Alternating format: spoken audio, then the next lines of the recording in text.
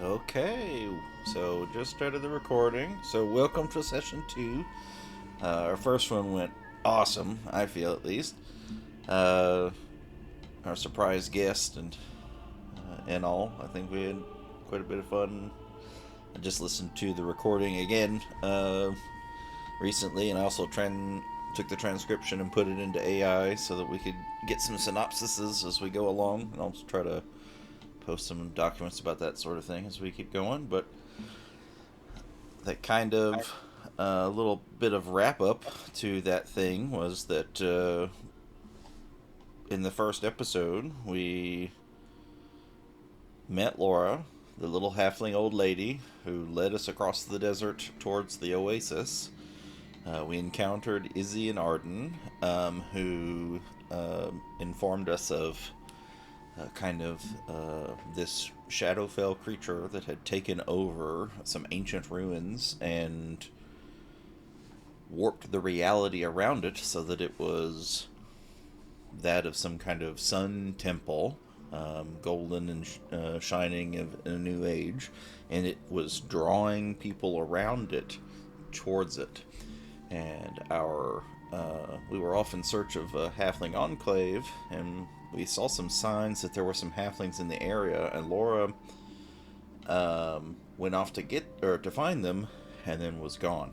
So we uh, went down towards the ancient ruins that everybody saw as a temple, and Arden led you into like the main temple chamber, which had a bunch of shadow creatures and some native denizens of the Shadowfell, as well as the Balhanoth, the large reality warping creature that Izzy and Arden faced kind of by themselves as they let you tackle all of the other things, the all the shadow creatures and displacer beasts and the like that were still in that chamber. You're victorious, and that's kind of where we left. Izzy and Arden had other business to tend to, so they created you a nice little feast to kind of celebrate your victory, but you still had some pretty important mission ahead of you. Particularly, still got to find the halflings, and there was also now some like, how did this stuff from the Shadowfell get here in the middle of the Badlands? And there was some kind of open question as to that. So you were kind of tasked to both continue your original mission, but also now try to figure out what's going on with these others. And then they left, and then that's where we left off. So I'll kind of turn it over to you. Dread, I think this was part of the illusion, but when we come up to the temple, it was just sunset, and then the sun was coming up. It's nighttime again, right? Correct. Yes. Yeah. It was. Um, the sun was at a particular angle and all of this stuff that seemed to be constant, so that the illusory reality around the temple was always the sun hitting the temple at this right angle that gave it all the sparkle and sheen. um, but it is in fact night. And then as soon as that reality warp went away, the inside of this temple became desolate and crumbled and broken. There's very little um, of anything that would be considered clean or even hardly stable in the room that's left. Um, I look towards Val. It may be too noisy to take the whole group. You want to scout the perimeter? I'm worried about Laura. That's a good idea. You know what? My father was a scout. I was a scout a long time ago. I could probably help scout if you want me to help scout. Can we Well, in please the address? absence of your father, I will stretch my legs and see if I can find her. But please allow me some rest. Yeah, I think anyone who needs to maybe take a short rest. Just want to see if Val would scout around.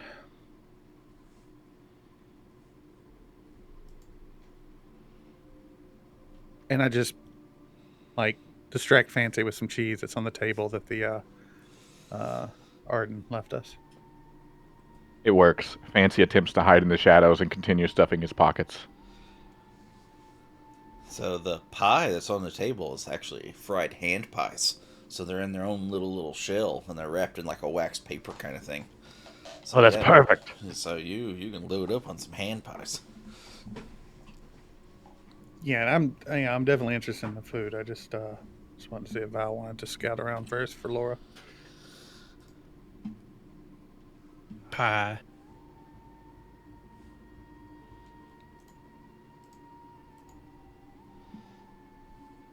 Whoa, there we go. So this is the room that you were in. And Val, you say you're gonna step outside and stretch your legs? Yeah, with the purpose of seeing if I could find any trace of any halfling movements, or her specifically, Laura. I kind of point at my head and I'm looking at Val. Can you get that link going? I don't know the range on that.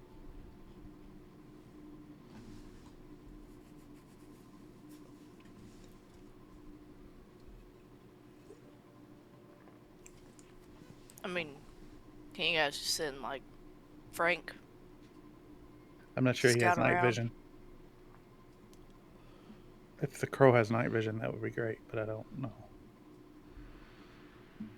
Crows, I don't think, have night vision. Yeah, I don't think Kazans did. It's a raven, not a crow. Yeah. Don't tell them that. The spirit raven. You should buy some night vision goggles. You strap on it. We got 2 tinkerers. I bet we could get Raven kitted out. Just wouldn't be the really long vision. So. Night vision for 5 feet.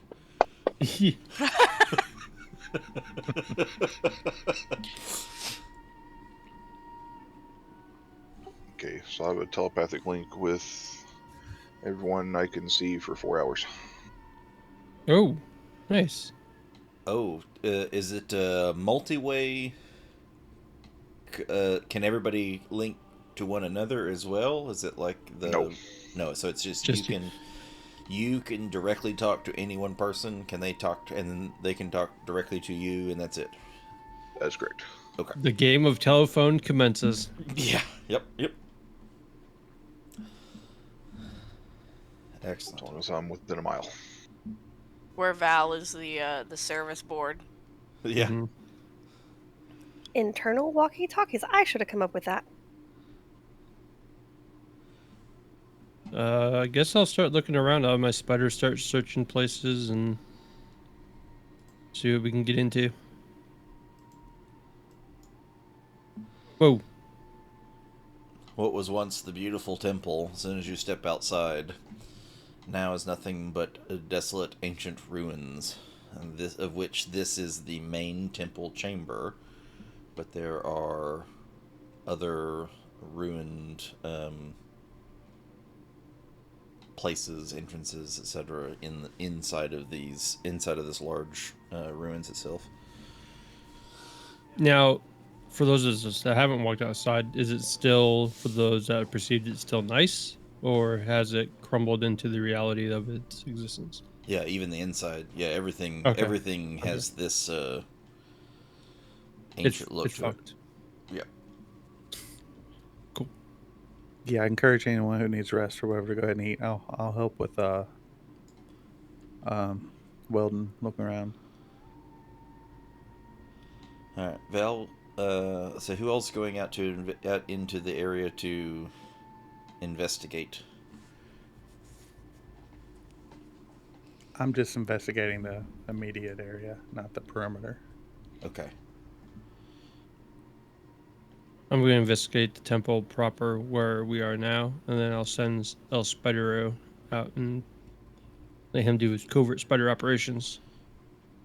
Yeah, sneaking around. And Val's going to go out on a full walkabout around the place and try to find some clues and whatnot. That's correct.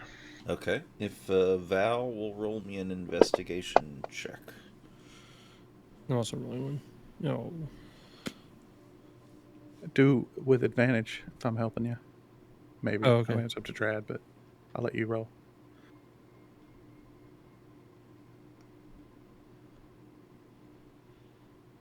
Yeah, let's do it that way. Yeah. Or We we'll can do it with investigate as a buddy advantage. team.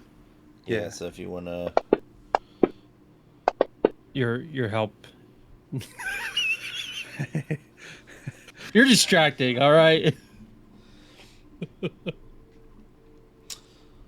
Outside of the temple, the main entrance, and so like the picture that I kind of shared, you can see like the large pillars and the like what would be like the northeast edge or whatever.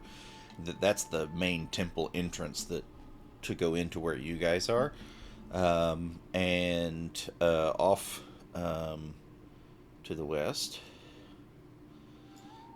near this like looks like a protruding boulder, you get you notice a small piece of brass shining in the night, especially with your advanced dark vision.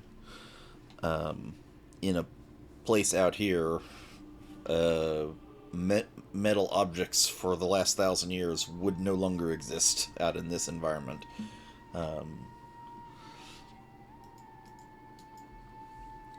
So that's the first thing that you see that's out of place. I'll approach it and get down close, take a closer look.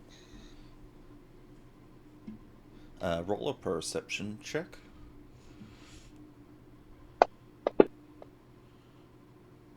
Oh, you got a good plus. Okay. You see a couple of divots around where, in the like little impressions, if you will, near this little piece of brass. As you kind of look at it, the little piece of brass itself looks like a little sun emblem, like a medallion or something. It's kind of hard to tell exactly what it is because it's still somewhat buried here in this like the loose sand on the top. But it's not like buried deep, like it's been there for a very long time. It's just kind of stuck in it a little and resting more on the top of it. Those little impressions, they could be maybe prints or some kind of tracks, but it's really hard to tell. They've moved around enough of the sand where it's kind of hard to tell exactly what they were.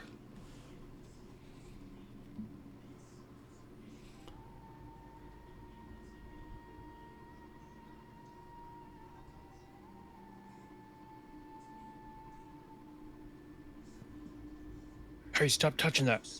You're getting in the way.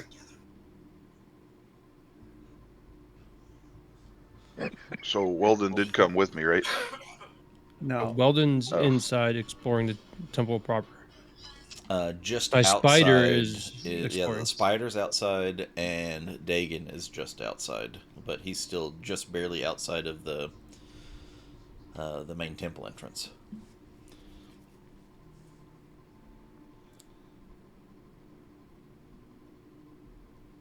Telepathic thought to Val. Captain's log. I have yet to find anything in the temple. Are the little sconces, are they destroyed to the point where they are like ancient to the point where they couldn't hold flames, or could I like light them? Oh yeah, Uh, they are beyond use or functionality. okay. Any light that existed in the other reality was just illusory or created by the Balhanoth. Okay. Alright. Well, then I just have a bubble of light hovering above me, follow me around. Okay, yeah. Weldon.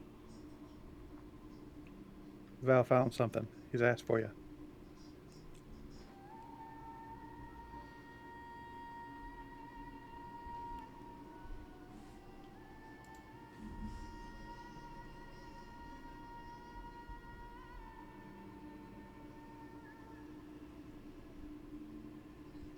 if he heard you. Weldon, Yes. you're separated from me. Val found something. He's asked for you. He needs your eyes. Okay. And I go outside. Whoa, this place looks different. Is Val trying to hide himself in his stealthy way, or is he? Yes. Weldon steps out and he doesn't I'll see anything. send just some directions on the path I took to Weldon. Yeah, that'd be easy enough to follow. And wait till I see him approach.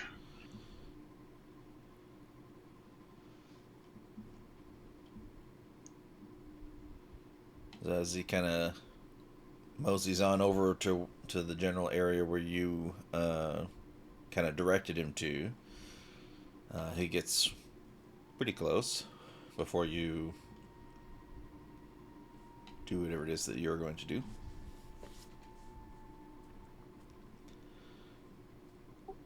Weldon, take a look at this.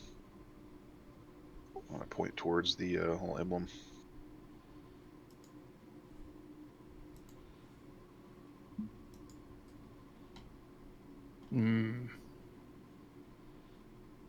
Let me see. I mean, roll in Arcana, History, and Investigation. Yeah. All three of the Arcana, not so much. The religion would be. This is what happens when you get high initiative. Oh, then I'll roll. Yeah, then the religion. Okay, yeah.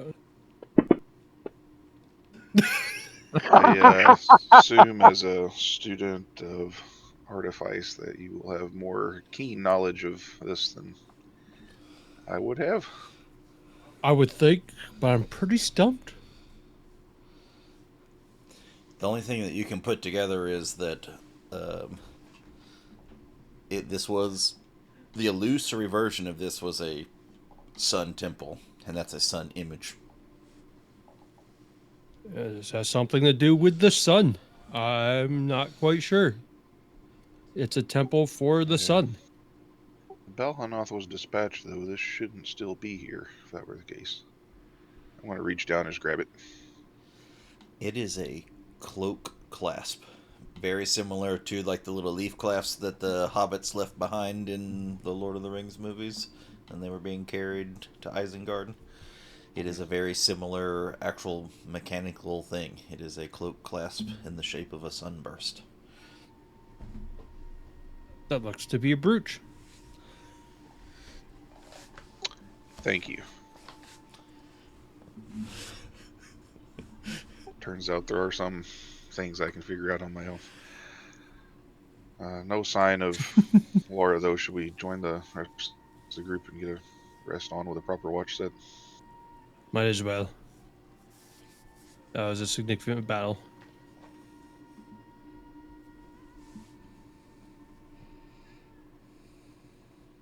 Jesus Christ.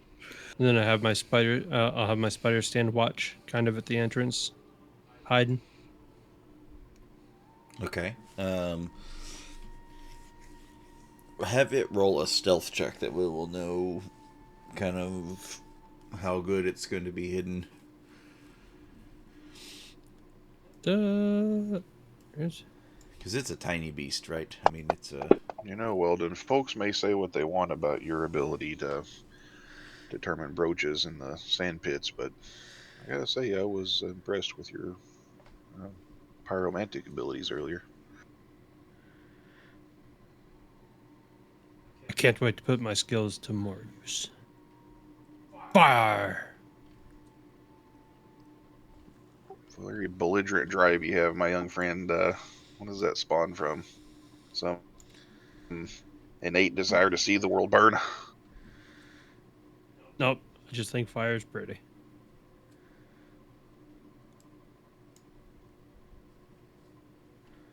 A man from the arts, then. But if everything burns, then there'll be nothing left to burn. And a philosopher. One must do it thoughtfully.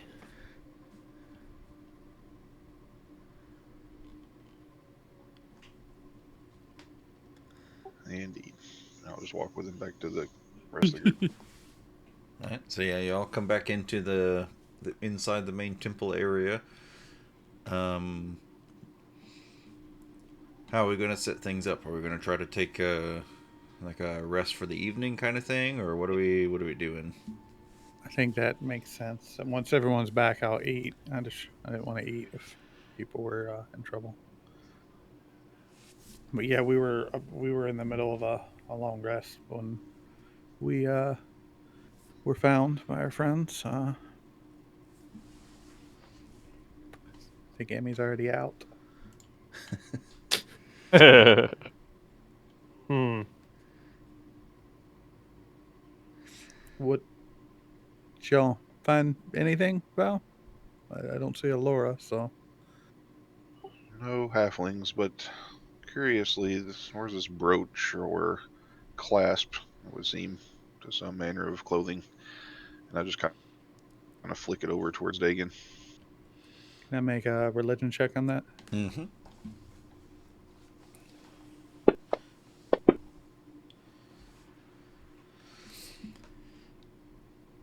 The iconography definitely has like your immediate reaction is, oh, sun god Palor. That's the prominent thing nowadays. But something kind of leads you to believe that it's maybe not actually Palor. It's a little different way in which the sun's formed, something newer. Maybe even closer to some of the imagery you saw on the lithograph at the shrine. Yeah, I point that out. And I say initially I would just think Paylor, but Laura spoke his name. Well, she didn't say his name, but spoke of him with some disgust. Maybe this is something she was looking for. This is new. Care if I keep a hold of this?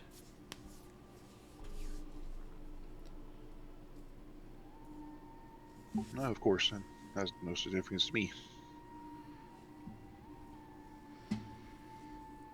All right, if we're gonna set up our rotation for rest for the evening, we need a round of our perception checks. So we keep watch.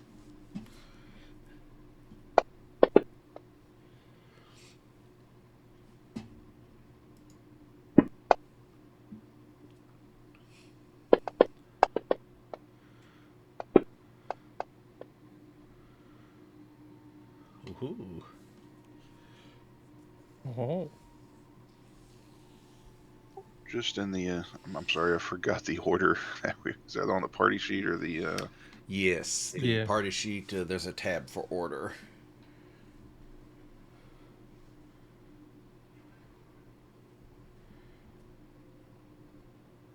Okay, on the handoff from Dagon to Val, I want to have a little dialogue there, if we Okay. can. Yep. Go ahead.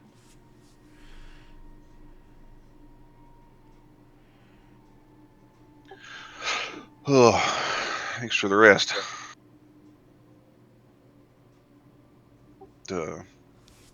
My turn, as it were. Sleepy yet?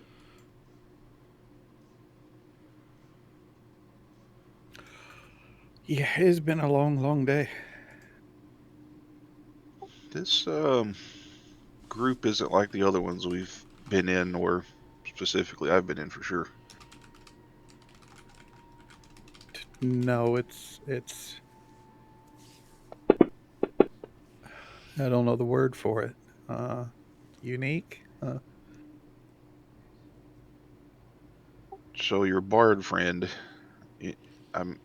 I thought I had him pegged ideally from the beginning, but he's like of all his braggadocious, it's like he does have combat ability.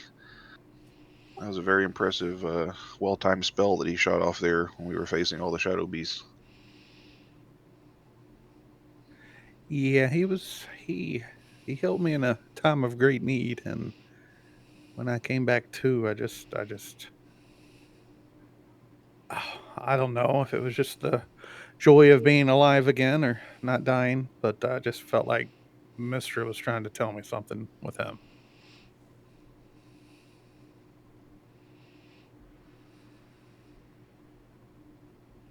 Well, get some rest. We'll carry on in the morning. Very well, very well. Good night, buddy.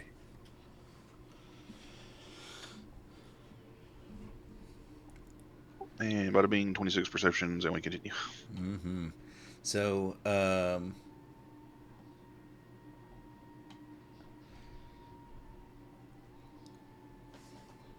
was trying to think how to say this. The Armoros, Weldon, Dagan, like everyone feels pretty confident. Like during your individual shifts, they didn't hear anything, you didn't see anything, just the rustling wind outside, maybe a little cover of the sandstorms that frequent the area, but nothing intense or worrisome that would trample over you or something like that in the ruins themselves. But just stuff in the distance, no howls or beasts, anything like that. But Val, you hear something like you can. It's not even really a hear. It's more of a like the feeling in your chest when there's deep bass, or just a small rumbling in the distance, or not exactly sure, but it's well, you're kind of sitting there contemplative on your watch. It's almost like that there's some kind of emanation, maybe deep underground, that uh, some small vibrations in the ground as a result of whatever it is, and it's like like the faintest, ever so slight pulsing hum, if you will, but it's in vibrations and not sound.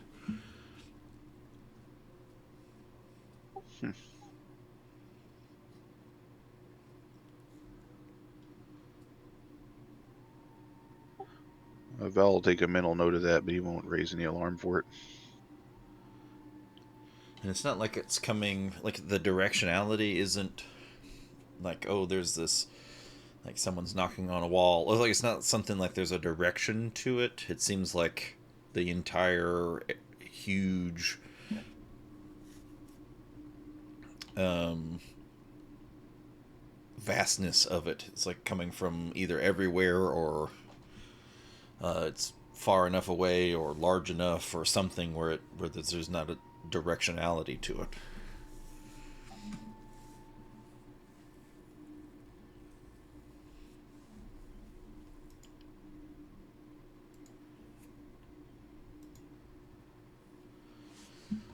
Then the night passes and the sun rises, and all is clear. Fancy gets up early and goes around checking everybody's pack, except Weldon, just to make sure that everything's secure. Not really poking through them or anything, just making sure that we're good to travel today. And then after he's finished that, he sits down and starts playing a little wake up tune, to get everybody going for the day. No, something like a Bard's Tale tune, kind of something.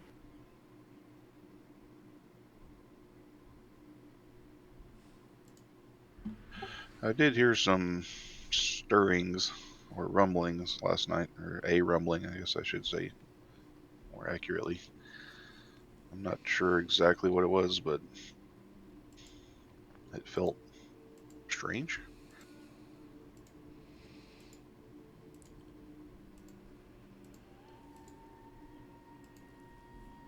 Not to say I'm all that used to what would pass as normalcy in this place.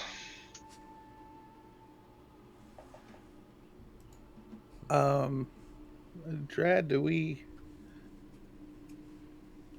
I wasn't thinking about it then, so I don't know if you already mentioned it. But do we know much about underground caves, caverns, and the like in the Badlands? Do we have much knowledge on that? You know that in the entire one of the reasons that the northern ridge of the Badlands was has had very little reclamation progress. It was a concentration of all kinds of bad, so it's hard to get anywhere to reclaim anything. But the other is the landscape is there's things that go all the way from just razor crags and holes and caves and stuff like that. But then there's even landscape stuff that there are many, like, not just underground tunnels, but there's many different surface level kind of tunnels and pathways and stuff. So surely there's a bunch of areas of underground as well, but nothing's specific known about any specific thing. Dakin just says, the surface is harsh enough. Thinking that what we're looking for may end up being underground. We should look around the temple now that we have daylight some more. Yeah, keep an eye out for Laura. Although she's plenty capable, I'm sure she'll find us when she's ready to find us. But also she's our guide, so We still have a compass. Remember that. And you have me. Yes, it's nice to have the compass. didn't the compass point here? I pull it out and check it. I think I still have I it. thought, correct me if I'm wrong, I thought the compass was pointing towards the shrine to Lumo. There were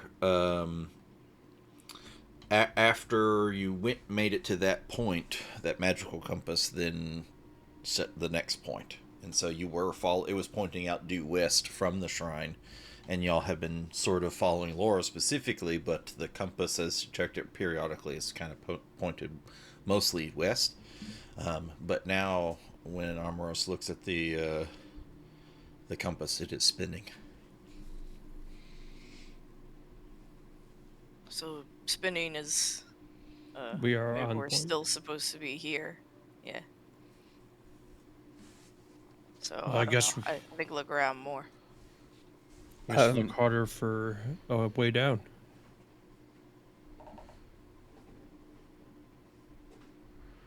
Or a way up. I mean, there's like steps at the back. Those go up or down or just out.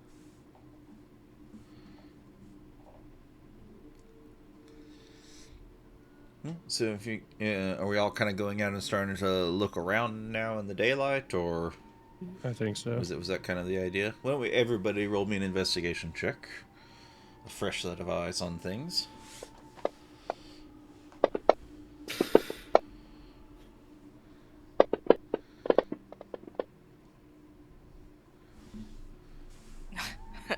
Yes, fancy. Intimidation. I don't know what the hell. All right, you find things. He's gonna scare that door open. Fancy with after a long rest is really interested in checking this place out, I guess. And it's so funny because, I mean, not just the natural 20, but the only one that can really see the actual thing. You can see the tracks that Val and Weldon had left behind, trekking over from the main temple entrance off to near the boulder. And then when you're over there, you see those light impressions, and then just beyond, a little further, you see a couple of other light impressions that look more like actual footprints. And as you kind of lead in that same direction, there is another, not like the big grandeur temple entrance that y'all came from, but there is a couple of other little archways, doorways sort of things in some of the different walls. And then you see the impressions near one of them.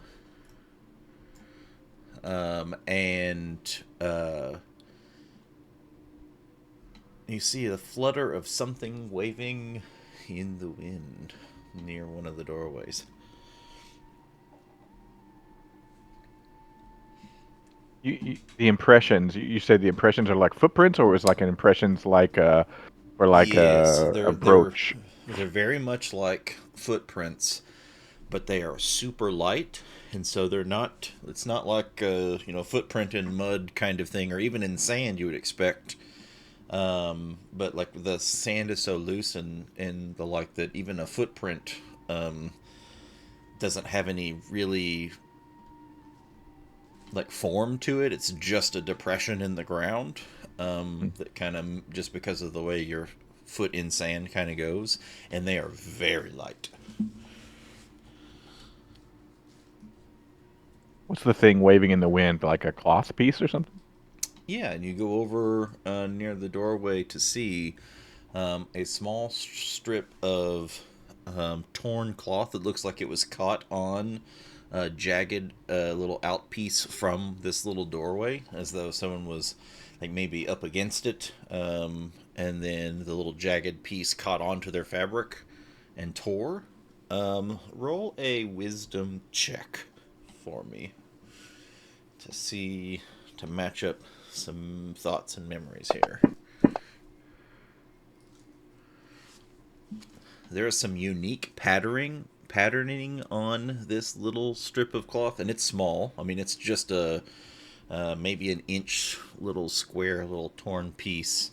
And you remember Laura's cloak was one that blended into the terrain very well on purpose. And then inside there were many layers, and then you could see just coming up around the neck a piece of layer that looks very like this very special, bright, vibrant patterns that look just like that. I try to explain to the others that my old man was a tailor, and I'm no tailor, but I think that this belonged to Laura or somebody that has a cloak like hers. I try to explain, how uh, the fabric and I would how it like to hear matches. about this fabric in detail. Well, you know, I know a song about it. Really, it's that it goes like this. It goes, "My old man's a tailor. What do you think about that? He wears a tailor's collar and he wears a tailor's hat. He wears a tailor's raincoat and he wears a tailor's shoes. And every Saturday evening he reads the tailor news. And someday, if I can, I'll be a tailor, the same as my old man." Wait. Not your old man. The fabric. Oh, It's yeah. Anyway, it's I it's think. Do you remember how that her cloak kind of blended in? But look at this side. It was like what you could see, like up underneath her collar. Not that I was looking there, really. good job, Fancy. I guess we have a lead. So what he's doing there is it like a verbal or somatic component to some sorcery or I think it's more of a self. He's casting a charisma spell on himself. I don't know. I don't know. But his dad's a tailor, and apparently he's excited about it. I doubt his I dad was Taylor. We should investigate, guys. That's all there is to it, really. So I want to Oh, peek into that area. you want us to kind of follow where this fabric is kind of leading us to, Yes.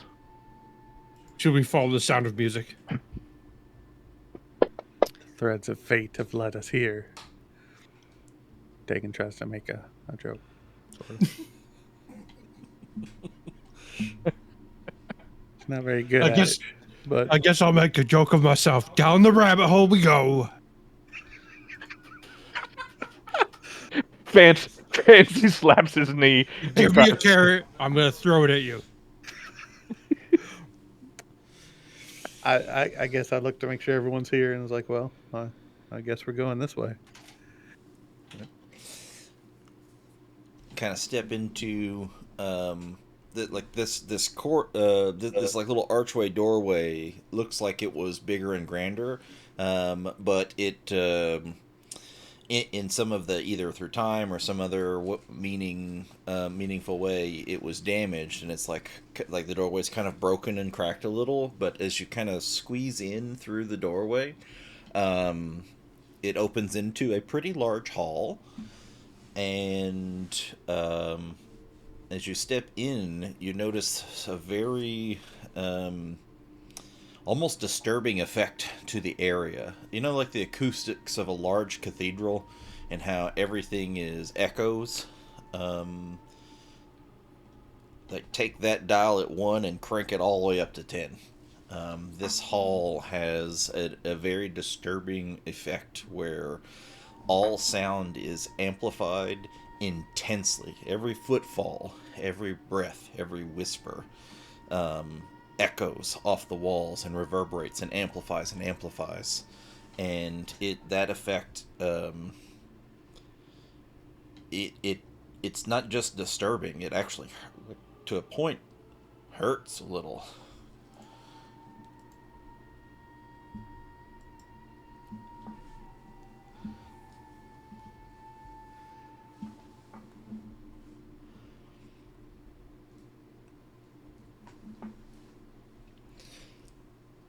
As you step through the hall, you can see that it is broken ruins all over the place, with some archways, and every footfall has these echoes. And as the entire group makes their way across this hall towards the back side, you start to hear whispers in the dark. The whispers themselves don't really echo, um, but even though they're whispers, they you know how you can have like the forced whisper, which is like a very loud whisper. It's very much like this, and you hear a series of kind of phrases which sound like they come from many different sources all at once. These very forced whispered voices. In light we flourished, under his sun. Why then were we forsaken? Hearts bound in faith, yet we are remnants in shadow. Palor, why have you abandoned your faithful? Eternal echoes of devotion, now whispers of despair. The shadow encroaches where light once reigned. Beware, seekers of truth. The shadow wields the despair of the forsaken. Our prayers once filled the air, now only the dark answers our call. Loyal to the light, yet doomed to darkness, our trust was our downfall. And then the whispers subside. I'm gonna roll a history check and see if I recall the events or correlations thereof in which they speak.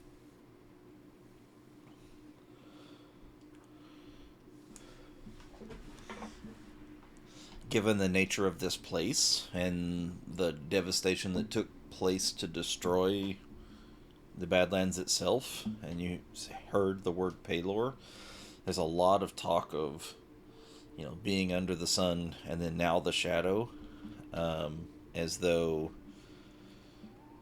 these whispers maybe are some kind of remnants of some force that still lingers. There's no physical manifestation, and there seems to be like when they were talking, they were all kind of talking over one another with these forced whispers at once, as though there were many different of these things in the area.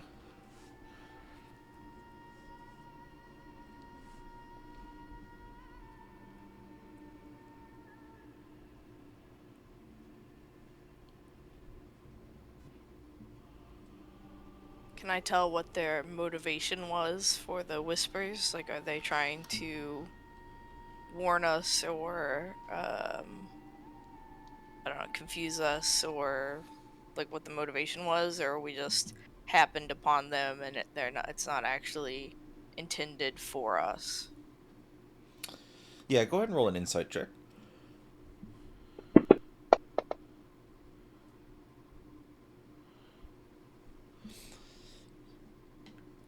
There was only one that seemed directed, but even then, maybe only by happenstance.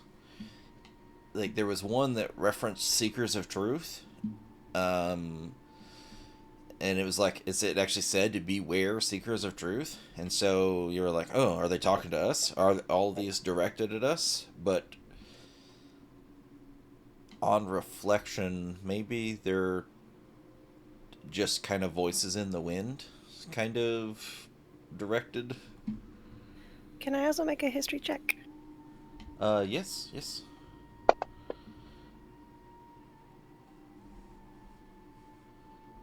Oh, yeah, 22 with the gnome cunning.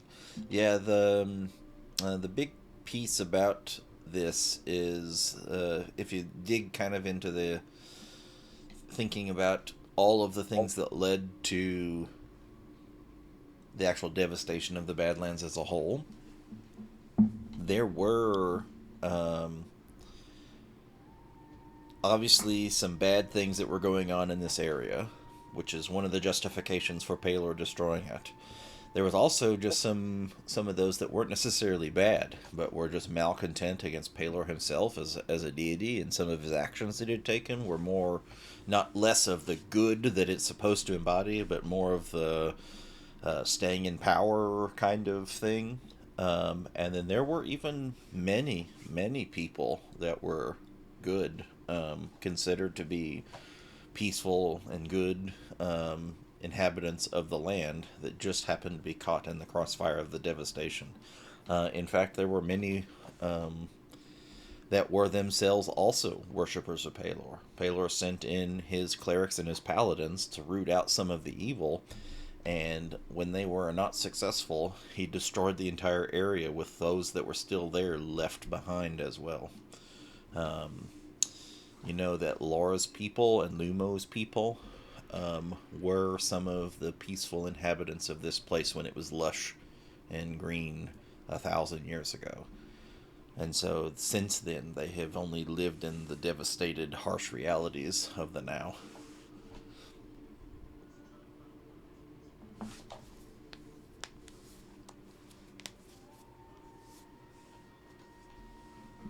Dagan says, and he says it quietly because he's afraid to make a lot of noise.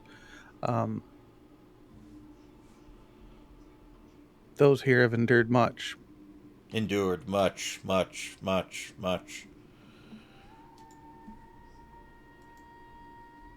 So, and I'm not saying this. I'm asking Drad, how loud and annoying was that? Does it feel like I just need to stop talking, or It was that? it was, like someone on the other side has a megaphone saying the words that you're saying back at you. Fancy has a great idea.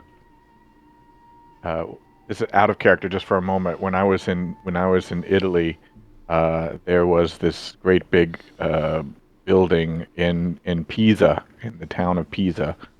It's called a baptistry, and in that baptistry, it has an extremely long echo. So if you say something, it echoes for a very long time. And so people traditionally will go in there and like sing chords with themselves. So Fancy wants to try this because this seems like the coolest room ever. So he wants to try to sing like a ya ya ya and get all those things going together so it sounds like a chord. So he's just sort of playing with the room. And it not just echoes, it amplifies, and so, like, you get that going, and it is intense beauty, would probably be the best way to describe, a resulting effect. intense to the point that it is piercing. I would need everyone to roll a Constitution save. I think it was a good idea. Let me see if I have anything special against that there, con save there. I don't think so. Oh, that's almost a 1.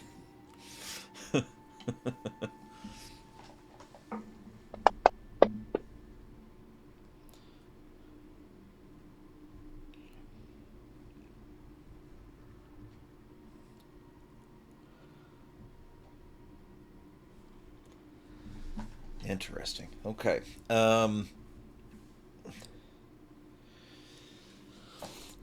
Everyone but Weldon is immediately disoriented and effectively stunned for what would be the equivalent of 3 rounds, which is like 20 seconds. Like the your like the ringing in your ears, the cacophony of it all makes it so that you lose the equilibrium and the ability to control some of your own thoughts and muscles and everything.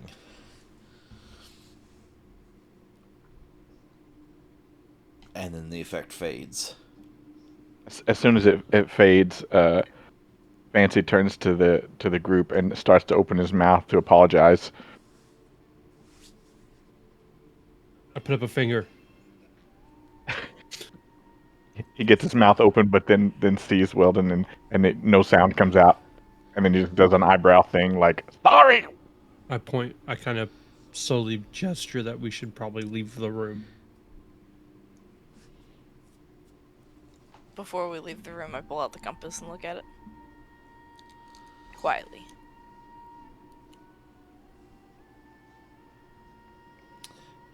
You can see that, like, it's no longer spinning in a circle, but it is, like, swathing back and forth across, like, towards the back of the room, and then kind of back, in some way, back towards the temple, and then back to the corner of the room, and then back towards the temple, and it's just, like, going back and forth and back and forth. Not sure why.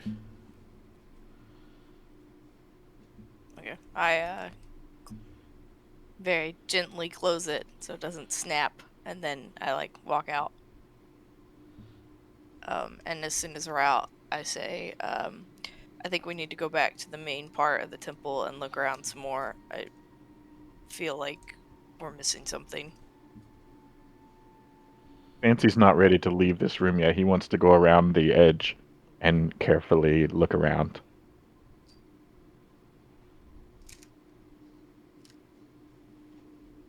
All right. How many are going out, and how many are looking around before proceeding? This room? What's beyond? Is there anything beyond this room, or is it just this room? The room's pretty big, and we only made it a little ways into the room before we were kind of accosted by the sound and the whispers. Amy's still entranced by the room, so she'll stay in the room. I will enter a trance, deafening myself, and using my spider's senses to explore the room. Okay. Just an aside, would pass without a trace for making like everyone silent, would that work for this room, or would it not? Ooh. Does pass without a trace remove sound that we make, or does it just increase? A veil of shadows and silence radiates from you. Yeah, it does like muffle the sounds and things that your party makes. I think that they're like, I don't know that you would know for certain that it works, but you can certainly try.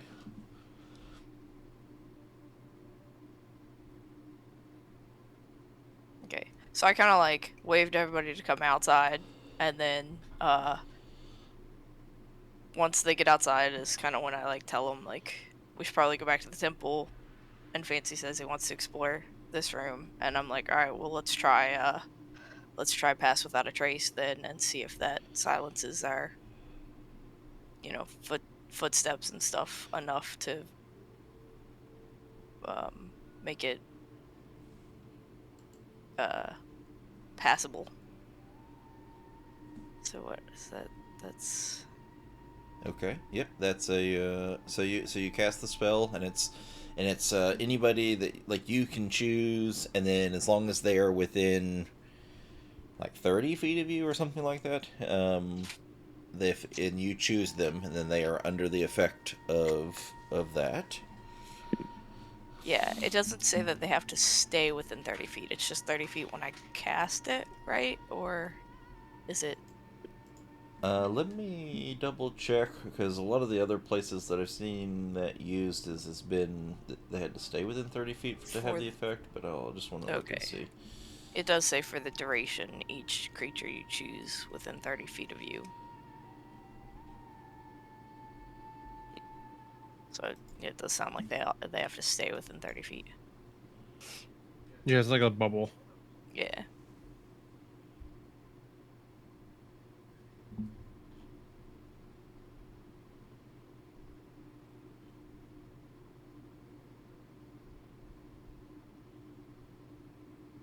Yes. Yeah, I think that is still. I believe that interpretation is correct.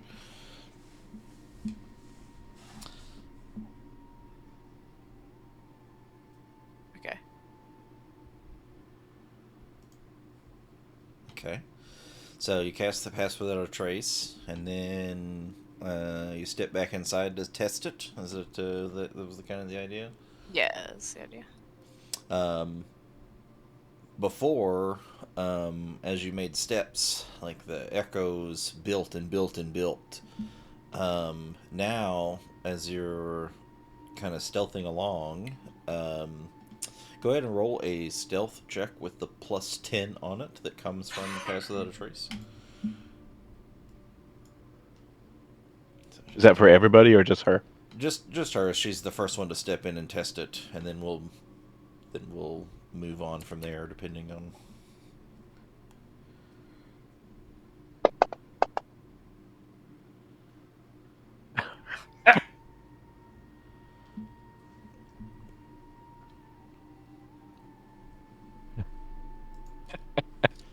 Does Armoros actually have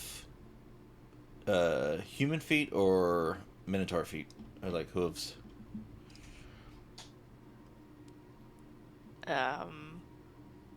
Technically, I think they would be hooves, but Clop, clip. So Shodden or unshodden. Carefully Yeah. stealthing. you don't typically shod cow feet. That's horses. But you make your step, and it is definitely quieter than it was when you were in before. And even though the echo amplifies, it does not seem to amplify very piercingly, like even how footsteps could potentially do that before. If you are a little softer on your feet, you feel like that you could actually muffle the sound entirely where the echo wouldn't take place. But given that there's still enough loudness in your footfalls, it does echo, just not nearly as bad. So not like painfully. Correct. Okay.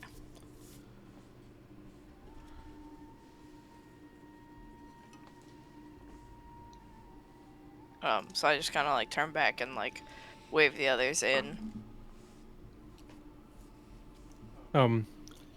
My spider's been exploring the room. Senor. Okay. Yeah. Roll an investigation check for it, and then everybody roll a stealth roll, but with a plus 10 on the stealth. So you have to type in the 10 in the modifier box, and then roll your stealth. Val's is gonna be insane.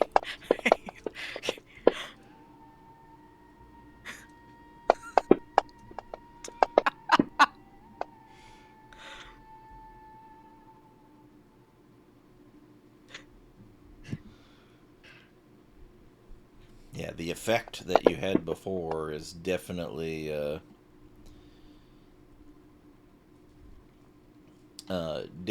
mitigated significantly. Your footfalls, your movements, the echoes for most of you don't even exist. Uh, as you enter, ooh, that investigation though. So you're in the spiders.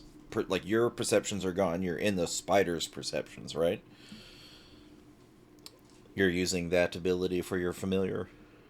These, Yeah. So I would say that, but it doesn't have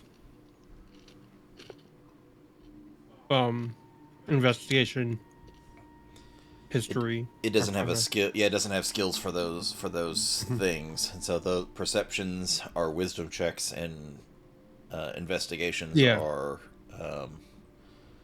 intelligence checks for those things. As you move around the little spider, um, in way in the back of this particular room, there is a very tight doorway that seems to have come from a collapsed wall. That is more like a crack that leads into a passageway beyond. Maybe an old hidden, what would have been like a hidden door in a wall that through the time has crumbled and now seems to have a way, like a little more visibility to it, as since the wall itself, the door itself, is crumbled. Is it big enough for Fancy to fit through there with the relative ease, or would he have to? I think with a little bit of work, everybody could fit through, if some rubble were removed.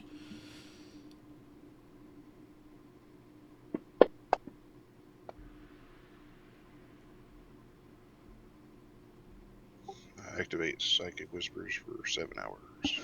7 hours. Okay, sweet.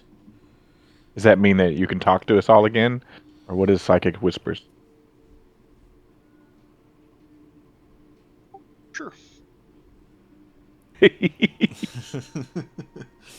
Is there anyone you exclude from your access to your system? Oh no, I mean it's a 1v1 conversation with everybody, so it wouldn't exclude anybody.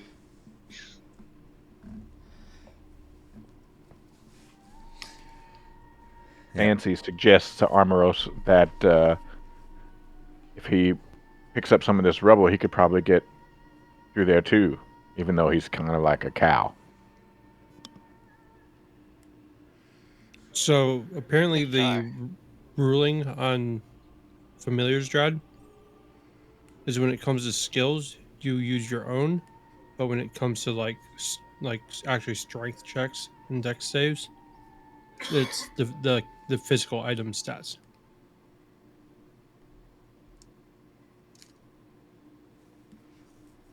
You're talking about when you take over its perceptions?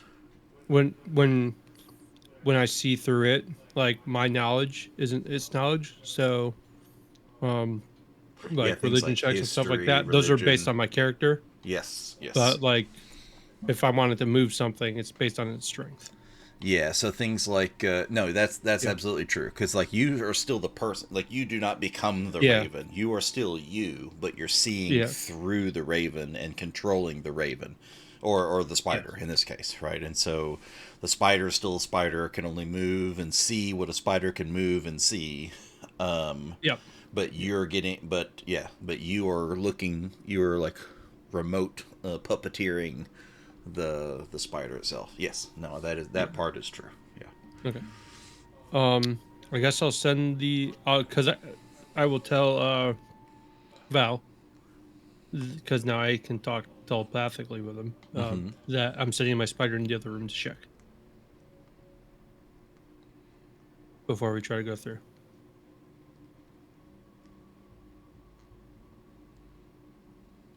And I also tell them about the hole. This is like, it's like stone, right? That's in the way. Yeah, some small rubbles of stone that looked like it was part of a wall that had crumpled, and there's some other uh, ruined bookcase, like 1,000-year-old book, wooden things that have deteriorated to nearly nothing as part of the rubble, that sort of thing. But yeah, it's mostly just bits of broken wall rubble. So can I cast Mold Earth and sort of pick up the loose stone pieces that are... Do you can you can definitely try that. Is that what you want to do? uh am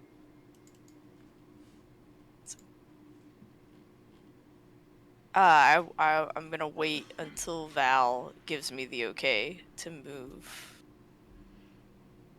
All right.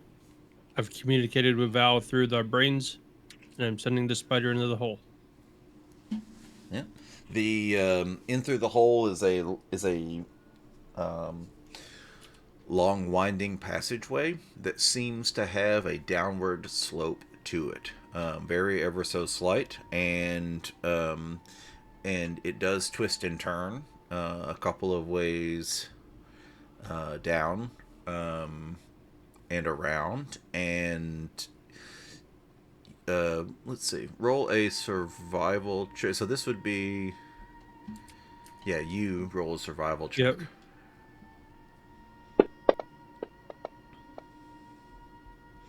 You would see and think that as you get this slight downward feel to it, and as it moves around and curves in certain places, overall it has a general direction that seems, even though it does go left and right at times, that the aggregate total is that it is slowly sweeping somewhat to the right, back towards maybe the big temple direction. But like I said, it is switching back and forth and around, but it's slightly downward and slightly off in that direction, as though it's coming back around underneath.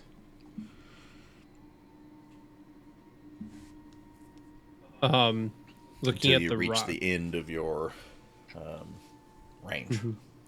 Do I sense the same echo condition? In the passageway? No. Yes. Okay. Um, I'm going to have the spider investigate the rocks and see what I can do to make it passable. And I'll use a... The spider can do nothing to make it passable. The spider, no, but he can look. Oh yeah. Yeah, Yes. that's back. You're talking about back around the entrance? Yeah. Look at the rock, the cave, the rock entrance. Yeah, that we have to get through. Yeah, you don't think that moving rocks would, like, disrupt the integrity of any Okay. of the walls or the surrounding bits. Whatever crumbled has already crumbled.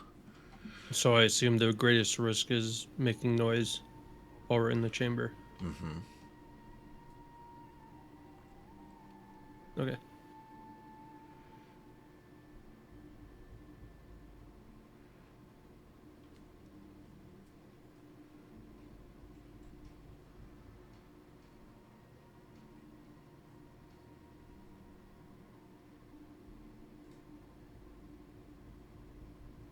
And I relate to Val.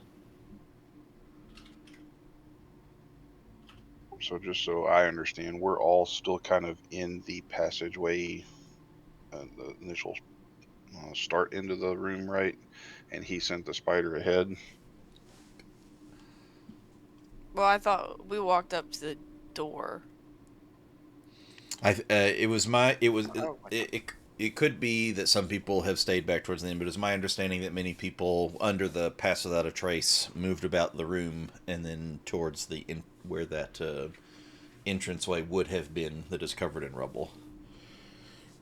okay, through the mental link, Val's going to ask everyone to step closer over to where Weldon is at and allow us all to investigate the doorway or the damaged entryway into where the spider was at. And then I bring my spider back, and I in a trance, and I put my spider in the pocket dimension. Okay. Okay. Yeah. So it's safe. So it's safe for now. Yes.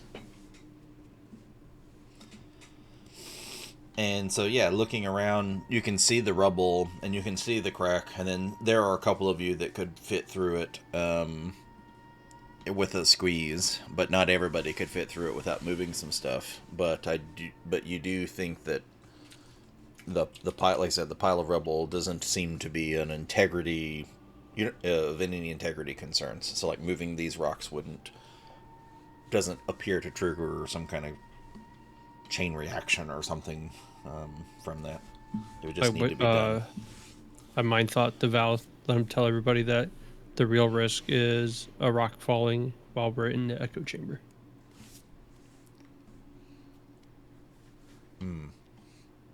Indeed.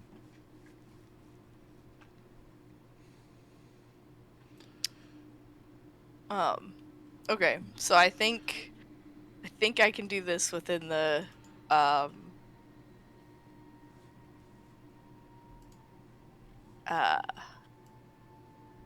well, so it's I can target it and I can move it along the ground and deposit it up to 5 feet away. Uh-huh. So I'm gonna cast mold earth and target like all the loose rocks that are kind of like in the middle. I don't know how big this passage is, but it's a 5-foot cube. So Mm-hmm. theoretically, that's, I don't know, a significant portion of it. But I'm gonna start with like the stuff at the top so it doesn't like fall.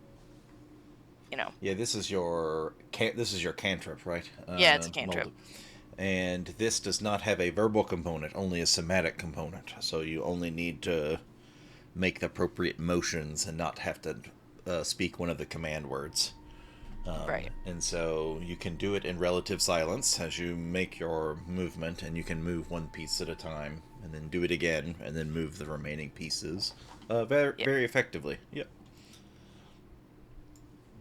And I'm gonna focus on trying to do it as quietly as possible, moving, like a chunk and then like gently placing it. As a druid, you are a wisdom caster, so roll a wisdom.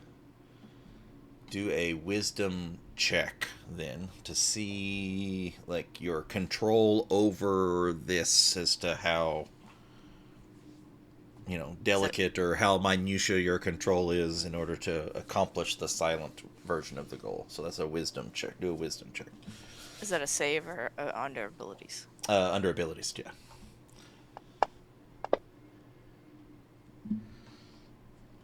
A couple of times there's a couple of little dings and clangs, but they're very minor, and inside of your pass without a trace, they do not seem to have any ill effect. As everything is moved. And now clear. As soon as I see it clear, I motion that we should move through. I follow the bunny. I follow the half minotaur following the bunny. Fancy is clearly skipping, trying not to make noise with his face. So his body is skipping. As soon as you pass beyond the passage, the little passageway entrance here, that eerie effect of the echoes fades immediately, and your movement has no longer jarring, and your ability to communicate and the like seems to kind of meet as it was. How are you approaching down the passageway? It's pretty long and winding, and back and forth, and then, like I said, down, and it does swing around. Is this And is it wide enough that we can go like, are we like single file or? little wider than single file, but not much. Some people would be fine side by side, but others would be very cramped side by side. Okay. So I kind of like pause once we're in and notice that it's not echoing and like hiss at Weldon and say that like Val should lead the group.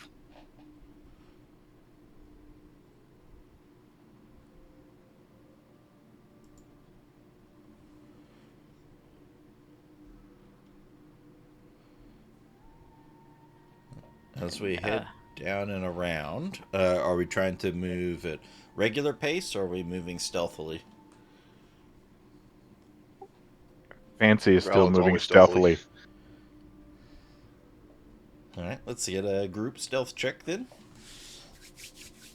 Should With your still plus be- tens, Yeah, still with your plus tens. That lasts for an hour, is it, or? I think an hour. I'll double check. Oh, that was almost a nat 20. Damn. You are all shadows in the dark. Dun dun dun Bond. James, And that's a buddy. good set of rolls. Mm-hmm. Yeah, it's up to an hour. No, it's not. I got. Sorry, that's a good set of results.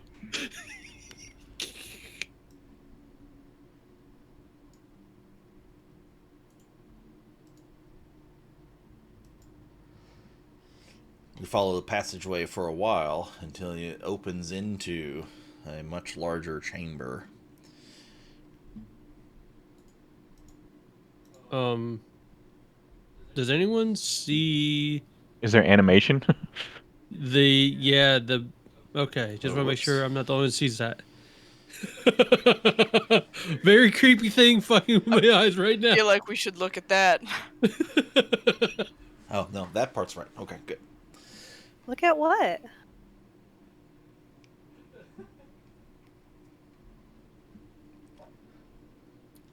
Yeah, I think it's I mean, as far as fancy grounds, I think it's like a flickering light animation. I think I was having a stroke. I don't know. Could be that too. It is otherwise very dark in this passageway, and so those with dark vision getting around pretty well. Those without dark vision are relying on those that are right next to them as they traverse in pure darkness until they hit this very open expanse where you see stone walls and like you see some rubble and some broken apart places, but you see some things that were definitely crafted by humanoids at some point in the distant past.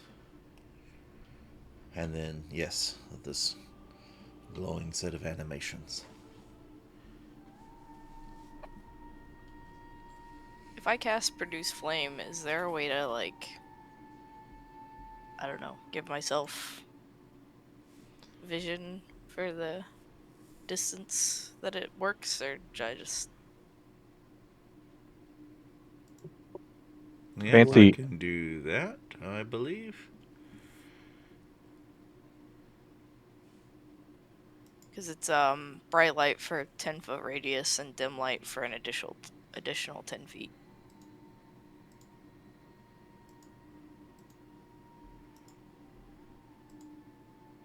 Oh, it's 10? Okay, hold up. Yeah.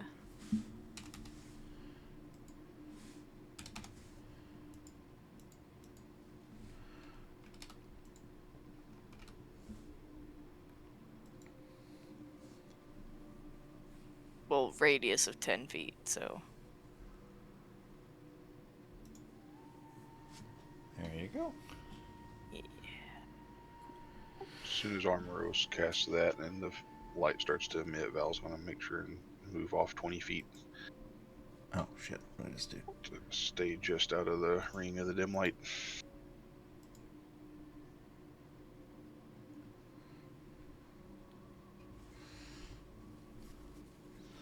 Yeah, some of the lighting things are new to me, but I think I've got starting to get a hang of some of it. And here you are.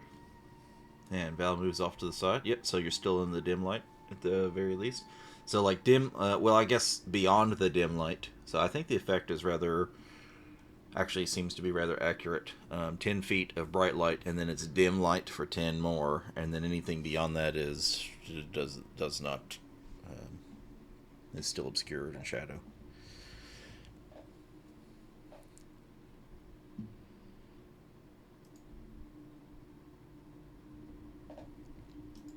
So what would you like to do? Fancy pulls out a candle and uses prestidigitation to light it.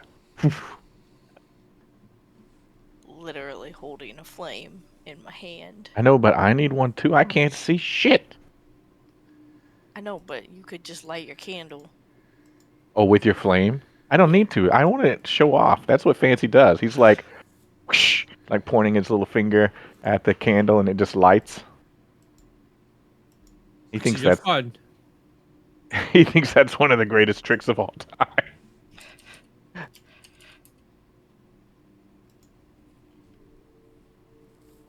Val's going to move on ahead of the group and just kind of keep an eye out, look around.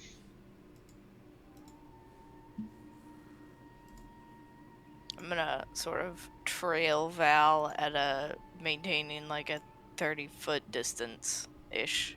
And I'm going to stay close to Armoros because if he's going to have the flame out, if I need both hands, I might have to drop my candle.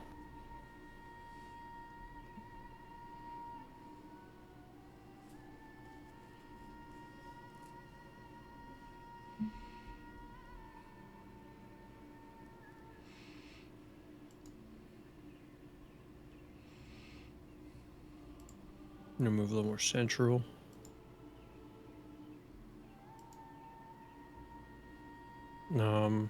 You said this. I assume this was underneath the temple main, right? Yep. Mm-hmm. Maybe not super directly underneath, but definitely back around in that vicinity. Roll investigation. Want to see if this is more like a temple facility or just a alternative facility underneath the temple. Yeah, kind of determine its purpose, from what I can see. Like, do I see like worshiping artifacts or altars or? No, nothing like that. So it's not like an alternate temple or something like that. It is Okay. just looks like some kind of whether it's small buildings and rooms. It could just be. It could be even as simple as like meeting rooms or like at this juncture it's. Yeah. Okay. Like crates everywhere where it could be misconstrued as storage or okay. That's what I was looking for. I cast guidance on Val. Okay.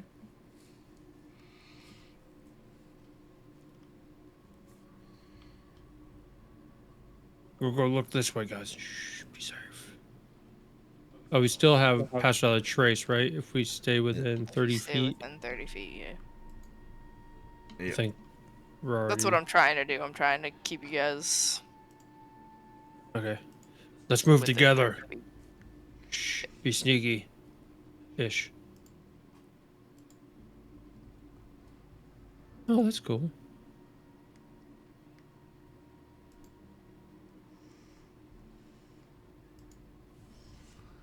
Make my way to the doorways here. Keeping my ears perked up. Yep, perked ears. This has been your day, isn't it? Well, that investigation roll was great. I've had one. This room looked like it's got a bunch of tables in it. Mm-hmm. Yeah, a bunch of broken kind of tables. They don't look 1,000 years old tables, but they definitely look old, but not like Okay. 1,000-year-old wood Old tables, in which would be like design, dust. not decrepit. Yep. Okay.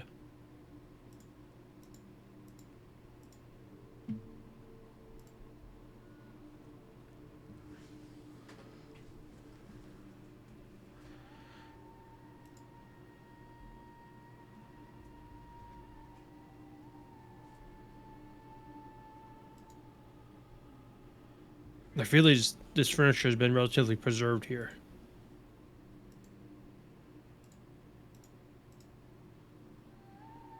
I whisper towards Amy. Is she getting distracted?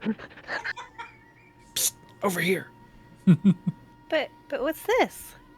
We'll get to it. I want to check the room first.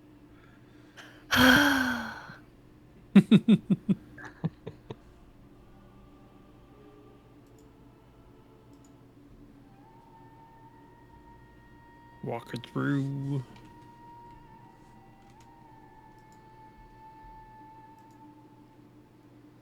That's a cool lighting effect you got in Amorous.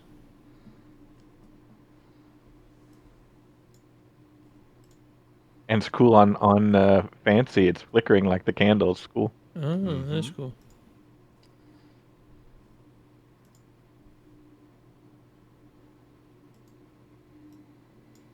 This is boring.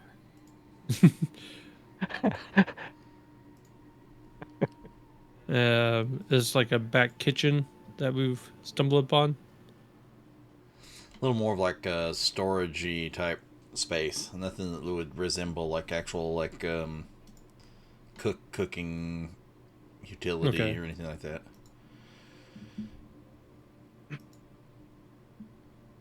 There's a door here. There's flashing lights over there. Do I see any doors, Dread? Yep. Okay. Oh, guys. So if you hover along the edges, if you see like a door kind of thing looking on the map, there's actually doors we can interact with now. Oh, how cool. Yep. Like I'm going to open this door right in front of me. See? Boop. In front of me and Val. Or attempt to open the door in front of me and Val. Mm-hmm. Yep. Okay. If it lets you open it, Okay. it should just be openable. And these And look again, like to reiterate, rooms. these are like think if you were run across a old house that was just out in the field somewhere, and then how like if it had wooden doors, they would be, you know, if it was like 100 or 200 years old, they would be like, maybe they still work, but everything would be very.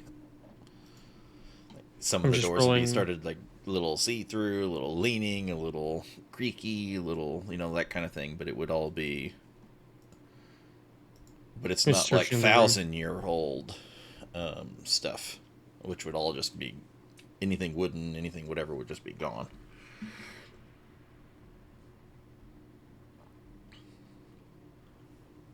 I'm just rolling investigations. I'm searching the rooms as I open them. Just peeking in.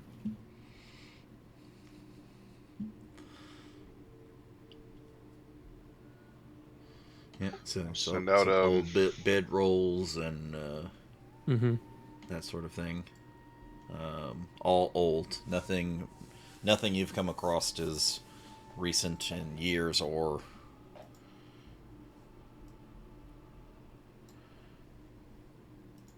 Using the telepathic bond, I'm just going to send out a message to everybody asking if they want me to scout ahead to investigate the flashing light. Guys, there's something flickering over here. I know. I reply to Val, yes.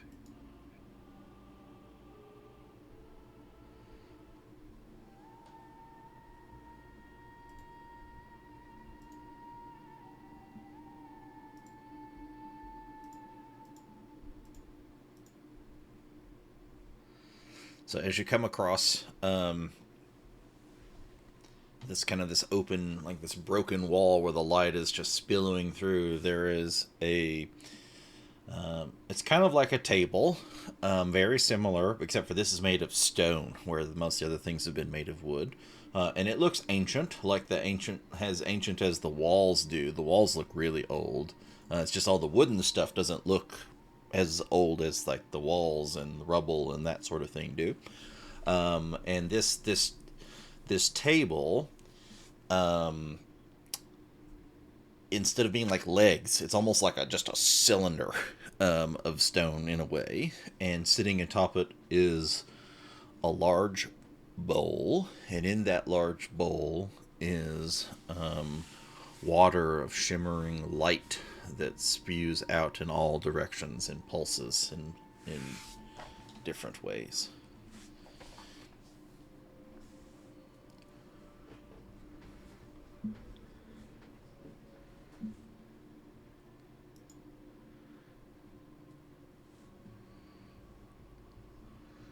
I'll relay that back to everybody.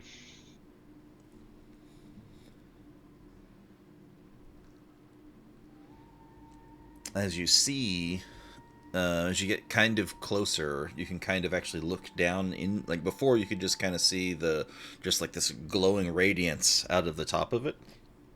And as you get really close to it, you can actually see the water below the rim of the bowl. And then the water is almost a mirror of sheen itself. And it does ripple as the water that is slightly disturbed would. But instead of, like you see like the image like from Forrest Gump when you're looking at the lake out in the desert, and you can see the sky and the ground look almost like two pieces coming together because the water is so clear and reflective. But think of that, but even more so, where this water is more like an actual mirror, except the images it reflects are not the surrounding. Are they like? What do they look like then? What are we seeing in the reflections? So you can see, for starters, go ahead and roll an Arcana check. Anyone that's looking at this. Nancy would definitely be looking. He's really good at Arcana too. So.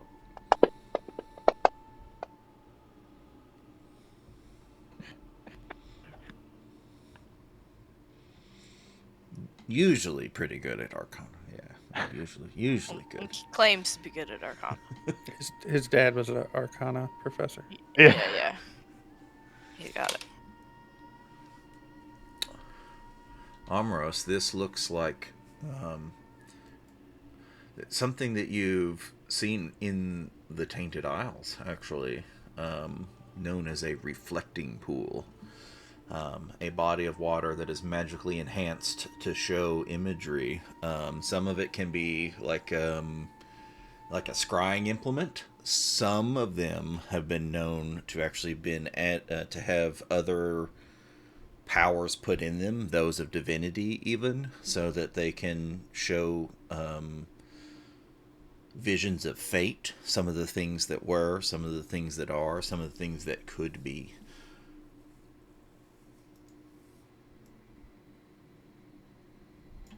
But not inherently good or bad itself, right? Correct. Yep. Amy tries to get up on her tiptoes to try and see a little bit better what's going on up on that table. Fancy's also kind of leaning over, very curious to look into the water. The pool shimmers, and then the reflection in the pool changes. You couldn't really see what the images were exactly. You could just see that it was reflecting things very like almost like a mirror, but it was muted in a way where it was hard to tell what it was reflecting, almost a blur until you get close. And as you step close, you can see the pool reflects a vibrant scene of the ruins as they once were. Lush gardens bathed in sunlight, with people dressed in robes of gleaming white, walking peacefully among sparkling fountains and golden statues of Palor.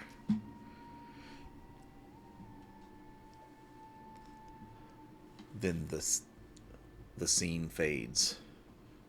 The pulsing begins again, and the image shifts. The reflection now gives a current view of the ruins, shrouded in creeping mists and shadows. Ethereal forms drag chains through the decrepit halls, and dark tendrils seep through cracks in the stone, enveloping the ruins in darkness.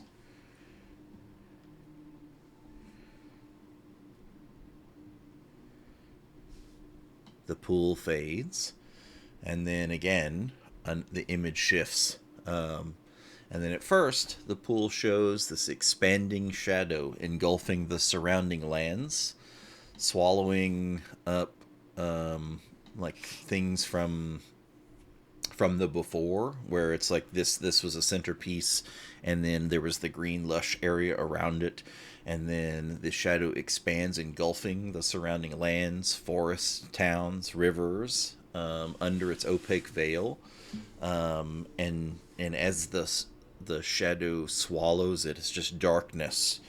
And then suddenly, the image shifts to show small sprouts of green breaking through the dead soil around the ruins, spreading, symbolizing hope and potential rebirth.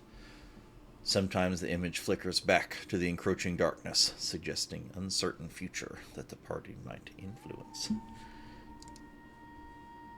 can see we can solve this, guys.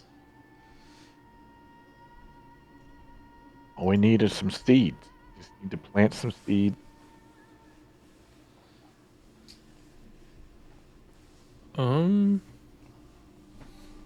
Does anyone here? What role do you think we should make with Dread? Like, is this like an insight roll to see into the insight of the puzzle, or would it be more of a investigation role? Roll an intelligence check, and then based on that, I will answer. Okay. Wait, intelligence is check left or right? Left. Yeah, that's well, you did save, so that'd be just a couple less than that, which is still plenty. Yeah. You're not convinced that this is a puzzle. It doesn't seem like a puzzle. It doesn't seem like the place for somebody to put some kind of arcane contraption for puzzling nature. You really get the sense of this was a thing from the before times that is just like a fate machine, if you will. All right. So this is more about the imagery than the. So okay, and I'll roll a investigation and try to perceive if this is the things that come or things that were perceived to have come but have already come. You know, like is this a prophecy that's already come to pass? You know what I'm saying?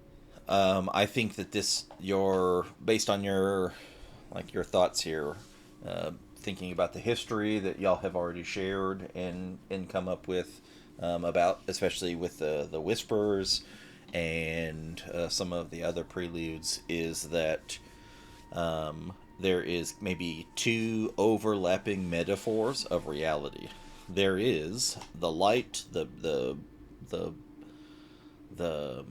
sun god temple, and all of the things that were positive that were enveloped in darkness by the source of the light itself when the Badlands was destroyed.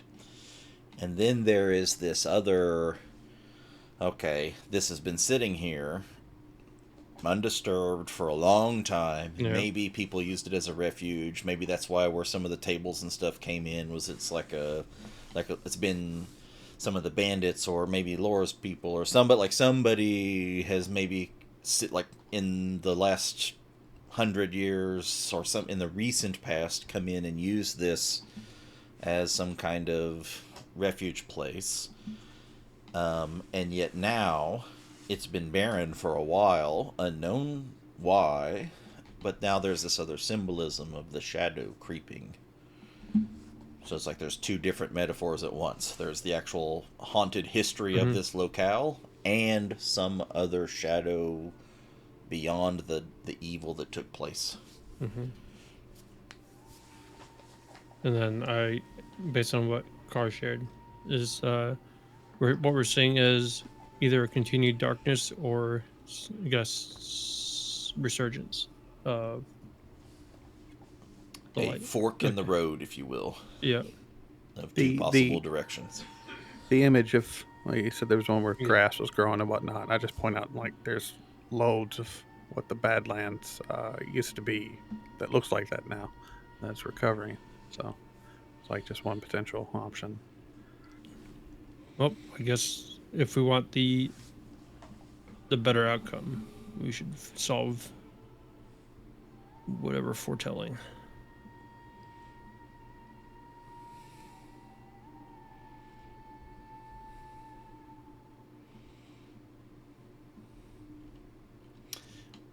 Weldon, you're still outside. You're kind of in the hallway-ish area. Yeah.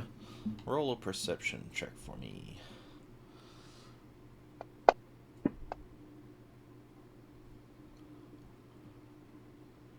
You could swear you hear something near and dear to your heart, which is the crackling of fire. But it's confusing because that crackling of fire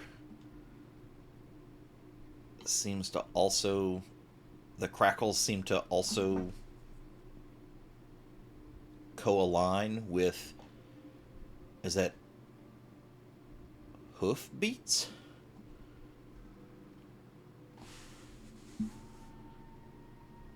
Smallest echo of what sounds like hoof on stone. And Armoros isn't moving. Everyone be on guard. Do I discern which direction it's coming from, or is it echoing throughout? At the moment, it is distant and echoing. Indistinct. Not the direction you came from, perhaps, but Yeah. any of the other opposite of that, perhaps.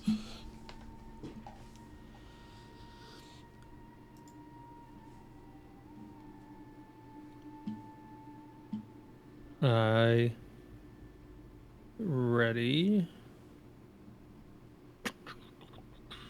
Firebolt. Just in case. We should continue on.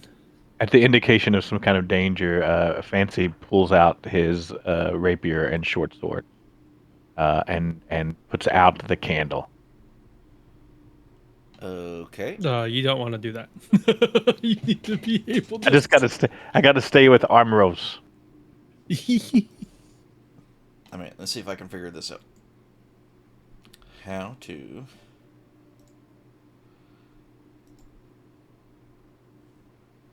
Did that put out your... Your light's no longer flickering now, right? I'll just move myself over so I can guarantee. Doesn't seem to be. Oh wait, maybe. I guess I can't tell in this silly room. I'll try to go out here. Blah.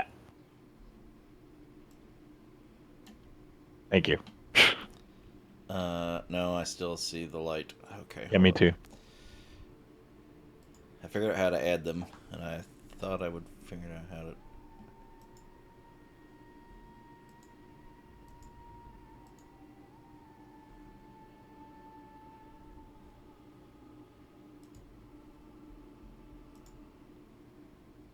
Aha. But did I get rid of Armoroses on accident now? That's probably what I did when I removed one, is I got rid of... Yes.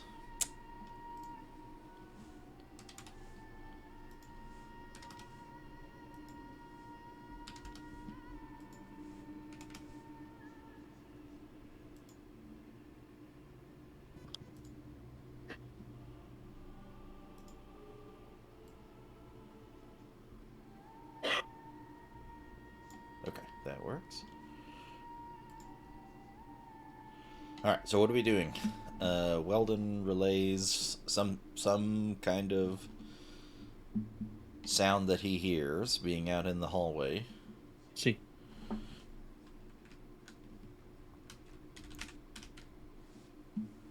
What is everyone else doing? I guess we're gonna make our way. To the east. Let's go. These may not be enemies we're going to, Nope. although it could be easy to get confused in this situation. But I don't know how this water works. Can't see a it's- damn thing. I think it's divine magic. You probably can't tinker it. All right, we'll go. I don't think I have any tools that can solve that problem. Come on, Amaros, get out here. I can't see. Thank you. So as you begin to move forward, roll some stealth checks for me. Stealth. We get It plus is- 10 still? Yeah, yep.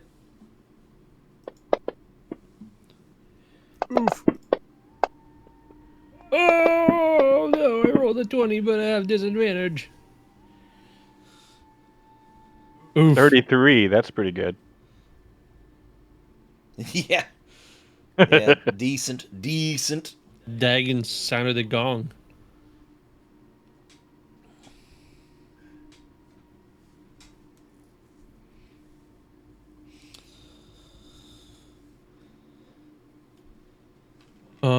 What's this look like to our east, Drad? Is this like water? It is, yeah. Is what water? What are you talking about? It's a liquid. It's wet. It looks like water. A welcome and unexpected find in the depths of the Badlands Desert. Particularly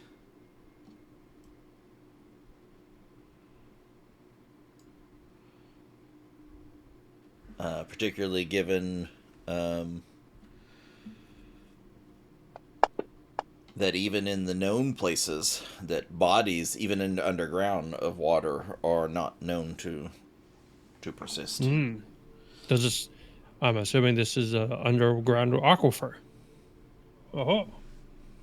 Right. So hold up. Before we carry forward with these movements, I want to cancel these real quick, just so I can see what's He going cancels on. us, guys.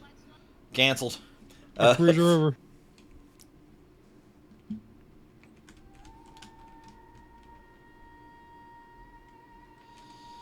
You are moving along rather stealthily. You feel very confident in that, even just as a group. And then now everyone hears what sounds like the march of a horse on hoofbeats on stone. It is distinctly 4, and you can start to hear the crackle of fire.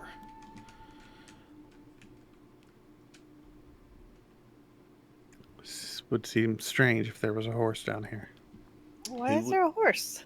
Who would be Centaur? the one leading forward, moving first, I guess, to look ahead, to see ahead? Not Well- fancy. Weldon's Not been it. taking lead since he heard the noise. Yeah. I guess I'll. All right, go ahead and make your movement. It's not exactly initiative just yet or anything like that, but I want to kind of have a reasonable idea of what we see in the order we would see it. You should stay within 30 feet, though. Oh yeah, that's true. I'm trying to stick fairly close behind him.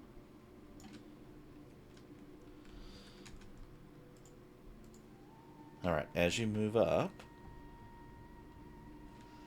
just around the corner, you can see this aquifer goes along the way, and then as you start to come around the side of this building, you can distinctly hear the hoofbeats and their directionality. It's not like it's just like a I think I see the light too. patrol march.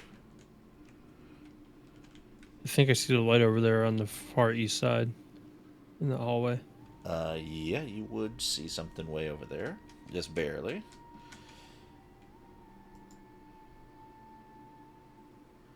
And you see just the edge of a person coming into view in dark black armor, mostly leather, ornate spikes looks to be figure looks to be elvish in nature, um, wielding a giant axe. That not the normal elves. In fact, looks very much like Val. And we're gonna go to break there. Right. Bob, bob, bob. Are you gonna make him bread? I'm gonna make his sword bright. If you know what I'm I saying. just Oh, you didn't undo it when I said that, did you? maybe Oh, just unpaused. Great. The cantrip light, is that what you want to Yeah, I cast was gonna on? cast it on his rapier. I mean, the only issue with that is that then they can see us better too, right? They need to see Fancy. I mean, I think that's important. Well, at this point, I mean, they probably already have dark vision and will probably already be seeing us. So this, the Just send Fancy in first. does okay, I'll ask this question before before I let you decide on what that's what you want to do. Does it have does light have a verbal component?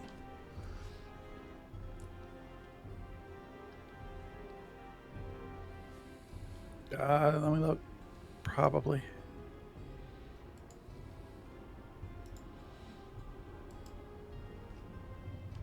That's okay, because I'm gonna subtle spell it.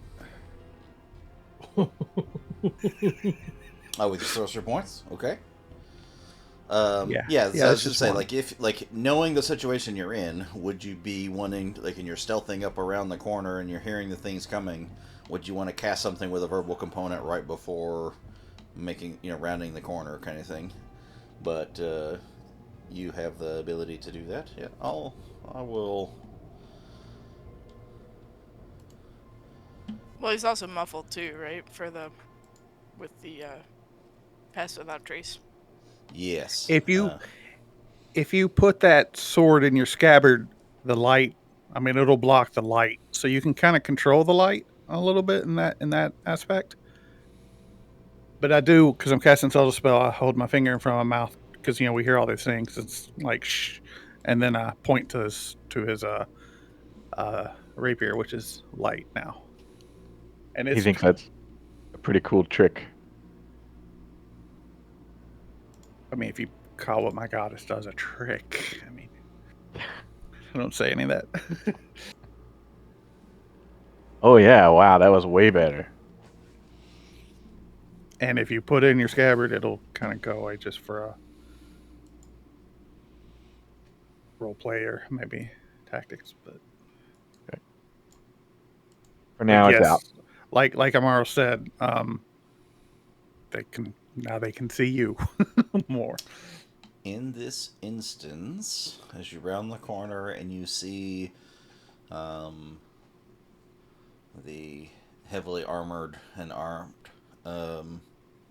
elven figure marching with purpose in this direction, Weldon, what is your first instinct to respond? At this very second, they are not aware that you are there.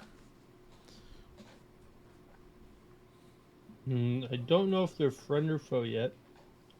We still have the telepathic bond up.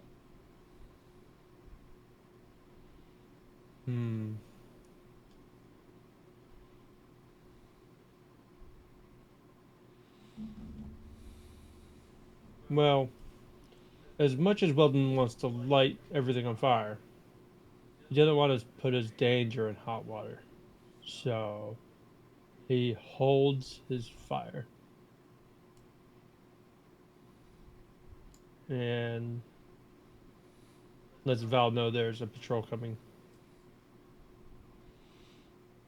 Also, do you want to like duck behind that, get closer to that wall up north? It's right now. There's not much. Like moving that distance would put me at risk. Like, right? You think? I don't know. Feels like I'm just clicking on your character and you I'd can only like see one so to. far. I'd whisper back to Val with the burn magic, and then ready a web. Let me double check, see if Webb's got.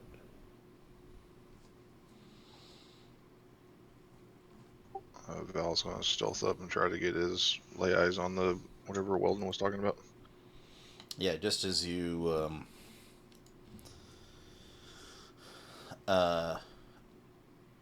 roll a history check with advantage, Val, with advantage. DC's dependent upon your back already stuff you know, so the DC's lower than would be for anyone else. With that, I think I will have something for that. The Val, you recognize immediately. You know what race those people are, and where they come from, and what they're about, generally speaking. But you recognize that armor. That's not like often the Drow and many other elven militaries throughout all the planes of existence. They always tend to be fancy, but this very ornate double-bladed battle axe and this particular armor set, that is the Royal Imperium. That is some of the leaders' vanguard troop armor.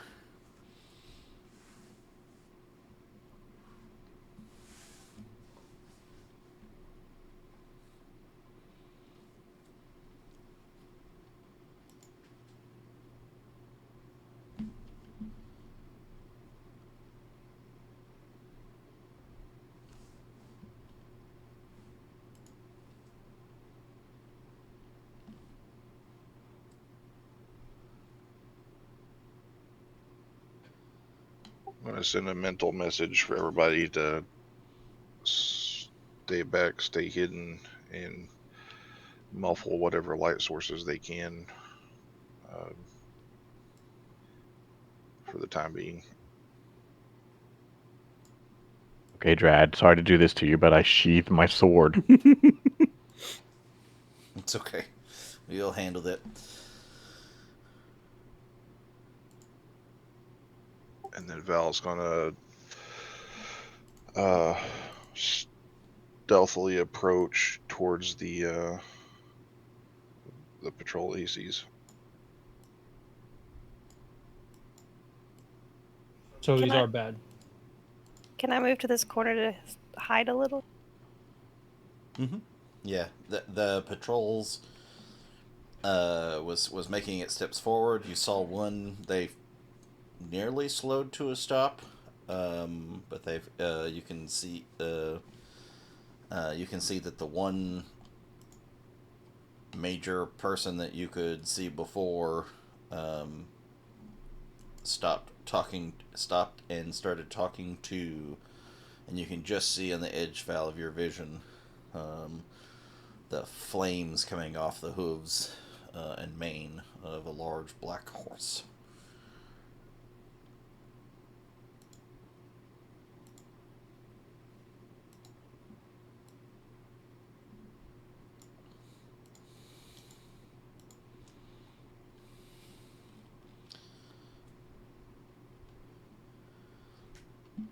Riding atop the said giant black flaming horse is an even fancier set of heavy armor adorned on a vicious looking dude.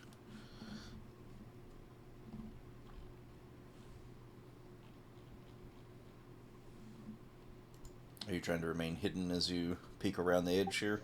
Yes.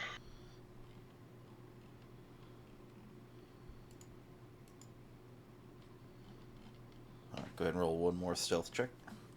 I haven't heard or seen anybody as of yet. You still have your bonus. Yep, you are whisper quiet. They do not notice you. But the large commander is talking to one of the berserkers behind him. I whisper to Val through my head that I'm going to web them, and I peek and web. How about we try What? talking to them first? Leave it It's to a me. nightmare. I'll talk to them. Never judge a horse by its fiery mane. I'll let you stop me from. You can try talking to him. I appreciate the fervor, and we may need it to come to that, but for now, let's just put a pin in it.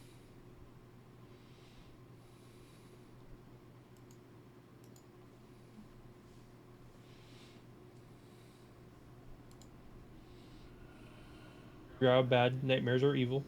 Straight up. Just. Okay, Fancy pulls on his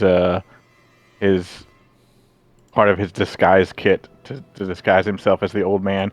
Obviously, he doesn't have time to do the whole disguise kit, so he just pulls the cloak over his head and then hunches over like he's got a hump on his back, and then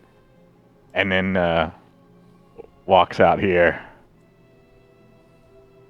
I put my hand on him to stop him from walking away from me. Damn it!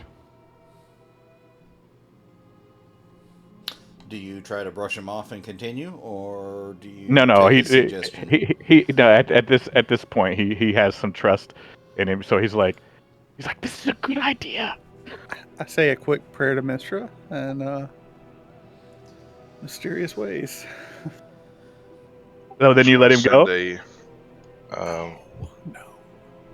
message out to Dagan, Fancy, and Weldon and say, if things go bad, you'll notice, but until then, give me a minute to ascertain their intentions here.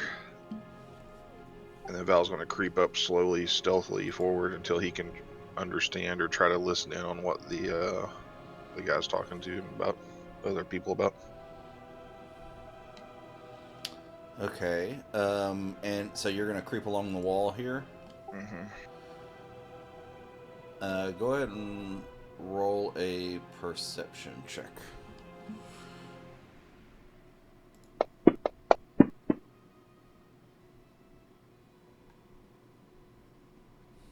Yeah, at this distance, it's just whispers.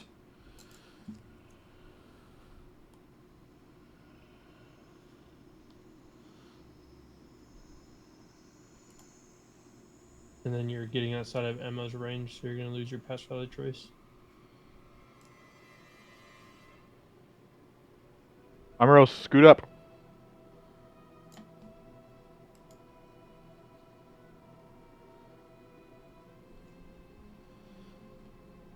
You're creeping. They don't seem to have noticed you. The commander's back is to you at the moment. But you, I mean, even as good as you are, you know that being somewhat in the open is risky. But you still feel confident that you're moving, but still just whispers.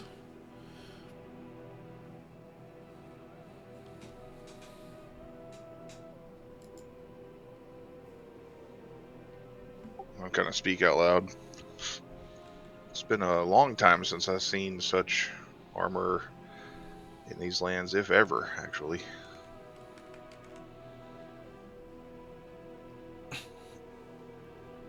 You can see the reaction is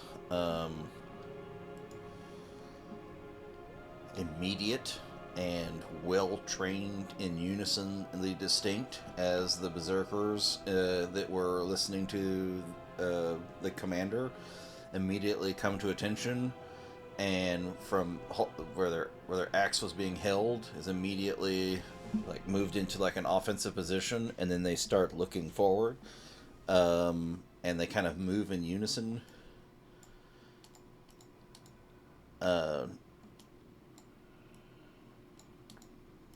To flank the commander, and you can see the commander turn.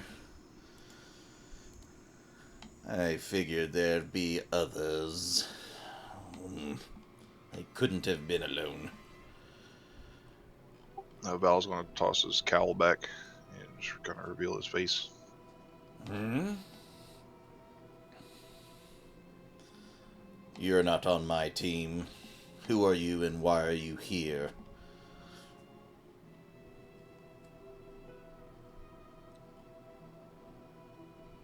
I go, as always, where the Dusk Maven wills me. My name is Val. You should know your name is inconsequential. In the Emperor's deemed necessary invasion of this place, you are not part of the Vanguard. Why are you here?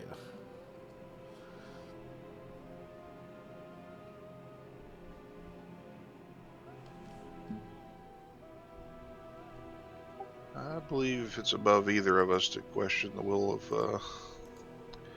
the matron, but I mean, by all means.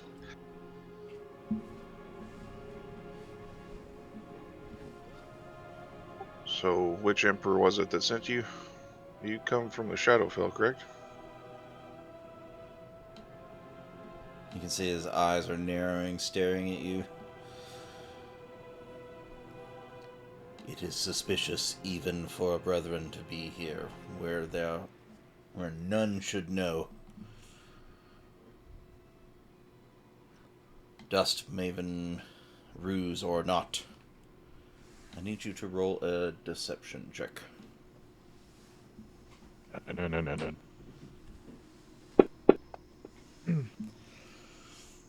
Give him my intelligence modifier of +4 to his roll Okay. using my Flash of Genius trait.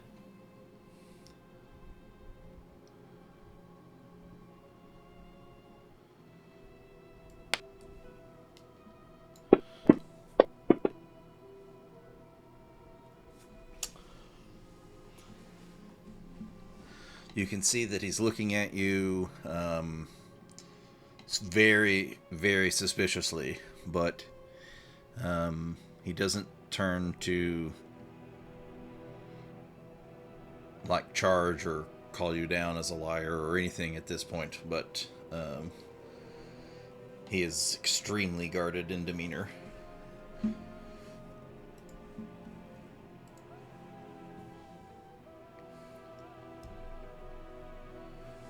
You can see him sitting there, hand on his chin, kind of rubbing it a little, contemplating.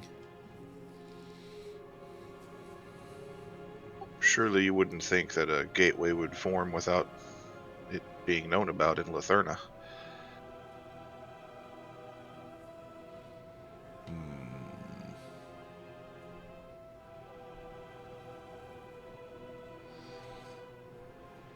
And I presume you came through this gateway that was guarded? No, of course not. I would never go through an obvious gateway such as that one. And yet you arrive nonetheless. Tell me, how did that come to be? I warn you, my patience is thin, and I do not trust you. Good, you shouldn't. But as to the whys, I have no answers. I answer to the will of the Dusk Maven. Her mists themselves have pulled me to and fro from planes and realms I've beyond count over the years.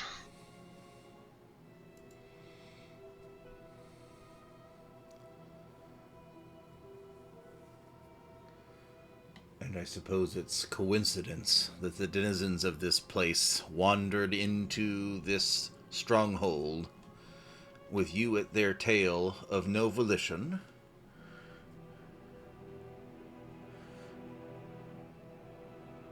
Which denizens would that be again?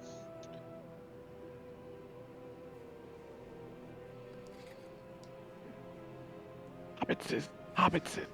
I need you to roll another deception for me.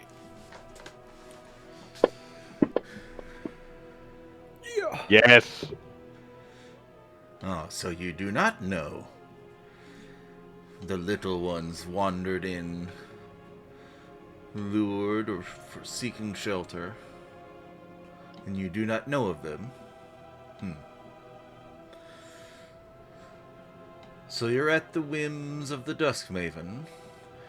And why are you here? What is your purpose? And what do you need? I was just intrigued. There was a Balanoth, and those are rare outside of our realm. I'm investigating where that came from, why it came from there, and potentially what we can be come out as fruitful from the crossing. I have felt its effects removed. Am I to believe you did that upon yourself?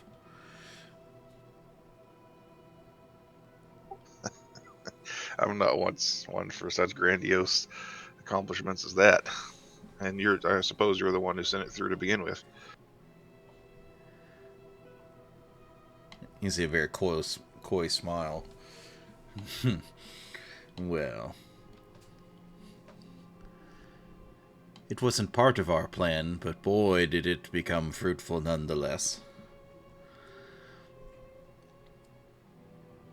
And the captors that fell to it, I assume you're putting them to good use on the other side.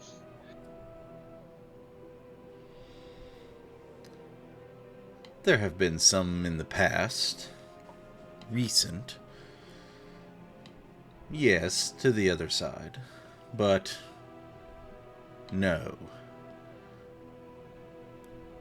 There are some that are wandering about, lost little puppies. Shadows in the dark. And yet here they are, under my care. And what to do with them, I still have not decided. I still haven't decided what to do with you. As you can see, this place is well at hand. Duskmaven or no, I ask that you leave. If I would ask a request,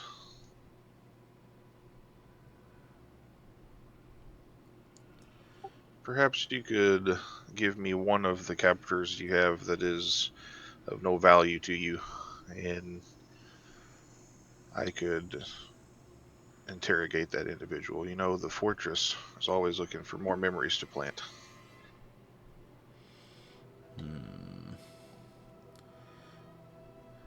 I'm sure, the Matron of Death would smile upon you for the sacrifice. I see. You have a request. You're not even sure if you're going to live, and yet you have a request. Death doesn't mean that much to me. I'm not the one who will ever, much like you, wander in Arvindor one day when we pass, but death for me would just mean going back to home and to start it all over again. You see another coy smile. You might actually be who you purport to be. Intriguing. I see no reason not to grant your request. Do you know what it is you seek? And he kind of looks at you very intently. It is rarely ever the tool's ability to know the end, what the artist used to sculpt with it.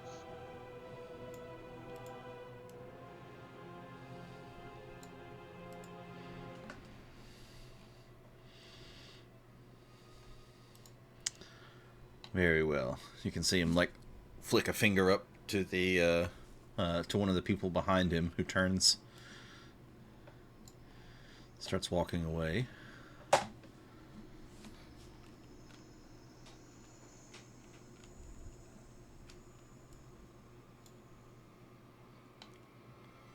He just spends the next few seconds staring at you while he waits. eyes never blinking, gaze intent, very intimidating presence.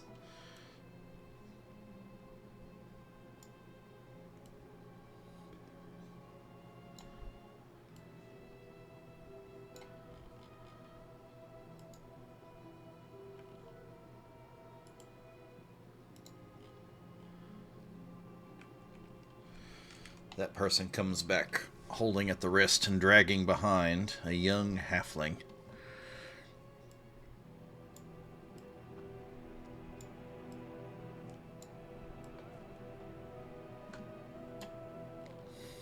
They just kind of toss him forward in front of the nightmare.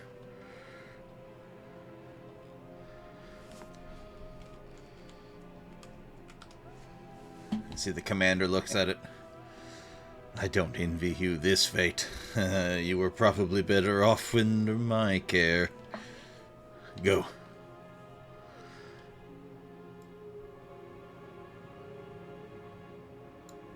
And the little halfling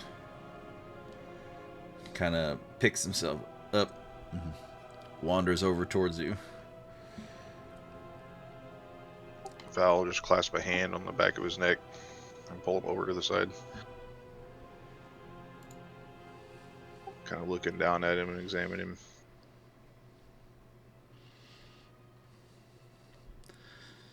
Very well. A paltry number of winters this one has seen, but perhaps he has a memory or two worth saving. Now, do not take my granting of your request for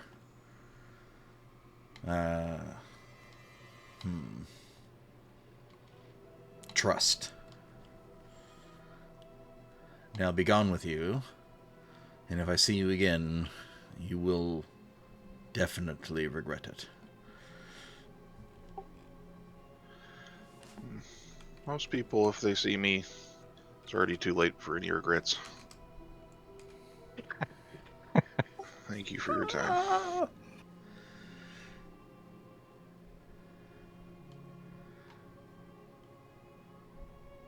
And Val's gonna like pull his cowl up on his cloak and then kind of circle back around the halfling and usher him back to the group. I try to catch the halfling's eye as they're coming around and give him the sign. Just as you kind of come back to the group and you dip around the corner, you can see the just out of the corner of your eye as you come around the corner, the commander make a motion to someone off around a different corner that you never saw, as though the intent was that they were directing them to do something, and then the nightmare turns and starts marching north. In a quick whisper, we should hurry and leave. I'm sure he'll send someone to scout us. Sneaky, sneaky rabbit away. Nancy says, leave. We should set a trap. There's no time.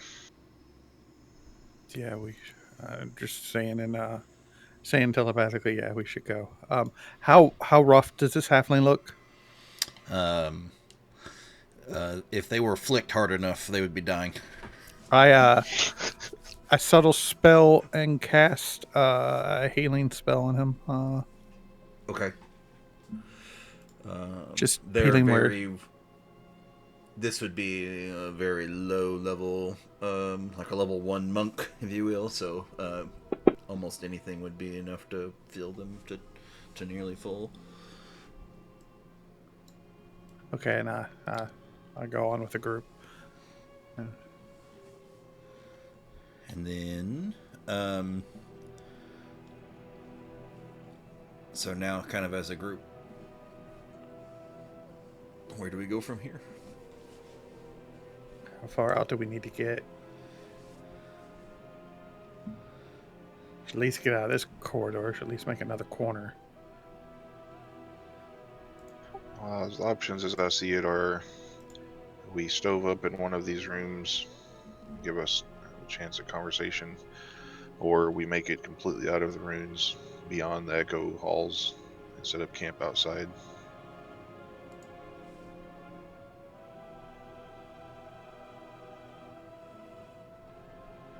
Regardless, we need to keep moving.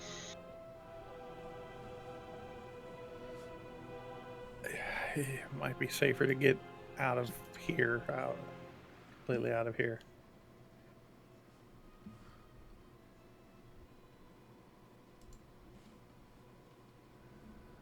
Everyone good Don't we with that?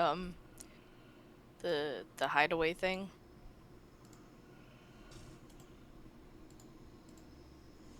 Weldon's little fort. Oh, it's rope trick. Rope in the sky. Yeah, rope in the sky trick. Could do that too. The only negative about that is we won't be able to see much of what's going on outside. So we can see out. Oh yeah. Okay, I mean, we can peek out, I guess. Well, I mean, it's clear that they have some other way into that area, and that they haven't been using this entrance that we used that was collapsed. The nightmare would not have gone through there. So I mean, we had to go. If we were listening to his conversation, they have a portal back through the. Yeah, I was listening. Yeah, I was just indicating that it's not likely that they'll come out all the way this way unless they're just scouting for us. And if it's just a scout, then they seem like assholes. We should kill them. I think Weldon's trick right here outside the entrance should suffice, given if everyone can fit in there. How accommodating is your hole there, Weldon? We all fit in it earlier. But now we're 0.5 more. Yeah, but we had a halfling. Laura was with us earlier. Yeah. She was. Oh, that's true. Yeah, we can all fit. So wait, what entrance? Like, did we go all the way back through the Hall of Echoes, or did we just like get past the kitchen and we're in that tunnel thing leading up to the Hall of Echoes? We need to go further than that, I think, all the way back out.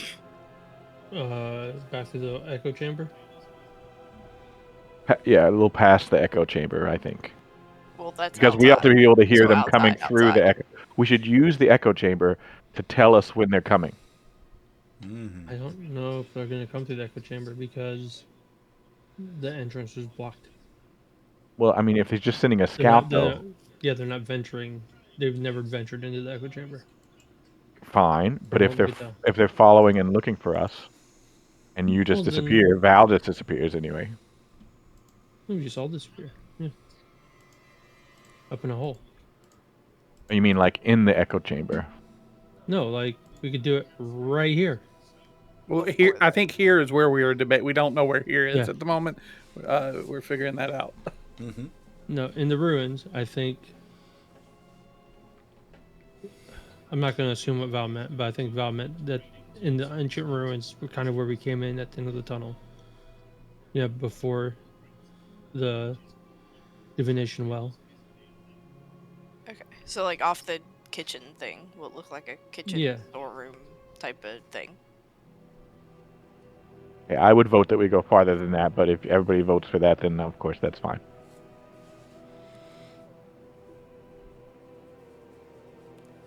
I was thinking farther, but we got the rope trick, so that's pretty good. I mean, if we go all the way out, there's no reason to use a rope trick. I also have a snare. Yeah, we should do a trap. I want to do a trap. I'm not sure. Are we wanting to explore more, or are we trying to leave? I'm very confused. We're trying to get away from the group of bad guys. Some place where we can talk. Rope trick is a good place to do it. We're just debating on how far out we need to get. Mm-hmm. Okay.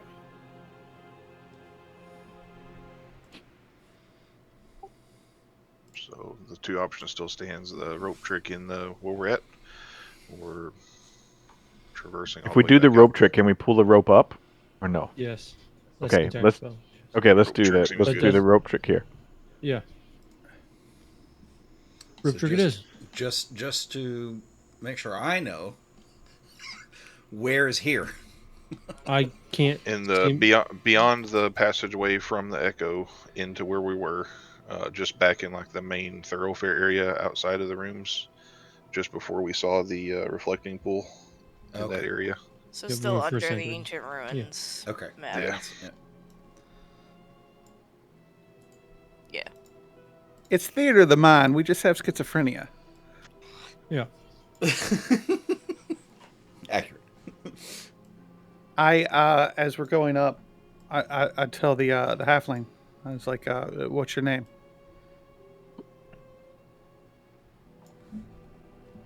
I just say, "I'm Dagon. We're about to go up a rope. We're going to go to a safe space, okay?"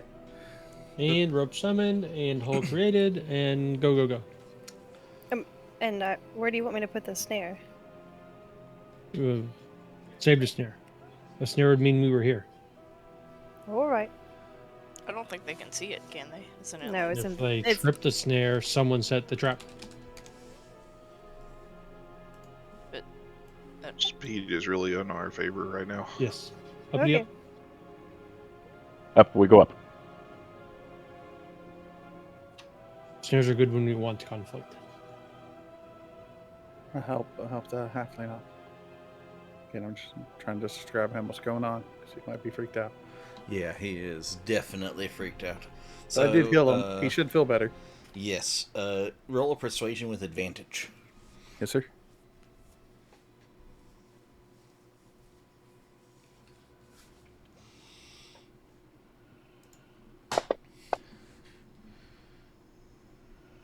That'll do. Excellent. Yeah, you can see that he's still kind of like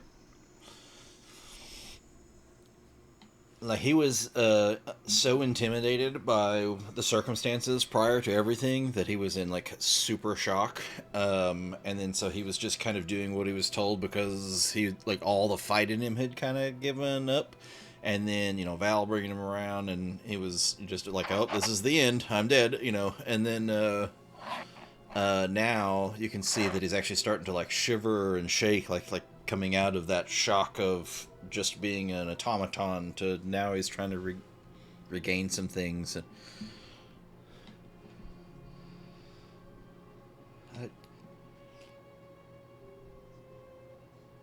what? Sorry. What did you ask? What's your name? I'm Dagon. Bremen. Well, it's nice to meet you, Bremen. Bremen, how many others are there? I don't know how many they got. I saw at least a handful more, but I think there were others. They could have got them all, I don't know. Do you know Laura? No. Do you mean the Laura, That would probably be her. the priestess? Have you seen her? I haven't seen her, no. I've just heard of her. There's been some talk of late of some of her teachings. But she's not one of our troop. Before these people, have you had anybody from the outside come to you? Outside? Outside of what? Outside of where you're from? I don't understand.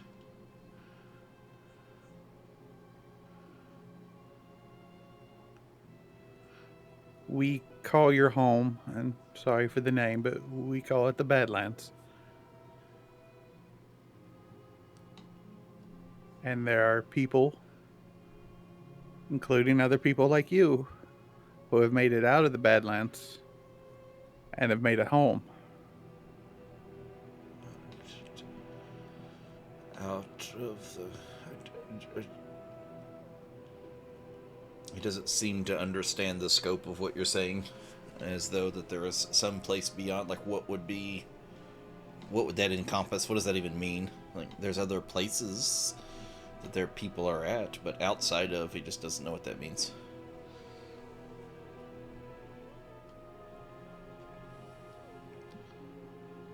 Well, we have people like you who are interested in meeting and helping, and we're here to find them. And okay. I Well, think they're we here, said or some of them. So How we found them. how long have you been captured? It's only been a couple of days, I think. Have they given any There's, indication of what they plan to do with you? you can just see he shudders at that. I turn to the others. I say, I don't think we have a lot of time to rescue the others. Yeah, I feel like we need to probably go now. If we're gonna go, if it looks like we're going to go, then Fancy's going to give everybody the pep talk about how we're the best team, and how these guys deserve to be free, and ignoring Fancy. I'm looking out the hole, scouting. you can't ignore me. You need this buff.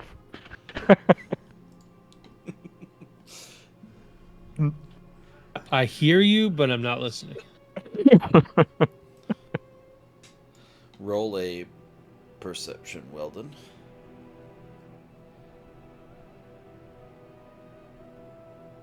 I mean, he does have big ears. All the better. to hear you It doesn't with. help. Sweet.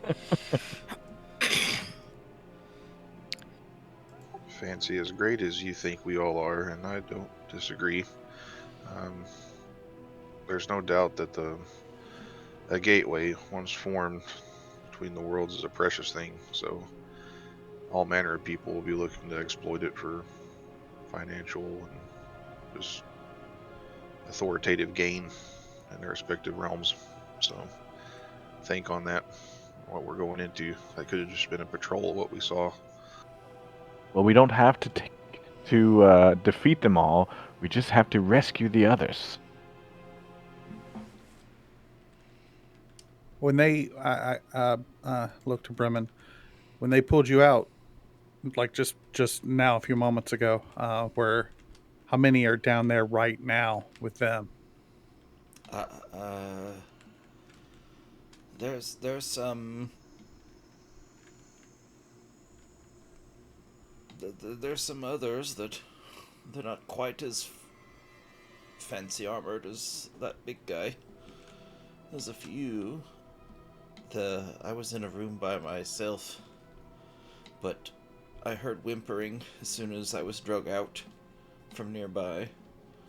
I don't know where they all are. Insight check.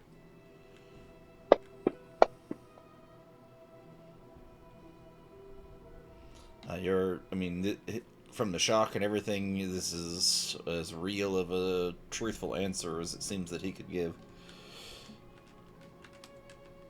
I wouldn't give for a message spell right now.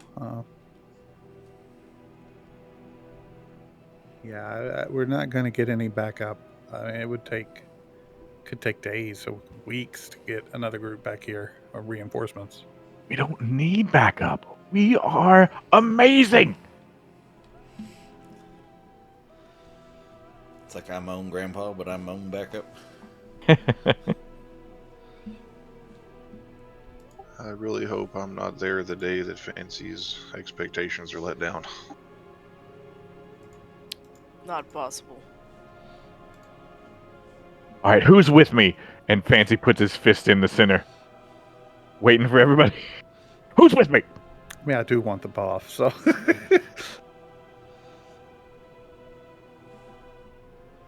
So. Reluctantly.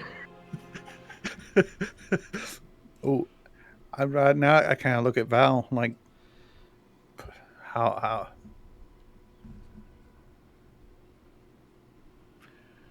I heard the word Imperium. It sounds like a big force is coming, like a very big force is coming.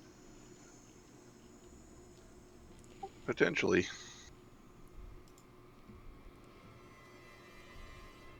And is this really part of our mission? I look at Bremen. Was exactly our mission. To help the halflings? Yeah. and our other mission to find out the source of a portal. So we really did many birds with one stone here, many fiery, deadly death birds. But Sally forth? Let's do it.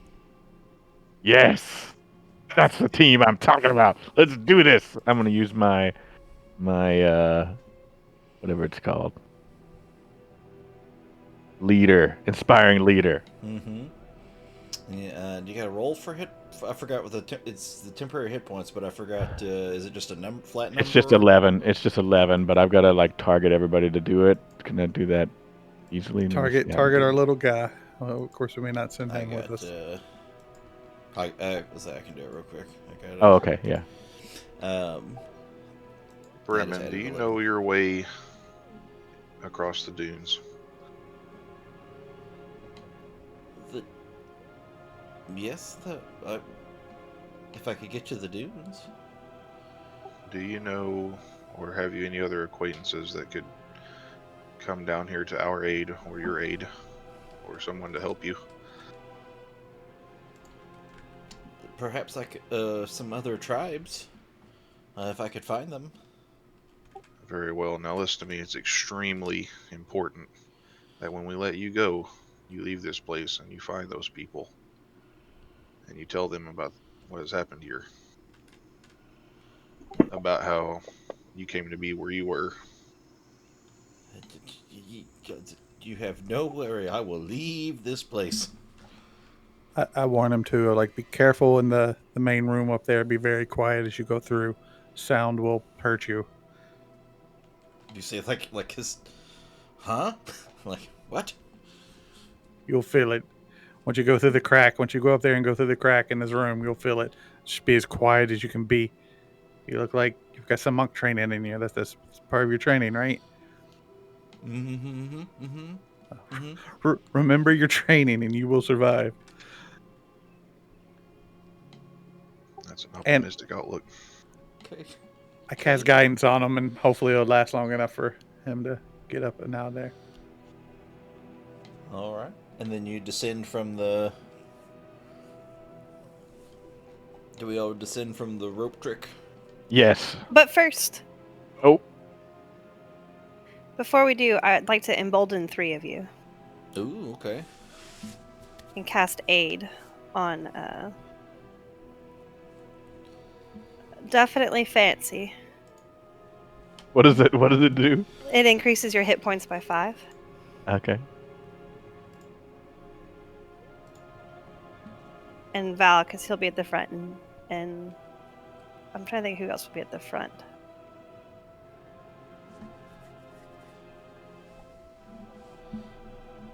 Most likely be Weldon and me at the front. So Fancy, Dagan, and Weldon, I'll get 5 point increase. Hit point. I can't remember. Is that maximum hit points for this one? Yeah, each target hit maximum and current hit points increase by 5 for the duration of 8 hours. Mm-hmm. So those 3 people, you'll have to do that manually. I don't think there's a max hit point modifier thing. Okay, so I just have to remind us to take away the 5 later. Yeah. So who are the 3? I'll go ahead and put it in chat this way. Dagan, Fancy, and Weldon.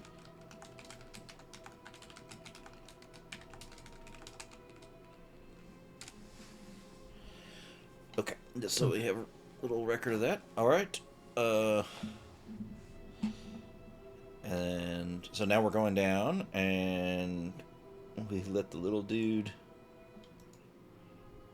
Do we? I'm not sure. We have a hard end time. Do we have time for a fight?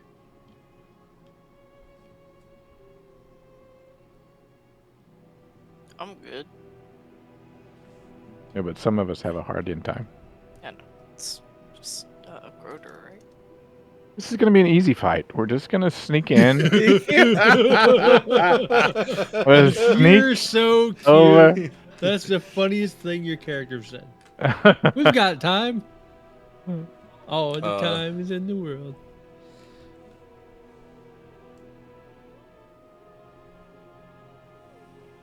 Well, we know they're going to be hostile to us, so now we can play some other games with them. Like fireball. Yeah, like attack first. I do really. Catch the fireball. I agree with the rabbit. Fireball. Start this thing off with more fireballs. How many fireballs we got? Fairy fire first, and then I don't have any fireball. fireballs. What's Fairy What? Fire do to them? Sorry, I don't have fireball. Fairy fire makes them visible. Okay. Are you a half caster? Outlines targets with fire, essentially. Yeah, and it also gives any attack roll against the affected creature advantage. Oh, that's pretty great. Mhm.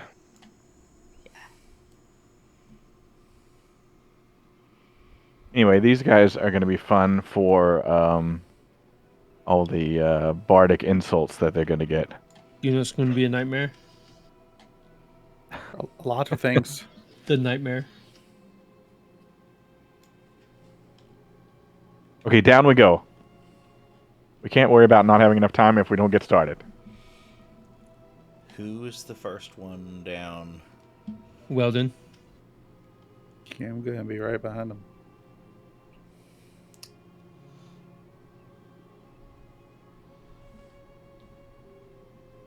How long were we talking? Slash, is Pass Without a Trace still? Yep, should still be up. We got a few. It was only a few minutes.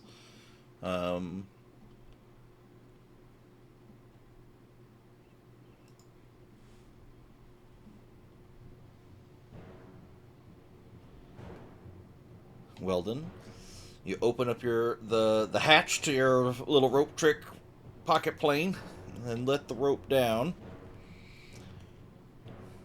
As soon as you start to climb down, you hear the neigh of a horse. I need everyone to roll initiative. You did not see the spy that followed you.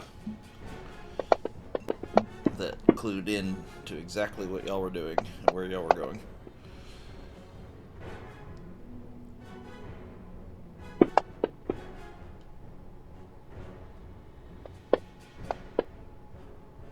What a nightmare.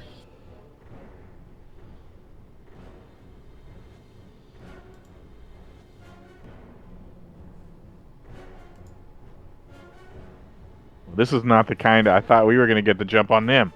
Not them jumping with the jump Well, I on mean, us. we knew there was a chance something was following. Yeah. We took our turn.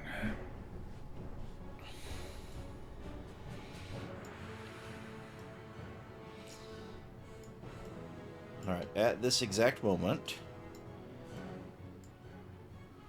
Weldon and Dagan have made it to the bottom of the rope when around the corner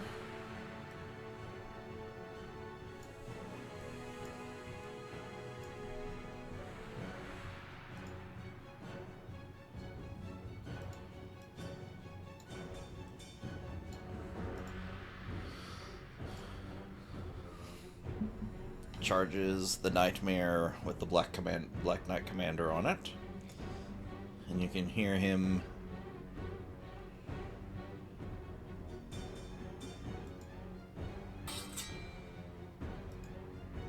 witness her might and bow to her power. You can hear the hooded figure that brought the halfling out from the back comes out, and then she's the one that says that. And she casts a spell.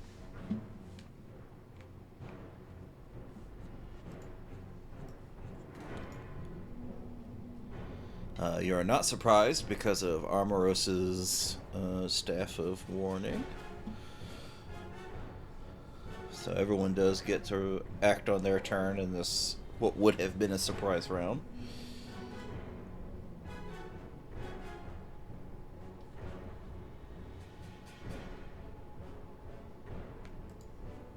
Weldon was the first down.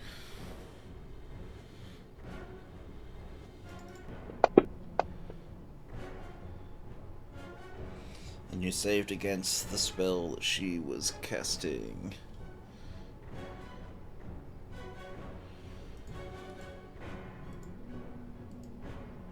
I don't know what I just clicked on. That's not it.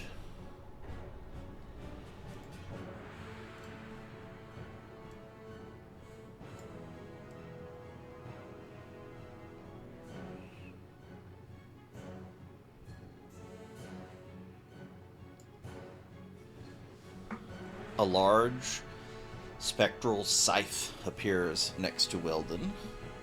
Bastard.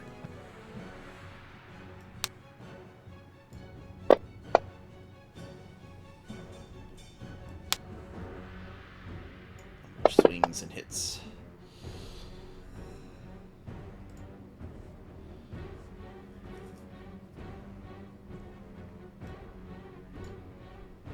This is this, and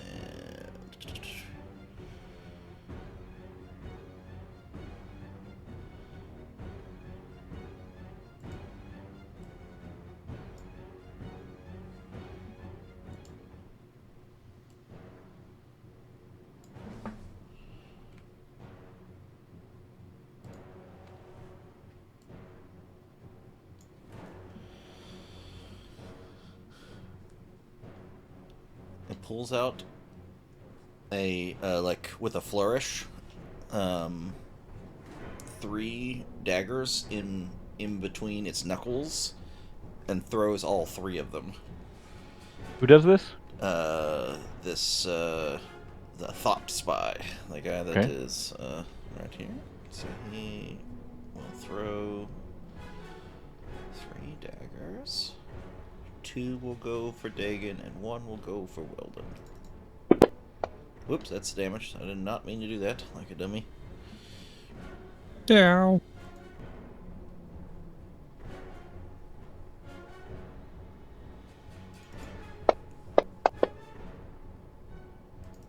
Yeah.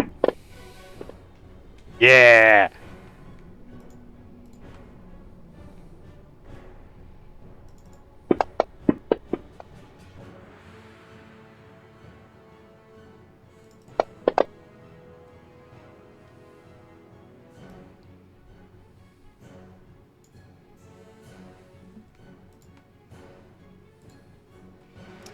Dagon. Alrighty.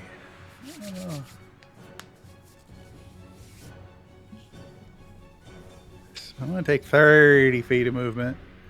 And then I am going to quicken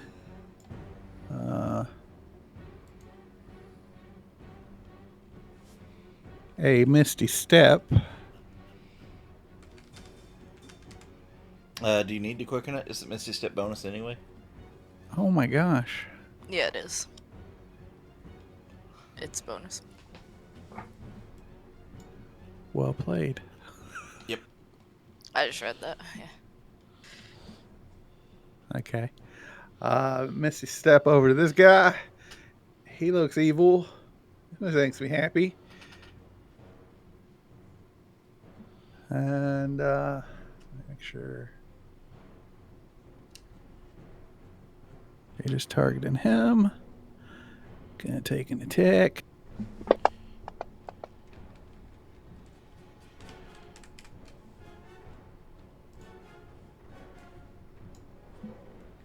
And I just feel like a smite's in order. Just get things started. I think he casted that weapon down there, so he might be like me.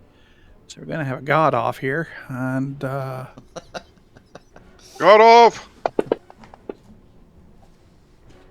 yeah, it's something.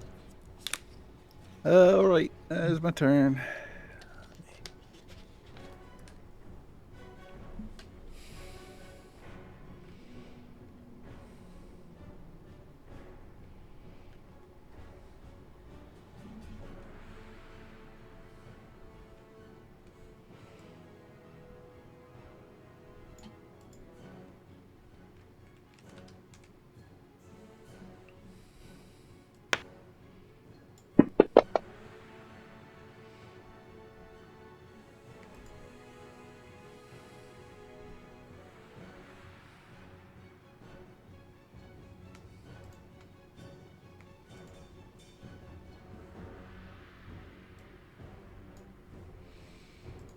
All right. This berserker is going to come out from behind the wall that the Thought Spy ducked behind, and then charge after Dagon, who went off this way. Is like when he come around, you could see that it took him a second to like he knew where Dagon kind of was, and then he kind of headed at that angle, and it's like he's not actually there, and then picks him up, and then curves just barely enough movement speed to get there. He's gonna be reckless. So this berserker, anybody that attacks him with an attack thing, would do so at advantage. Just so you know. So he's gonna go reckless with his attack.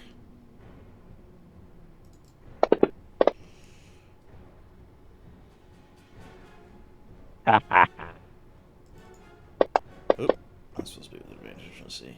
Let's see if this one. This was, nope.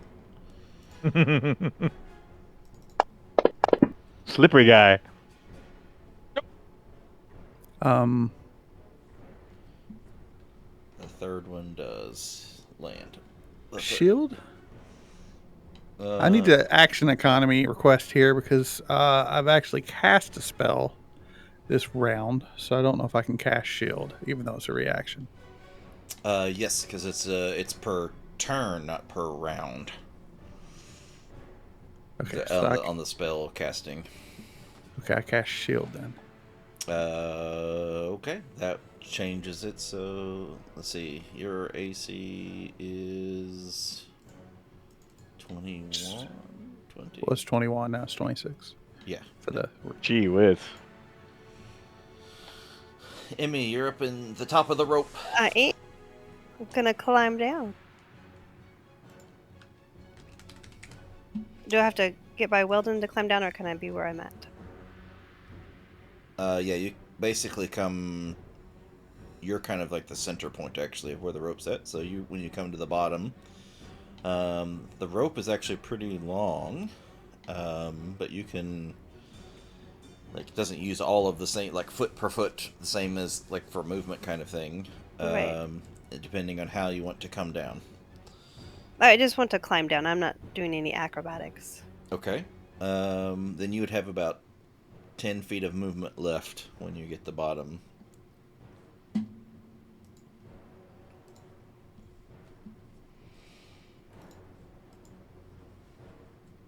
You said on the Berserker we have advantage?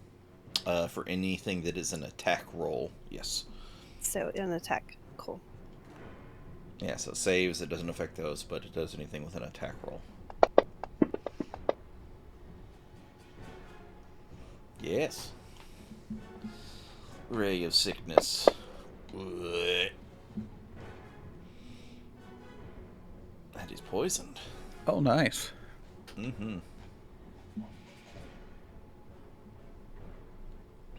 Weldon's already at the bottom, so... And then Fancy's up next. And Val won't be too far behind. Burn them all, man. Burn them all. He's so far away. Yeah, it's actually to his advantage to not have gone earlier in initiative.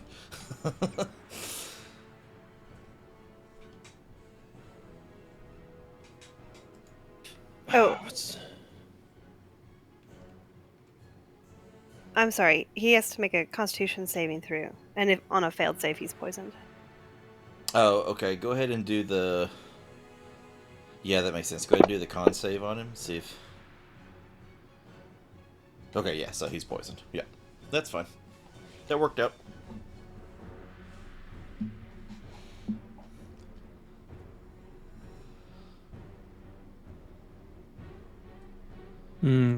Alright, Weldon, what you doing? Angry me. They're so far away.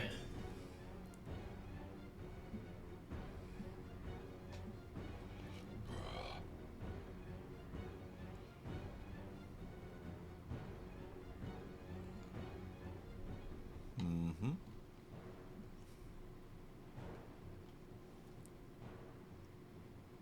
Oh, run a PR. Procking an opportunity attack from the scythe, I'm sure. Nope. Nope. It does not have action. It has to be commanded to do its things. Oh, okay. Hmm.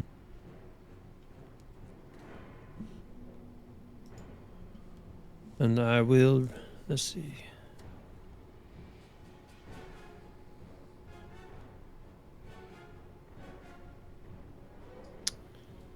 Distance. Easy beach.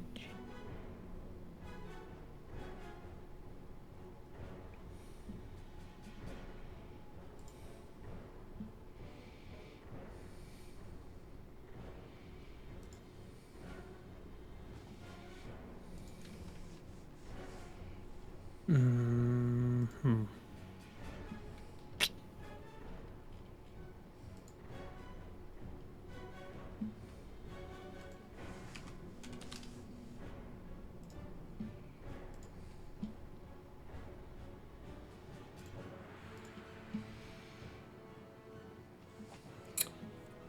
You gotta come up with something. Yeah, I know. I was coming up with something, but I'm just gonna shoot him with my firebolt. Ah!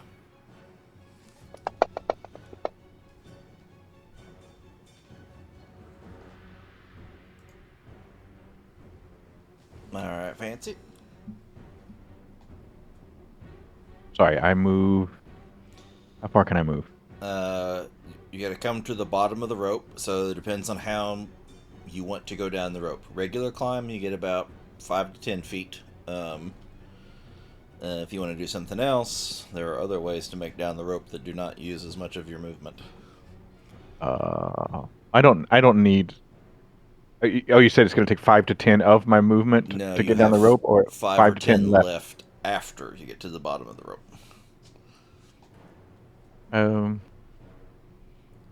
I don't think Fancy would do it that way. I think he would do some kind of acrobatics entry. Can we do that with acrobatics? Yeah, you want to slide down the rope in some way or something like.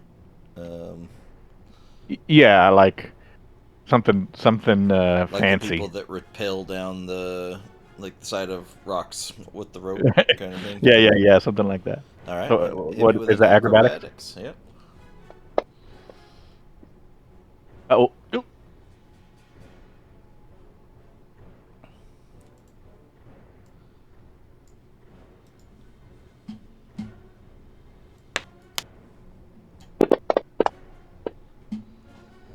ow, my face. You slip and fall, take 6 points of bludgeoning damage from the fall, and are prone.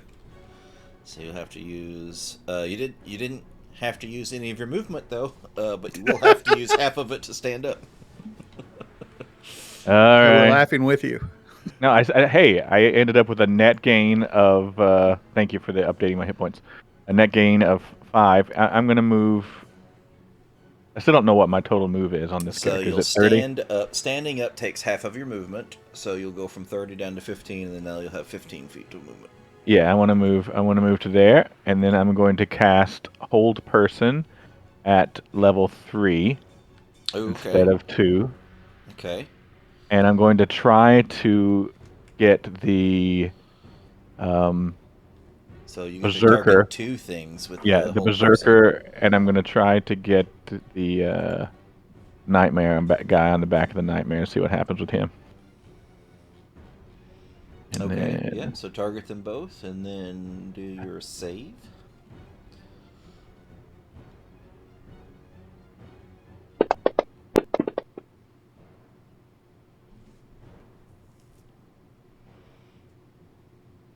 Oh, poor commander. and I think that's all I can do. So he saved. So hit the. There's an effect for hold person that you can put on the commander.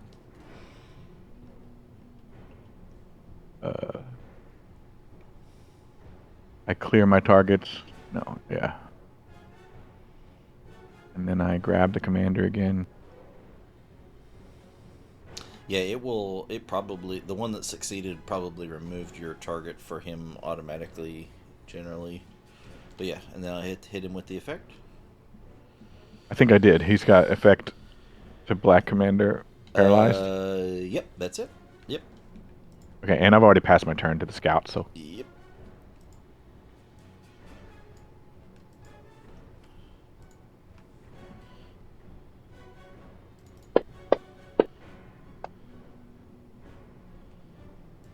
He's gonna shoot from the shadows over here to longbow Boing. shots.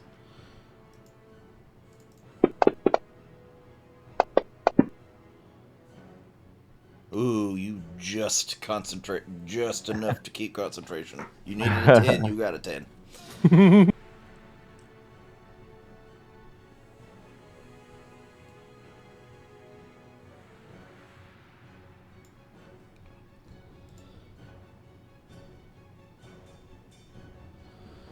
Alright. Like the Kool-Aid Man, Berserker kicks open the door. Charges out.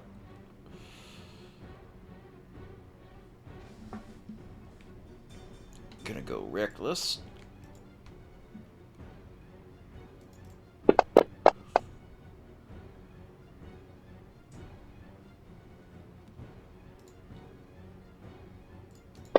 So both Berserkers are now reckless, so any attacks made against them... Oh, like shit. 3, 5, 1, 3, 3. Yeah. Swing, swing, swing, swing, swing, swing, swing. And Val, and then the Commander and Nightmare will go, and then Armoros right after. So get prep. Val's gonna slide down the rope. Yep. Just Acrobatics. And then once he gets at the bottom of the rope, well, we'll see. This acrobatics works first. Easy. Right before he reaches the bottom of the rope, he'll clamp his feet together really tightly on the rope, use it as leverage to jump into the air, and land next to Fancy. Yep.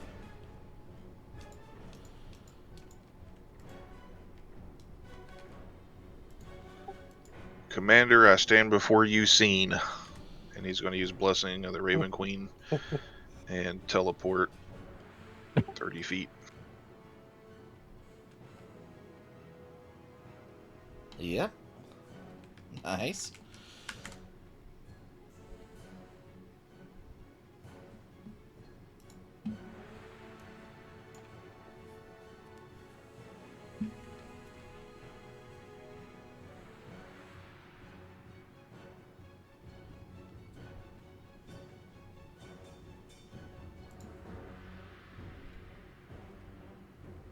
You got a little bit more you could go if you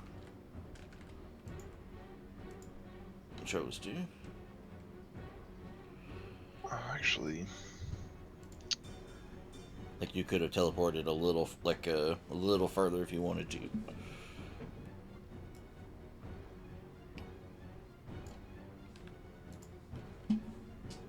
I'll go right there.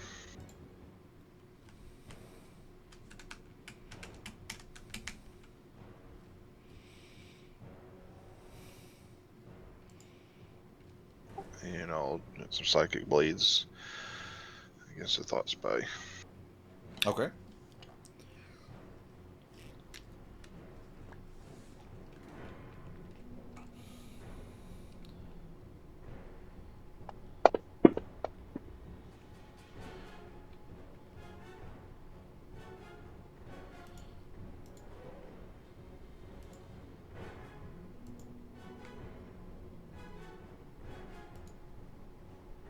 Yeah, you hit that thought spy.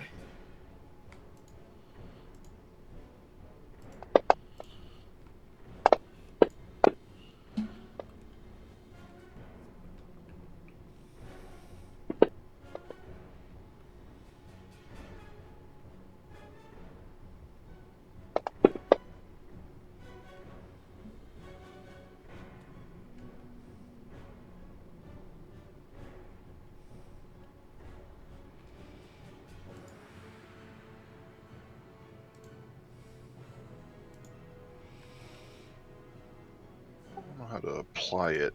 There's also on the blessing there. I should have built this in beforehand.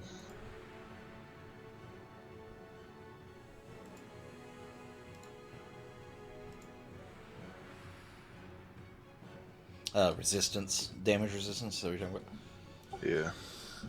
Yeah, we'll have to. Till the start of my next turn. Yep. All right. The nightmare flares. And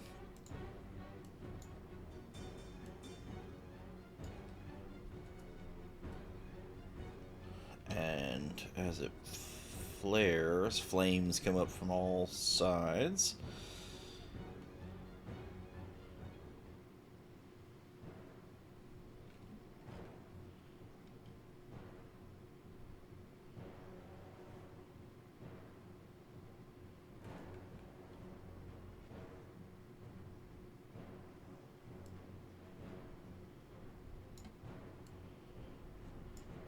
Oh no.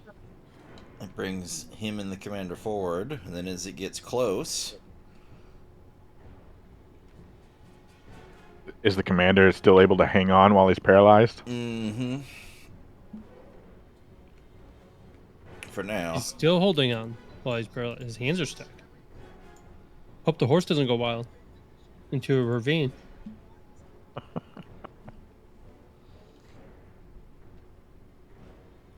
So he flared, took off charging this direction, and then as he does, you can see as he passes, he's running, and then it's like almost like he's trying to run right through Dagon. But there's a wall behind it. As it steps over the top of where Dagon is at, you can see the shadow, the nightmare start to leak what looks like shadow along behind it. And as it gets close, the berserker and the cult fanatic and the commander all look like they scatter into darkness and disappear. Yep.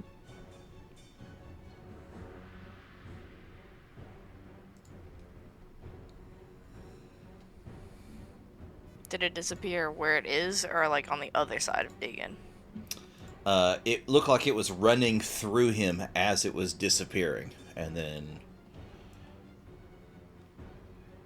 Okay. Well, this fight just got a lot easier. Shh.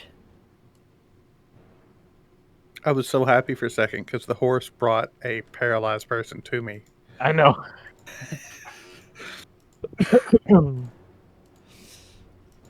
you know that your effect on the commander, like you're still concentrating on it, and you know that effect still has some kind of effect. Or that it's still working wherever he is. But it's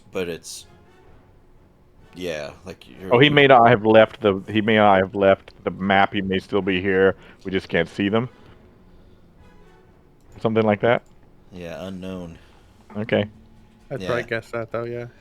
Disappeared into shadow. I'm gonna climb down the rope normally, so I think the rope is like here-ish. I don't know. And then climb down. Mm-hmm. And then you got about 10 feet to go. 8.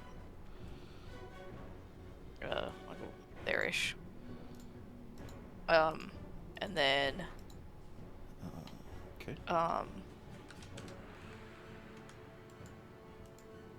You don't have the light effect anymore. You should still probably have that, right?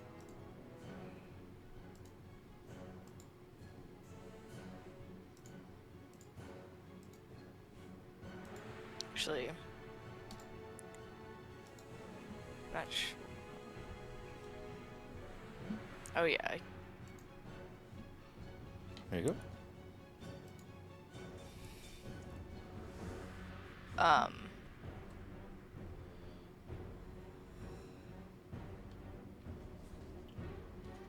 So I'm gonna cast Fairy Fire.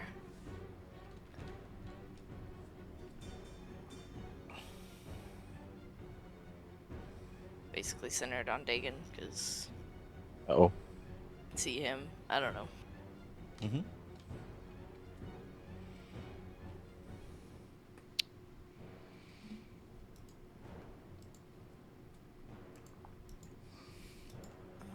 You would have some. Do you get to choose what in that square could be affected, or does everything in that square? Each object in that 20-foot cube is outlined in blue, green, or violet light. And any creature is outlined if it fails a dex saving throw. So anything in there has to make a dex saving throw or be outlined, and Yeah.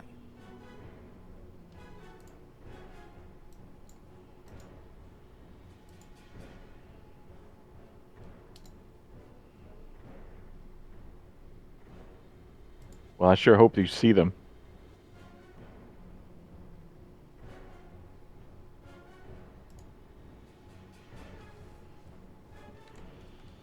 Ooh, purple light. put your save on Dagon. There is, you can tell by when your thing goes off that there is no, that he is the only one under the effect, or potentially under the effect. Dagon, roll a dex saving throw. I can make him do it, I think. So. There we go. Failure. What would you just do to me? You're just glowing. I mean, it's really a glow up for you. Yeah. Not to worry though. It's to their advantage.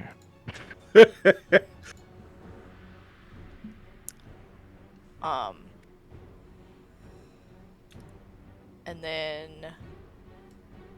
I'm gonna use my prayer beads and use a bless bead on the prayer beads. Okay. I had that effect. Oh, there. Does that work? Sure did. Yep.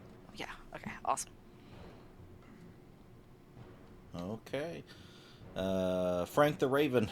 Where's he moving? What's he doing? They do get to act independently, I found out.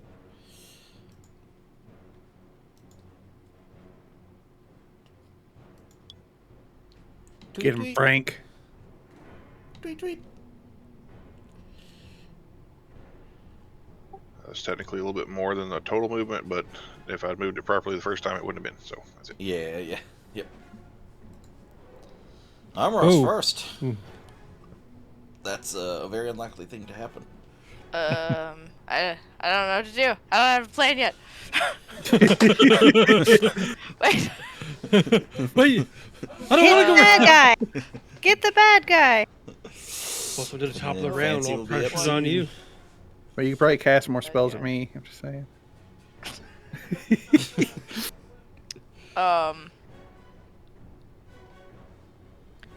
Who's hurt? Is anybody hurt?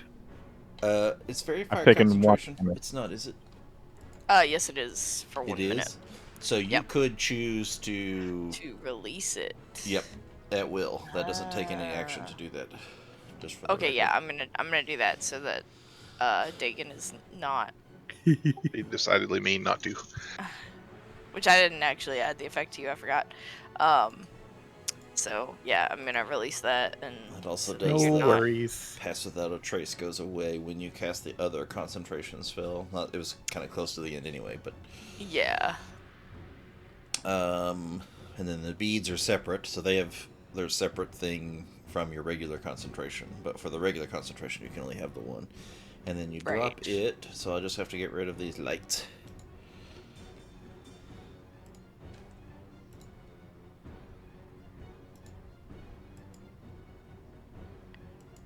Actually,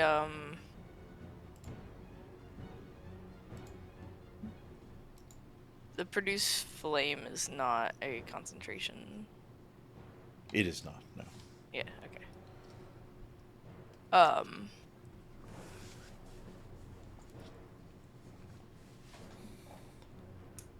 Well, I'm gonna move up, to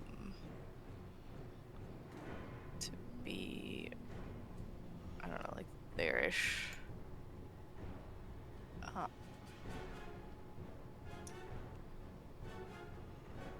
let me use another bless. Okay. Yep.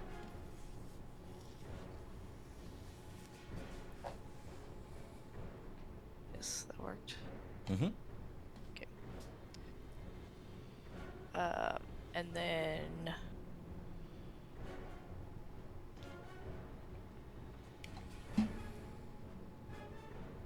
I'm gonna cast mirror image on myself. Oh, yeah. Okay. Excellent. And that'll be the... Once you do that, will there be anything else? Move. No. Bonus That's- action. Okay, yep.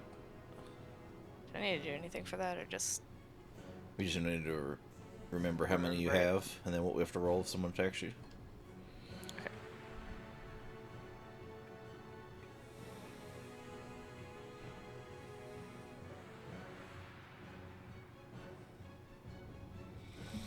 Alright, Berserker's gonna do Berserker things. Is he? Recklessly. Is he gonna do things, or is he gonna attempt? Uh, He's still trying. They call me the nice turn. Oh, I might have something for that. okay.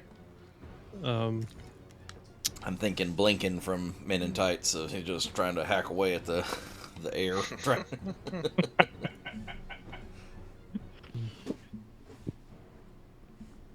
Like Buzzsaw, No, trying to no. buzzsaw Weldon, who's just jackrabbiting through all the whoop.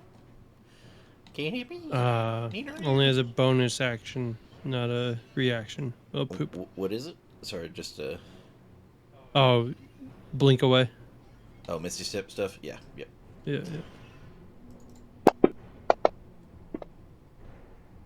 Ew. What? Gosh, how many attacks does he have?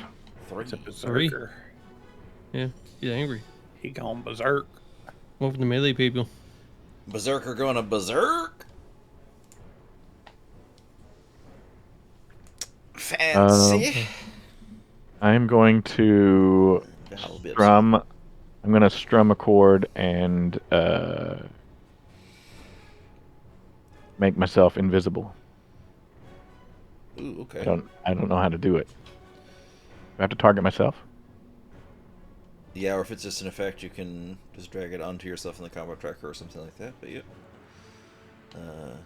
Yeah, put the effect on. Put the effect on you. Yep. And then I am going to move here.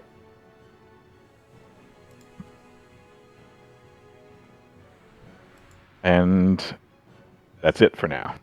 Okay.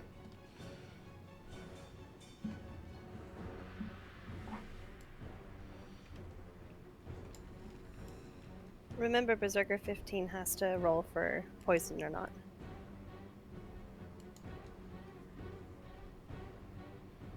On his, when it gets back to On his turn, yeah. Yeah, to see if it removes the poison. Yes.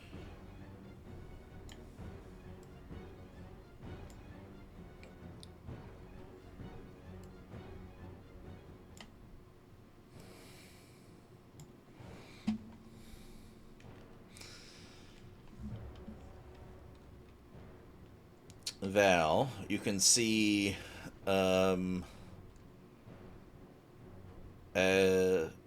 from what looks to be kind of like the northeast, a light begins to, like a tiny, like a little pinhole that gets bigger and bigger and bigger as a flaming horse materializes.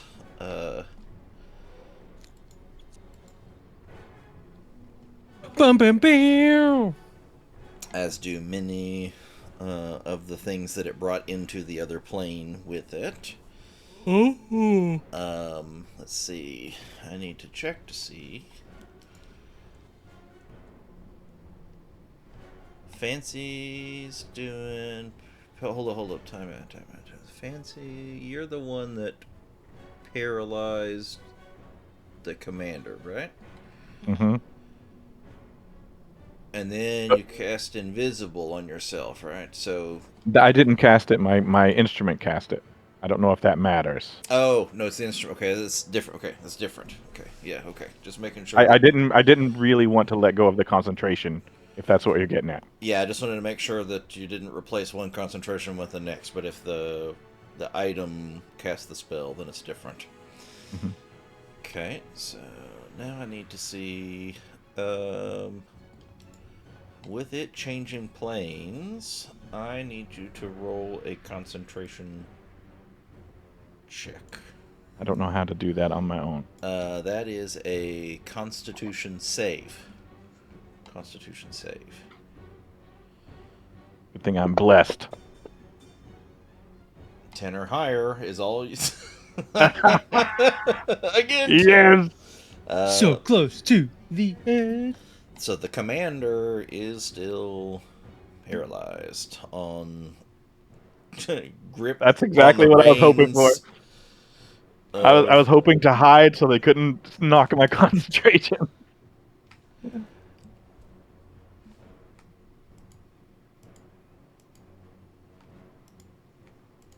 Golly, okay.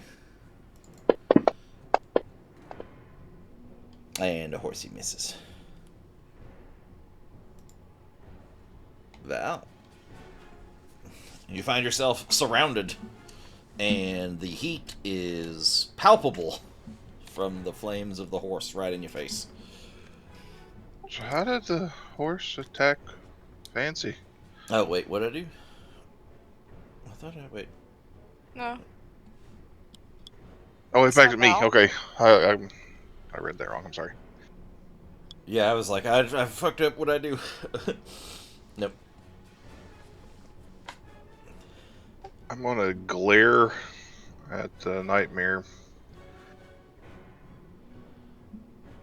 Kind of whisper some words into my mantelpiece and cast antagonize on the nightmare. Okay, yeah. Let's do it.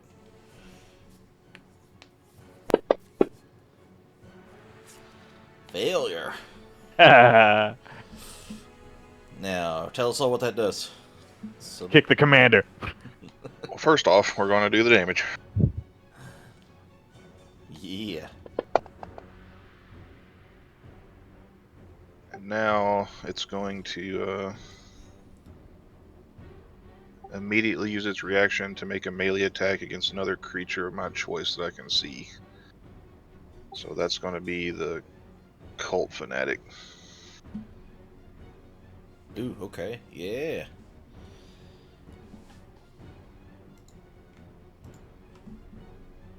How do I know if a spell needs concentration? Is A it on the little thing? The little C on its effect, usually. All right. Thanks.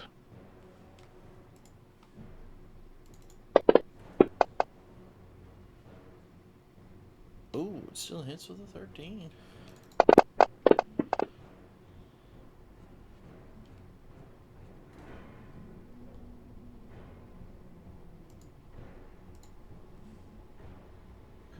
Dissension in the ranks. How unlikely.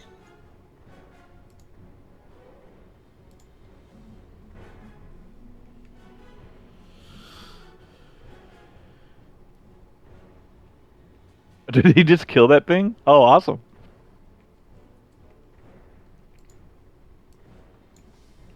Horse kick to the face.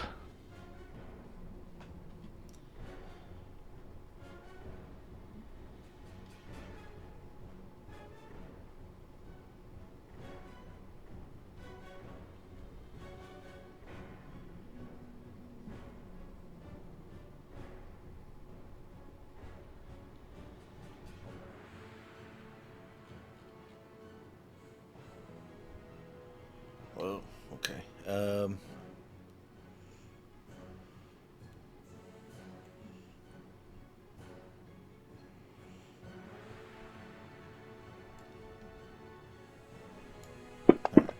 The Thought Spy is going to cast a spell. Success.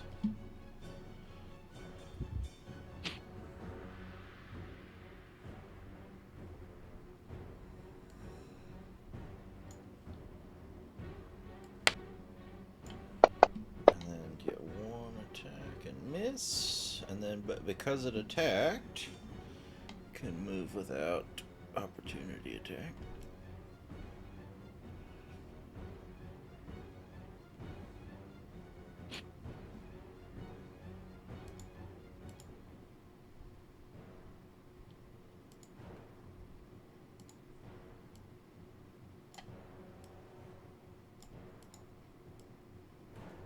Damn you, door. Okay. Weldon, and then Emmy's up next. Barbarian gets an opportunity attack. Oh, you moving away? Okay. Let's see. Yeah. Oh no, I needed you there. I was helping you. I'm gonna help you. Okay.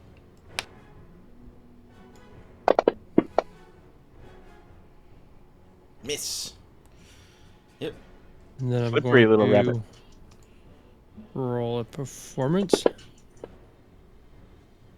Whip out my pipes of hunting. And everything within 30 feet of me that can hear me, not my allies, because I choose not to affect my allies, because they're not hostile to me, must roll a DC 15 wisdom save or become frightened. Okay.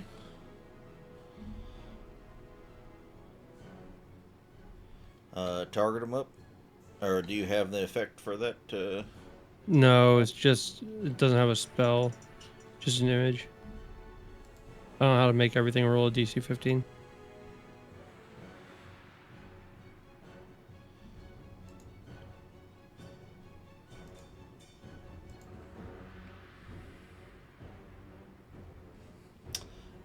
Okay. Everything is so everything that can be, everything you choose that you can see or that can Nope, hear you. that Like can what? hear me. That Yep, can hear you. Okay. anything with ears. Yeah. And anything that's, and then I can choose it not to be my allies because they're not aggressive to me. Like they're not. Okay. All right. So the commander and the nightmare are immune to fear, but the other things need DC. What kind of save? Wisdom save. Yep, wisdom. Berserker Well, fuck 11 that guy. saves. Yeah. Berserker the 15 will fail, so 15 will be afraid of you. So if you could put the frightened condition on him, Yep. and then the thought spy can also hear you. So let me grab him.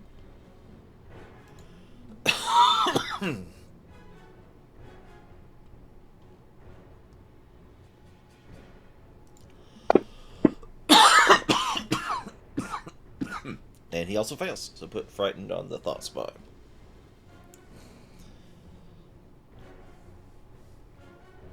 I have to do it from the Yeah, I am. Yeah. Tracker. Yep. Okay, excellent. Is the end of my turn? Okay, so I'm going to streak another green streak through the sky towards the horsey. Oh, the ray of sickness. Mm-hmm. I rolled performance just so you guys it wasn't the worst song you heard on Bagpipes. So I hit it. You hit the horsey. Yep. What's wrong with our gnome? I mean, she has got some sick stuff going on. Oh wow. And then it has to make a constitution save. That's crazy. And it Oh. fails. Poisoned it. 778, 3d8. Nice. Get out of here, you evil thing.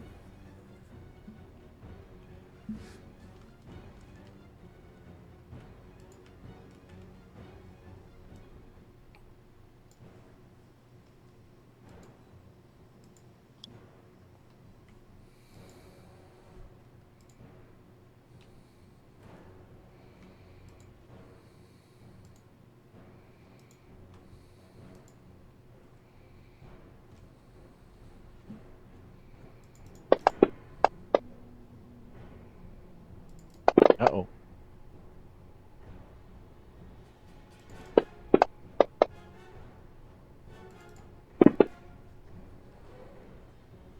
Yes. Uh-oh, where did I move? What happened to me? Am I moving? You, for What? some reason, moved in tandem with the longbow person.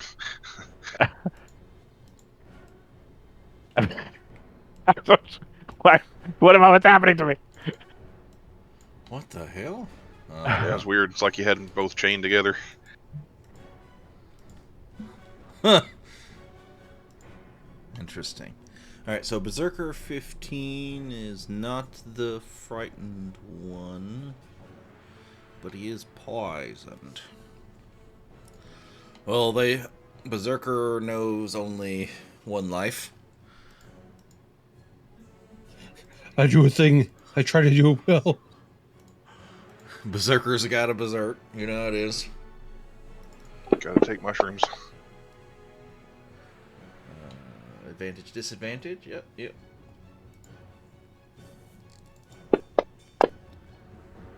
Swing and a miss. Yes! Matrix him, Val. You had to say it, didn't you? No! Wait.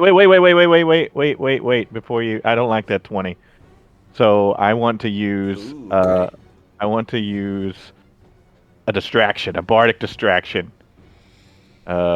I don't know if it's a colored light or whatever it is, but that... what is it called?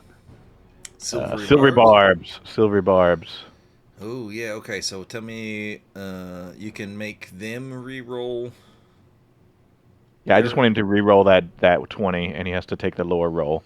And then I'm going to give the advantage to Dagon for the distraction. Okay, yeah, hold up. I'll just let me work back this a little bit. So you took... Sorry. No, that's all good. You actually haven't been hit yet, Val. You had all 11 of those temporary hit points still. Okay, so fix that. And then he rolls again and sees... Is he going to take the worst of the two? Is that right? Yes.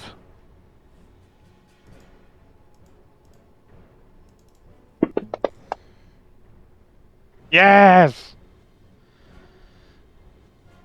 And that was his last attack. So, Frank the Raven, nevermore.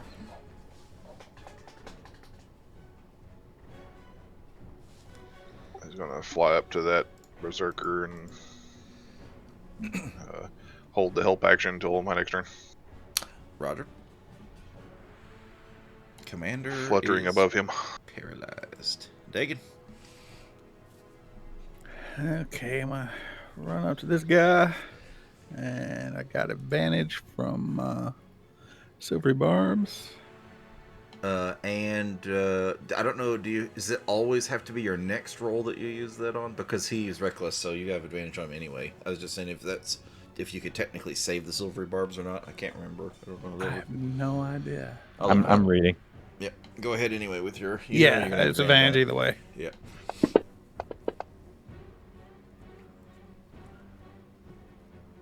Now he can't save it. Okay. Yeah, it's the next one. It's the next roll or whatever. Okay, Yeah. that's what I thought.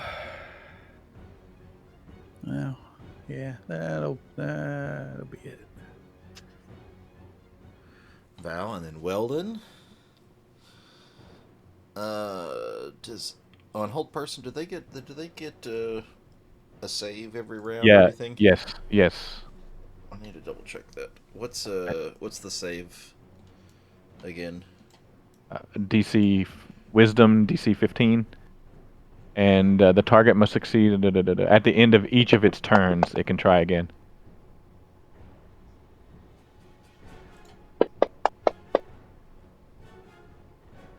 Oh yeah. So the commander's still paralyzed. So we'll see on its turn. So Val, Elven accuracy. What'd you do? I missed it. Oh, your dagger. Okay. Yeah, and this is just a melee attack. You get your sneak for attack. this. Right.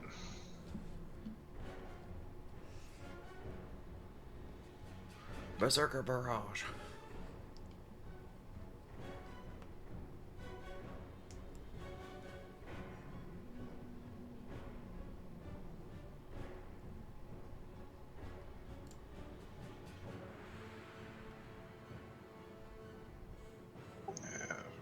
this up. Sneak attack stuff. All you have to, well, since you rolled with advantage, you haven't rolled the damage yet, so you just hit the sneak attack effect. There it is. Yep. And now you roll the damage. As long as he's targeted. Target the Berserker. Or roll it on him, however you want to do it.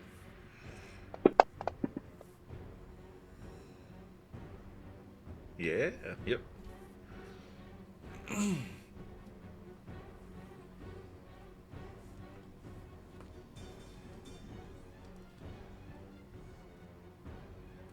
actually going to use a bonus action to disengage here. Okay, yep.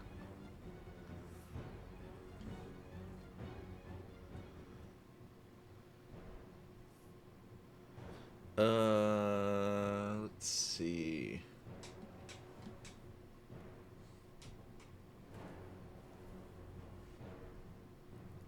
So he's kind of blocking the door, so if you want to get through him, you're going to have to, like, you could either try to, like, roll by him, you know, roll through him, like, slip through him, something like that, or you could try to, like, slightly push him out of the way. One would be more like a strength, one would be more like a dex if you wanted to go that direction.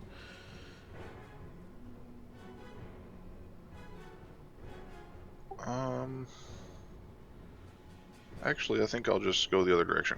Okay, yeah. Yeah, disengage, you don't have to worry about opportunity attacks.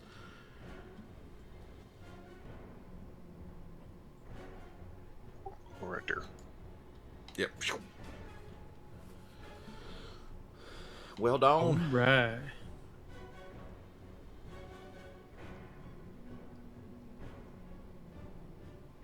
That guy can't hit me.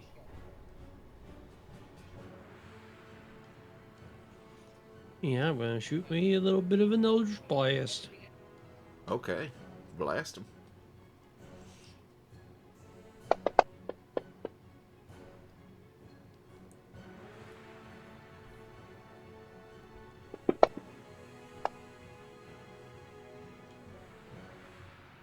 Both of them hit. Actually, technically, they would have been like 15 is berserking, so you should have advantage. So that would be one, and then you could click advantage on the next to see. Why didn't it roll the advantage? Let me see. Yeah, you have to click the button. Oh yeah. Oh, berserking doesn't put disadvantage on. Okay. Yeah.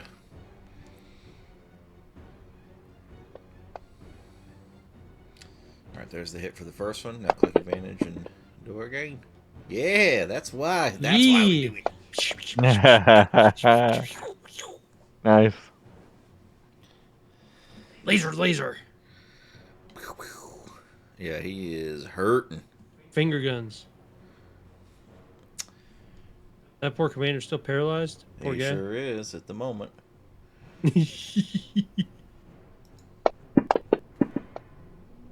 Yep, still is. Still is. That's probably the best thing we've done in a fight. Is Oh my paralyzing gosh. the big bad. All right. So he can't see Fancy because Fancy's invisible. Berserker 11 is afraid of Weldon, so he can't get any closer. He's gonna like bump into me. Oh no! Uh-oh, no, the gnome. I was gonna go the other way. So the gnome just has to come towards me and it can't get to the gnome. Everyone just get close to Weldon and the berserker can't get you. Oh no! I'll drop the... Yeah, because it's got disadvantage because it's still frightened, but still enough. Ow. Ooh. Oh, shit. Sorry. I hit the... Whoops! You're killing him with accidents! I meant to hit the attack.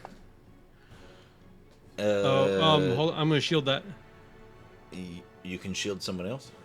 Wait, I can't. Okay, never mind. I thought... Oh. I'm new to shield, alright? Yeah, it's only yourself. As a reaction. Yeah. Yeah, so since I applied the damage first on accident, that one will count. Okay. Owie! And then Emmy is up, and then Dagon will be up soon. If Emmy can disengage and make it to me, the berserker can't chase her. I can't make it to you, but I can disengage. Well, you can get close enough to me to where the barbarian can't chase you. Because the barbarian cannot get any closer to me. Disengage means he doesn't get an opportunity attack, right? So Right, yes. And that's my Yeah. action, right? To disengage? yes. Without an But- ability otherwise, yes. Yeah, so that's what I do. If you still have things like bonus actions and stuff like that, if you have any that you'd like to use. Yeah, I can use healing word on myself, right? Sure can. Sure can.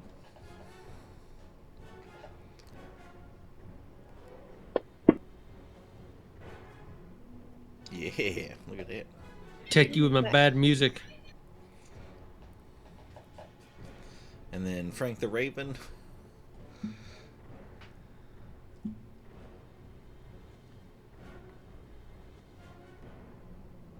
He'll flutter around the berserker there, and I'll wait, hold his action. Okay.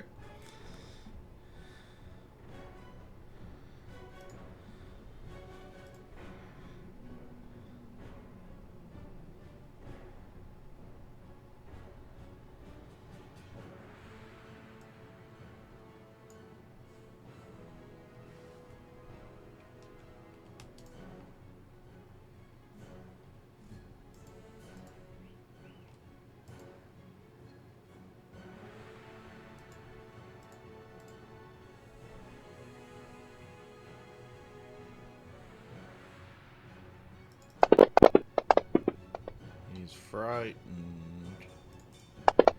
He's gonna V for Vendetta, pull out his 3 daggers and toss them.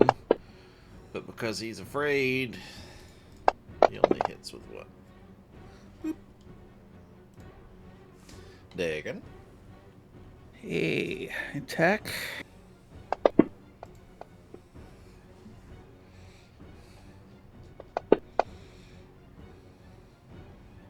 And bonus action.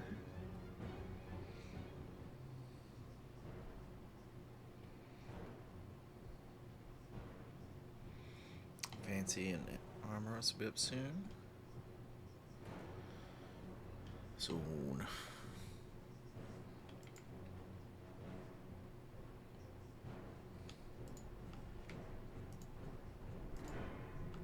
Whoops. Sorry, I guess if I'm looking at someone else's point of view, it messes up when I'm trying to target. And I send a little healing word to Emmy.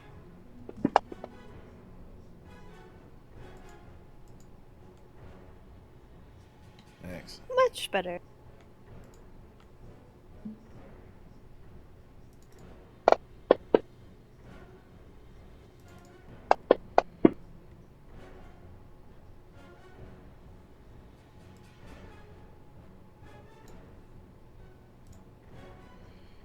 Alright, 15 poisoned and mad at the world. Getting stalked by Frank. Brad, I have a question about how we coded something up on the loot. My understanding was that I could cast each of the spells once per day, but when I clicked off invisibility, now all the other ones like have an invisible check on them, and I can't like use them. I thought it was.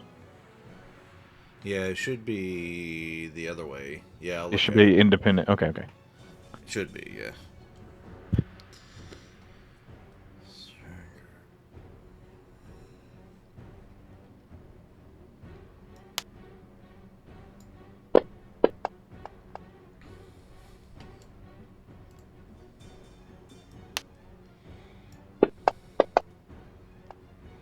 Oh, 20 was just sitting there.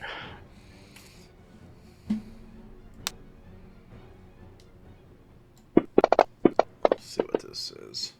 Oh, yep. Whoa.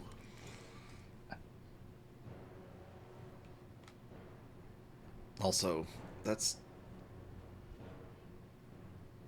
something. Isn't. But it. Okay, never mind. I don't know. What the shit? Are you lagging in real life? My brain sure is.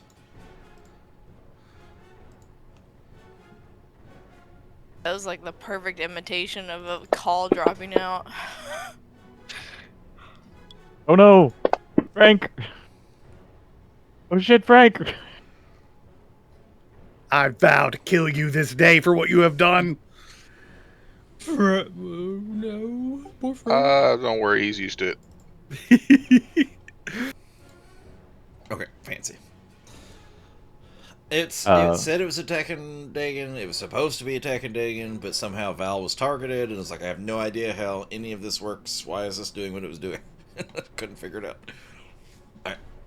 Invisible fancy. He's skittering up in this direction. I just want to make sure I can see the commander, and because it's not an attack, I am assuming that I can, because attacking makes me my invisibility fall off, right? Attacking or casting a spell. I think it specifies both. Let me double check that. But if you're right, then I'm probably already not invisible anymore because I cast silvery barbs. I'm gonna double check it. Yeah, I think that's greater invisibility lets you do all the things and stay invisible. I thought it was just attacking. I need to find the effect. Yeah, the spell ends for a target that attacks or casts a spell. Okay, then I'm no longer invisible. How do we remove that ability? On the combat tracker, the little on the far right side, the little image of a man kind of looking thing. You hover over, it says effects.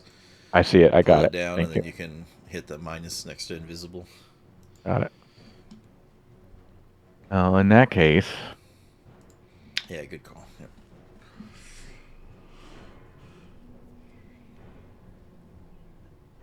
That does change my plan a little bit. I'm gonna do.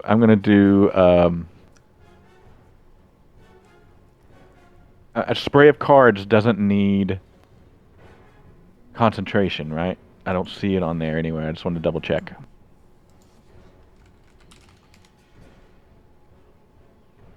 "15-foot cone." Oh, that's. I don't remember.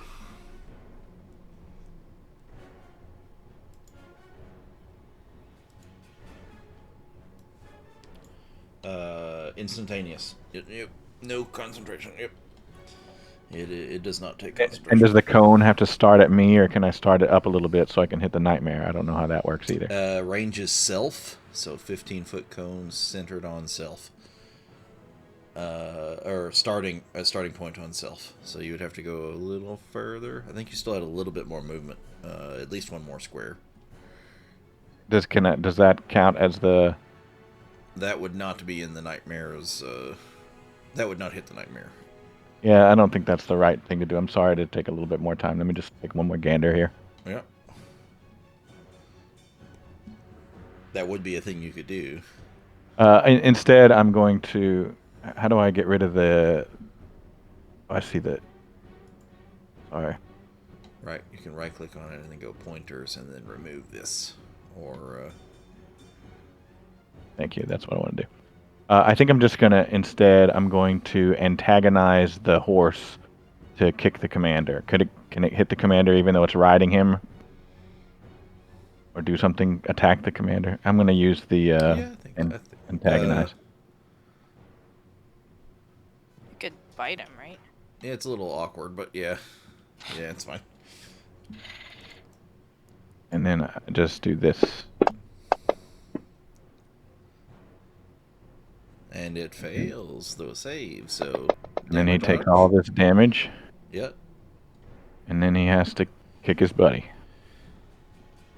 With advantage. Yeah, with advantage. Does he get any other things for him being paralyzed? That's It's instant. It's instant crit. That's perfect.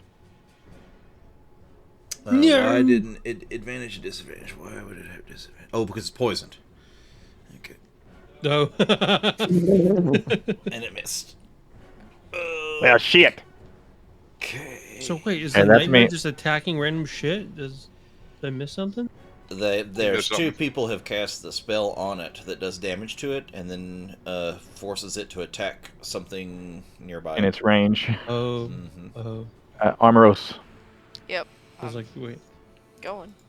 I'm gonna cast Fairy Fire. Ooh, okay, yeah, yep, that would get. So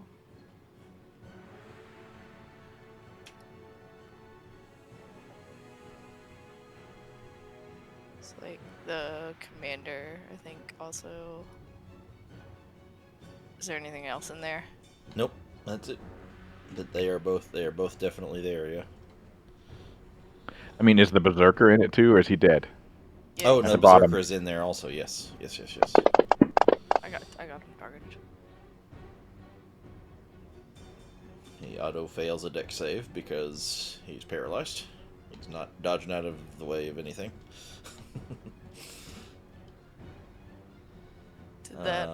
The Nightmare succeeded, everybody else failed. Berserker failed. Yep. So those should be the only two that. Yeah, those are the only two you have targeted. So you can just hit the effect on them. Oh, alright, okay. That poor Berserker 11. Can't get to anybody. And then I'm gonna move over here to Weldon and use my the prayer bead that's cure wounds. And Okay. Yeah. let's see if this actually works. Oh yeah, yeah. An extra 1d4 heal because of the moon sickle. Yeah, I have him targeted. Yes. Okay. That sure did. Awesome. Nice. Right. Horse of course, of course.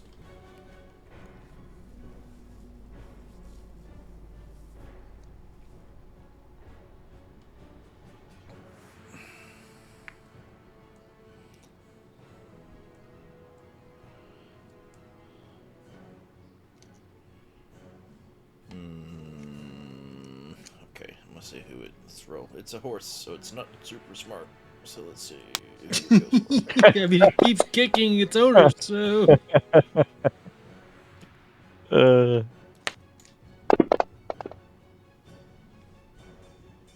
Whoa, that's a low D100. You get away from me. It leaps over the, or not even leaps over, but kind of shadow melds through the berserker. Actually, I'm gonna see. Okay, yep. Somehow paralyzed, gripped on like this dude is the best rodeo gripped on reins rider of all time. Well, no, he's Still just holding on. paralyzed. It's like petrified hands on the reins. Yeah. Petrified legs on the saddle and stuff. He couldn't let go if he wanted to. Okay, what? Crap.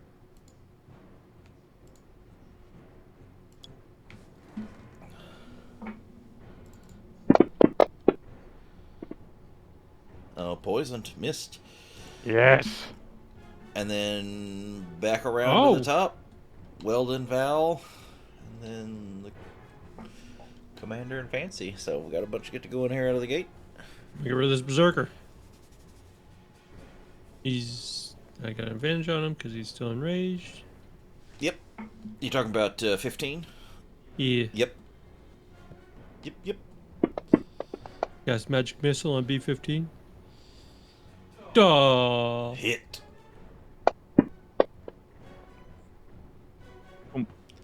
He is hurting.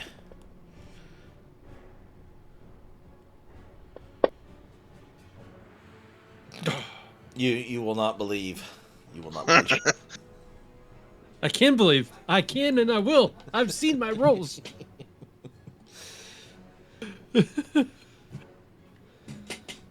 Alright, Well- first attack. Yep.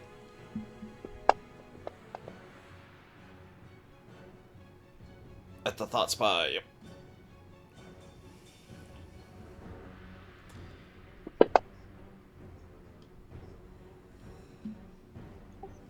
Because I made a attack my main hand, I'm able to make a bonus offhand attack with other psychic blade. Mm-hmm.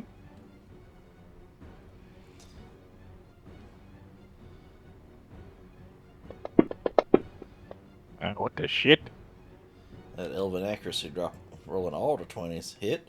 You had advantage, and you have an ally in range, so you get to sneak. It is not relevant, but Oh, it's relevant. with his 1 hit point he had left.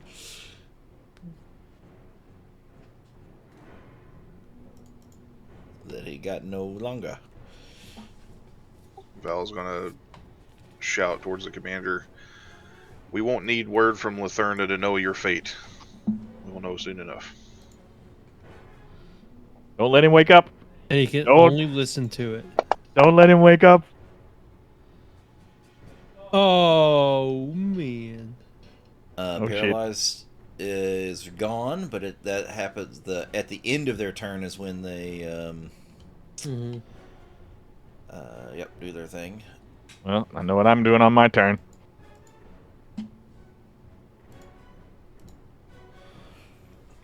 Oh, if you you could still hold have person advantage. again. Yeah, I'm gonna hold person again. That's what Wait. we're gonna do. You also still have advantage on the. Can't hold person on the. I still have advantage on what? On the commander to attack him. That part is true. Yes. If you hold person on him, I will hit him very, very hard. But Yeah. still I'm very, very hard. gonna try to do the whole person on him. Let's see if that works again. So, is he targeted? His wisdom saves have not been very good. Then. It's the downside of being a brutish type. His wisdom saves usually not great. And I think I can just cast it at level 2. I don't have to raise it because I'm not getting an extra target. So. Correct. Yep. Oh, and a 3. He is paralyzed again. Oh, Okay. fancy! I'm going to let you sing the best songs after this. I'm not going to stop you. Okay. That's me. That's your action. Yep. All right, Scouty Scout.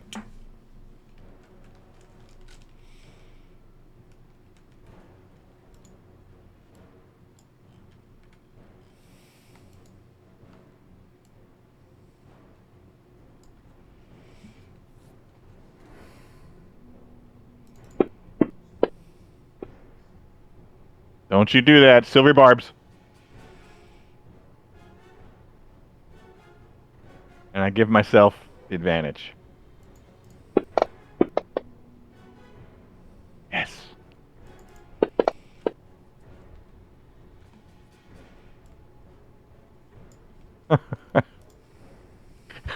We're not letting that guy get away. Somebody better go get that guy. I just kind of walk over and just say a little prayer to Mestra. And I've dealt with incursions before, so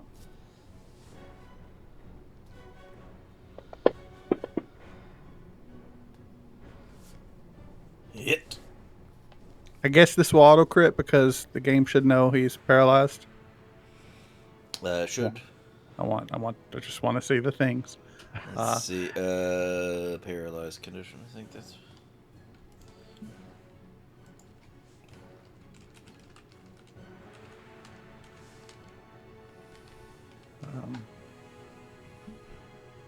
Okay.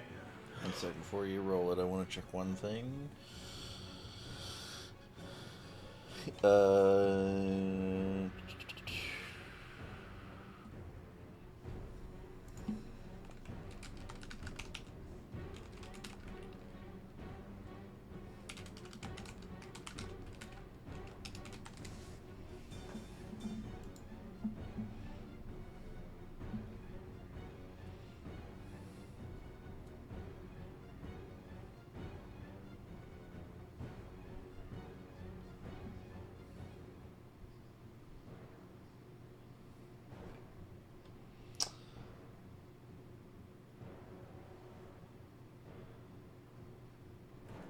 Hold down shift when you click the damage.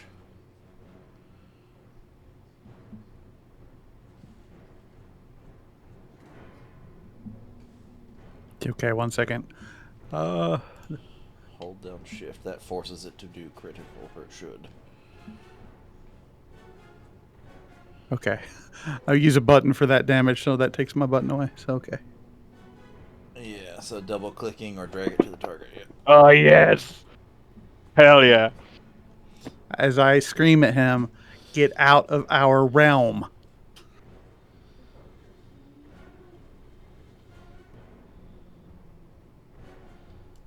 Armoros, and then Emmy will be up soon. Alright.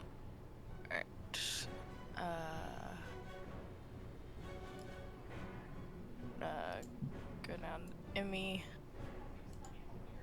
And cast Cure Wounds.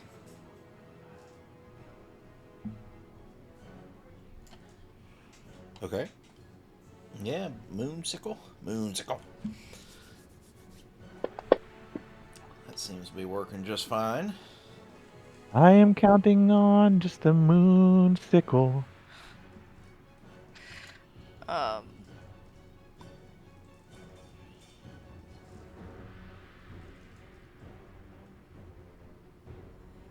then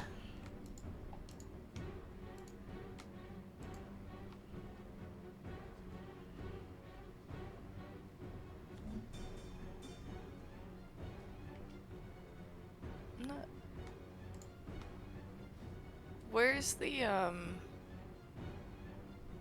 person that's shooting the longbows? That's the scout, right? Yeah, they're up on the far left hiding. Yeah. Correct, yeah. The left side of this building.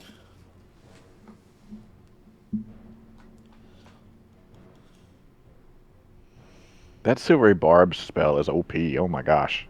That's very good, yeah. Oh, you crit? No, you didn't. No, just kidding. It does cost your spell slots. Yeah, it is burning him up, but it's cool that you can use his reaction. Mm-hmm. I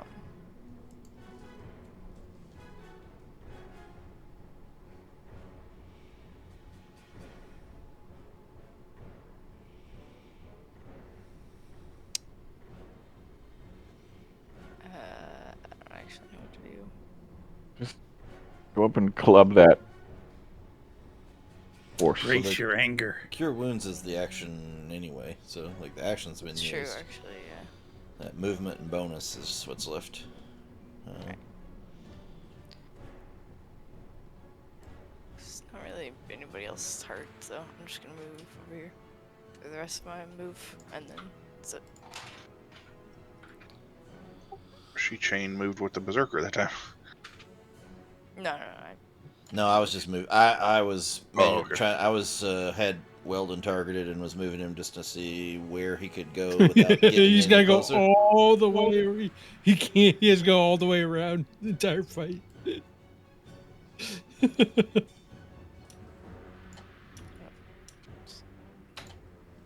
Yep, Amy's turn. Yeah, he can't get closer. He can't get close enough to attack anybody. Even tangential movements now doesn't help him out. But he's not enraged anymore, then, is he? He is that is true. He's not reckless. Yeah. Yeah, he's not. He doesn't rage. Like they don't rage. They when they make their attack, they can choose to make them all recklessly, so that they have advantage and things have advantage against them.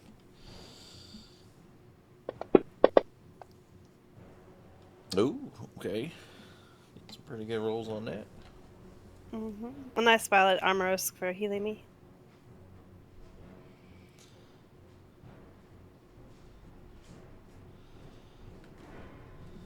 It's poisoned.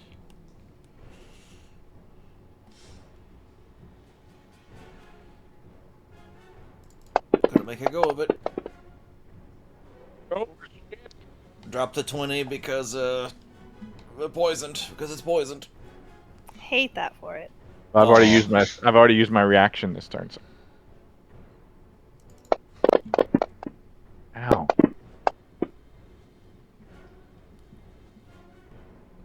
Oh, he interrupted my concentration. Yep. Lame-o. And next round. And Commander Pretty goes sure. like last. So, Weldon, Val, Emmy. Mm-hmm. Commander's already unparalyzed though from when Dagan Yeah. dunked on him. Oh. I'm surprised I didn't auto. Do No, it. that doesn't remove the paralysis. No, it Oh doesn't. wow, that's It doesn't. crazy. Oh well, Mm-mm. that's. I was holding back attacks earlier because I thought I would take it off. Nope. I thought the commander succeeded to save last round. He It did. just, I put it back on. Oh, I missed that. Okay. I went Didn't right think you after him, and I put it Okay. back on. Luckily. Yeah, he just Oh. because at the end of his turn he rolled. did. Yeah, I He, missed he that. saved. The paralysis went away. Fancy went literally next, put it right back on him. And Well, then, now the paralysis is a concentration maintained by Fancy. Like, so they can interrupt Fancy. They can attack Fancy and make him drop concentration. But it's yeah. Because I was afraid he was going to kill the horse and he was going to fall and take 1 damage and then he was going to lose it. No. No. Yeah. Yes. It had 1 HP. Yay! Good job. It does die horse. You guys got to pile the damage on this guy before he gets going. He's I just- wounded big time from that mega divine smackadoo. Spackadoo. Mister is wise and beautiful.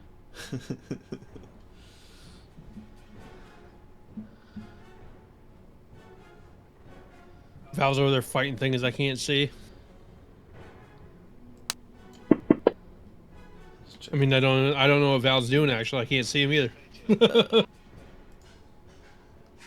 The commander does take a couple damage points. From falling from the horse that died. I'm trying to figure out who had advantage on that one. He's still paralyzed. He has fairy fire Keep on too. forgetting this very important fact. He has Yeah. fairy fire on too. Yeah. Yeah, so attacks made within 5 feet are auto crits, but all attacks against him have advantage. That's the difference. Oh. Okay, well, let's see if this works first. So as I'm walking towards him, I'll summon a soul blade and just chunk it at him like I did. Mm-hmm.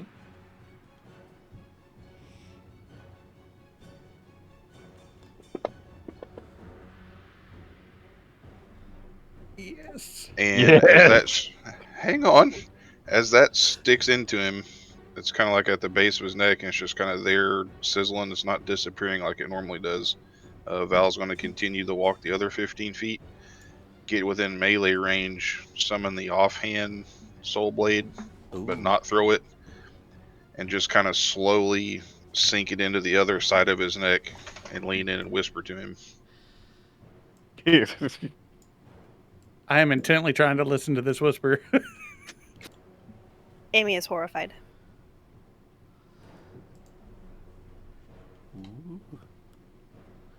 And I'll let Dagan know what the whisper was later. Okay. And then Emmy. There are but 2. A berserker against the wall, and then the scout hidden back around the corner.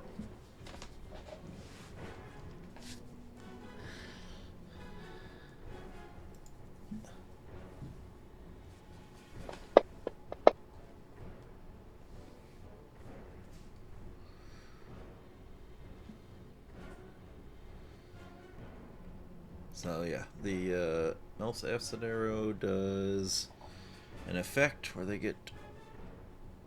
Yeah, I always have to remember how that one works. I don't know what happened. The DMGO is an effect that goes on them, which is the damage on their turn. Basically, at the start of their turn, they take the damage. That's And then No, I think I dragged impresses. something on my character sheet. I don't think that's supposed to happen.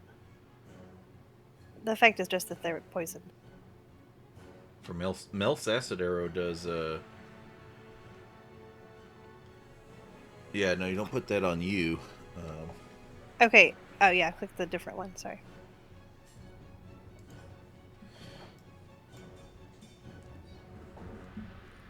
All right. So is that good? They take 4d4 damage immediately and 2d4 acid damage at the end of its next turn. So it's at the end, not the beginning. But you should still hit it with the acid damage, the 4d4 acid damage. Maybe it says 4d4 plus 4. Oh no, not to you. I know. The map moved. Okay, that was 9. There we go. Applied it to the berserker. There we go. And then I'll get rid of your effect. Okay, good.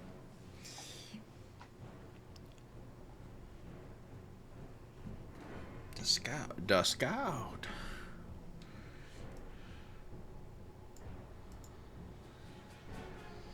It's been using terrain to its advantage.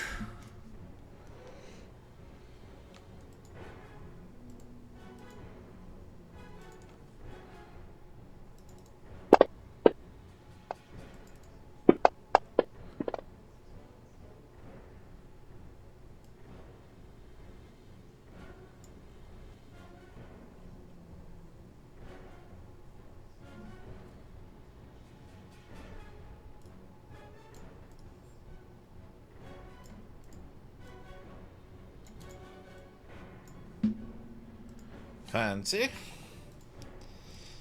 Do I have any awareness of where the scout is? Can I dimension door to him? You know that he just ducked behind this wall right there. He came running. You saw the from the moment he appeared, shot 2 arrows, and then went off to the east behind that wall. You saw that for sure. Okay, I want a dimension door up there. Is Dimension Door an action spell or a bonus action spell? It's action, but I have my bonus action once I get there, so I'm gonna stab him with my stabby stab short sword. Can be like, surprise, motherfucker. Yeah, basically. Boop. I'm assuming my weapons are out, so I can. Is he here? Oh,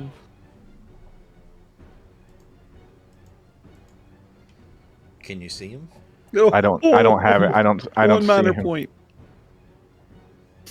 It's like dark back there for my character for some reason. Yeah, so You you can will see? have to because it is dark. No, but my sword has light on it still. not much light. Oh wait, Yeah, we turned it off because he put it in his. Sheathed my sword, yeah. oh, but it didn't actually go away, and it's not concentration or anything, so it was Right. just still lit up. He just had it sheathed. Okay. Yep. Okay, let me fix that. I can do was- that. That's funny though. Whip out the Hey, up. glowy sword. Whoop. Fancy disappears again. That'd be really funny though. Like if you didn't have the light, I can't see him. You went like, aha! Oh, Oh shit. I can't. Where'd he go? Huh? Yeah, he's not hidden here. So let me see if I can get this back on.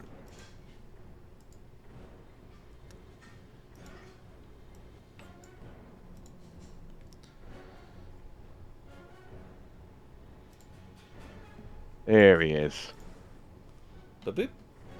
And now I'm just gonna do an offhand short sword attack. Uh-huh. And I'm gonna miss at that. But I'm standing here. Now he's not using that bow on me. But the Hopefully. most important piece of that is you're behind the wall, so no one saw you miss. Yes. My tale of glory will live I on. can see him. Hey, you hush.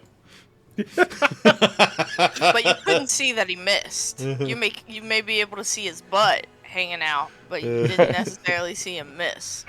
Fair enough. Yeah, but the cries of the guy he swung at, haha, you missed, it was a clear giveaway. Neener. Yeah, the neener. Amoros and then Dagon will be up soon. This poor barbarian, I love him so much. He's just like, guys, I'm trying to help. I really am.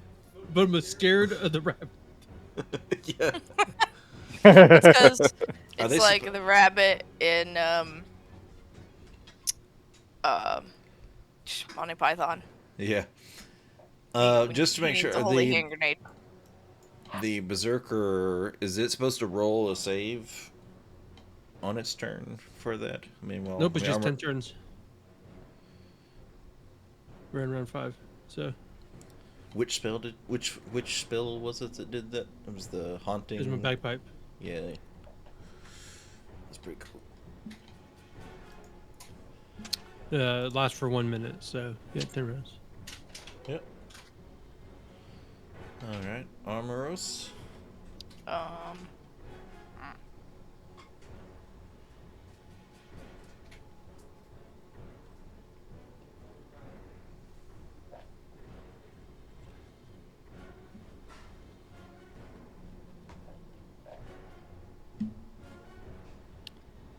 well, I was planning to heal Fancy, but I can't reach him now, so.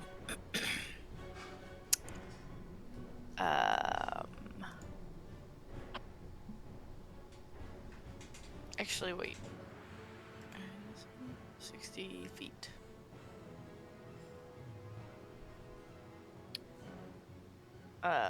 I can cast Healing Word, right? 60 feet. I think that's right. I think it's 60. It's either 30 foot or 60 foot. It's 60, yeah. Yeah. You have to have line of sight, though. He should be able to get over here. Well, I can walk there. At least his butt. That's what we have established. Yeah, yeah. Right. I can see And his he's butt. wiggling it. Yeah. Oh, yeah, barely. 50. Oh yeah. Okay.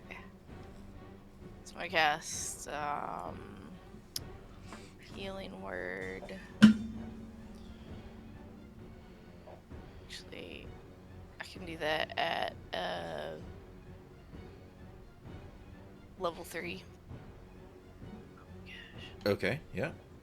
And yes, on the bagpipes, it does get to repeat its saving throw at the end of every one of its turns.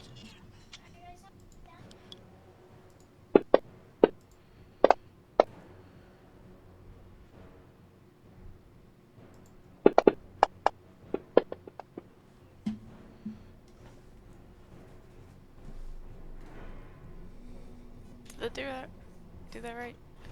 I think that did that right. Fancy. It seems to have helped. I feel better. Yeah, with the moon sickle and all. Yep. Yeah. Okay. I feel better. Yeah, that's a bonus action.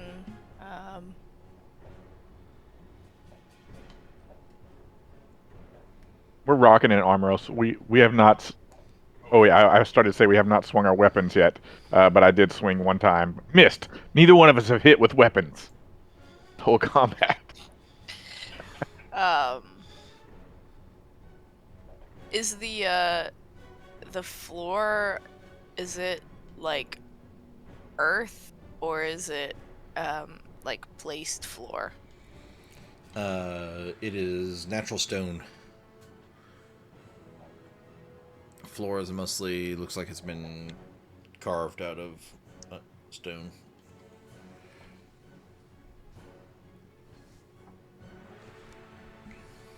You're trying to give him some little earthen booties. Ah, The ground comes up and grabs him. yeah. No, I don't know. I was gonna do something, but I don't feel like I really can. So, I'm just gonna pass.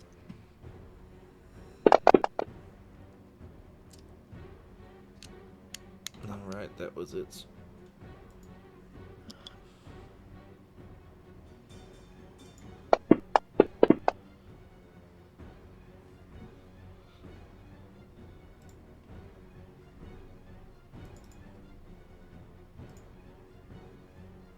Dagon. I'm gonna just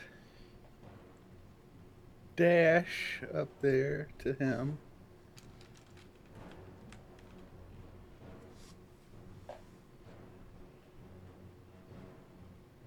I don't know. Can I get? I think that's about as far as I can get. Is right there. I was planning a hill. He's not that wounded right now, but Not much else I can do. Something as a bonus action. Just demoralize the enemy for us all to end combat with full health.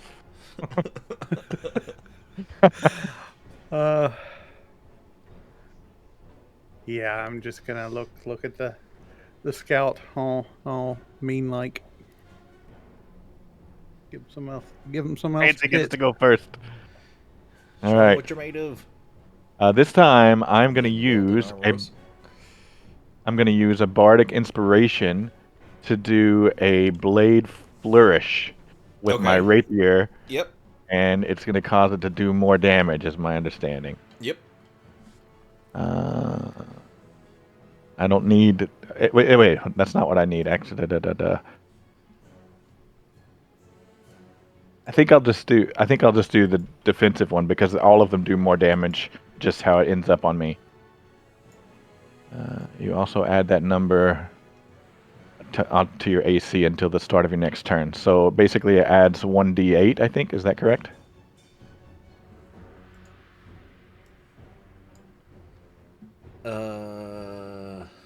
It's gonna do 1d8 more damage. I don't know how to do that because it's not coded right, but our first try at blade flourish. 1 second here. Yep. Because you have a. It adds 1d8? Yes, and then Number depending on how I number you choose to roll use it. on the bardic inspiration die, right? So roll, Right. yeah, which is just the d8. Yeah. So there's an effect under slashing, and instead of just making it damage 1, we'll make it damage 1d8. Okay, good. And then so click the effect on yourself, and then make the attack. I guess would be. Did that work? I have to see if I hit him anyway, right? Yeah. Because This if you is hit him, with you don't the need rapier. to add that piece. Or sorry, if you don't hit him. Yeah, so you did hit him, so you have the damage effect on you, so now just roll the damage. And then I can swing with my short sword. Uh-huh. And you hit? Yes!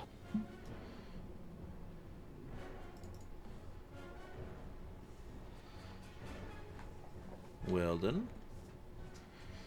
This poor barbarian and poor berserker, he's gonna get badooshed. Fire the ion cannon.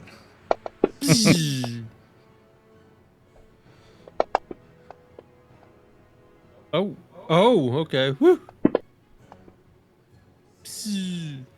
Wow, that was way more effective than I thought it was gonna be. Is it only supposed to be 1d10 for your Eldritch Blast? Shouldn't it be 2d10 at this? Is it? Yeah, level 5. You would since we started beyond that, you may need to buff that. Did I not change? I swear I changed it. For what? A lot of The cantrips. damage cantrips go up when at the level that most people would get extra attack to get a second attack. The damage cantrips usually go up. Oh, by- I must not have done it because of the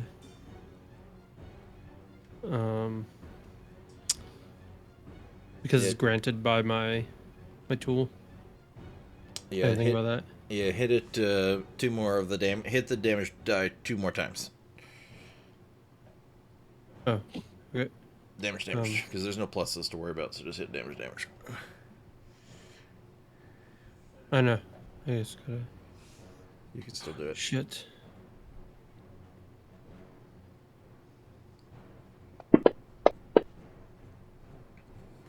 That again. There we go. Okay. Armoros.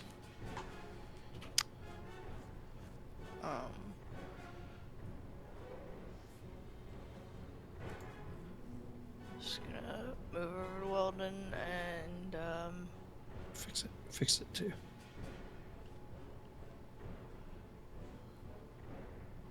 say, I think you guys got this. I'm not gonna attack it. Nothing he's gonna do. Throw a rock at it. Armoros keeps up with his pacifist attitude. You guys got this. You're fine.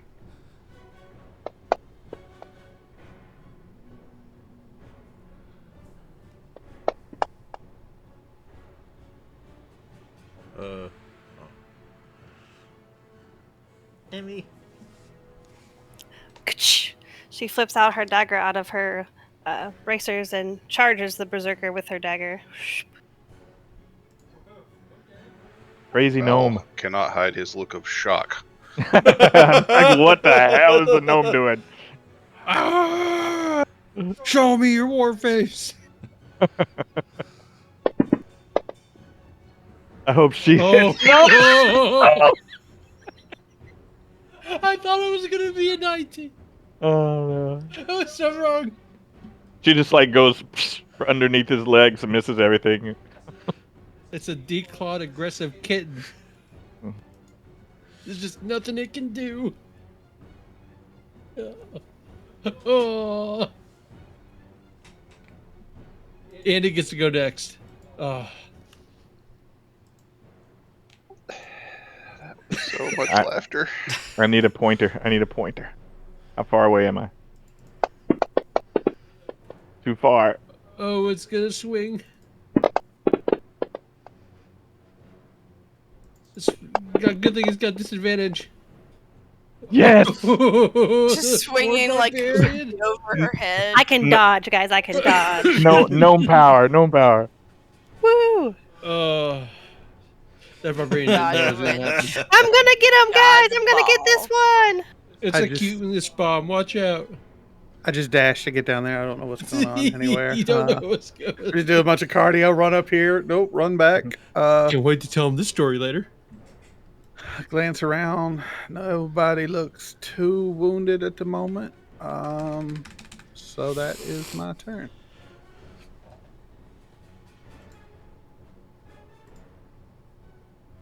Huzzah, everyone. Emmy has a chance to kill it. I can do this, guys. I'm just gonna go stand over here, and if I need to, I can step or I can push him out of the way and take the hit. Okay. Yeah. So your action, you're gonna hold your action to, if it attacks Emmy, to grab Emmy and pull her out of the way. That's your. Yeah. Yep. Okay. You shove And her. I also still have 3 mirror images, so there's really 4 of me standing around it. Yeah. Yep. Yeah, you can totally do that. Use your action. You hold your action to pull her out of the way. Yep. Yeah. As Val's running up, he's gonna be shouting at me. Are you sure this is a path you want to take? It's the path we're on. I gotta take it.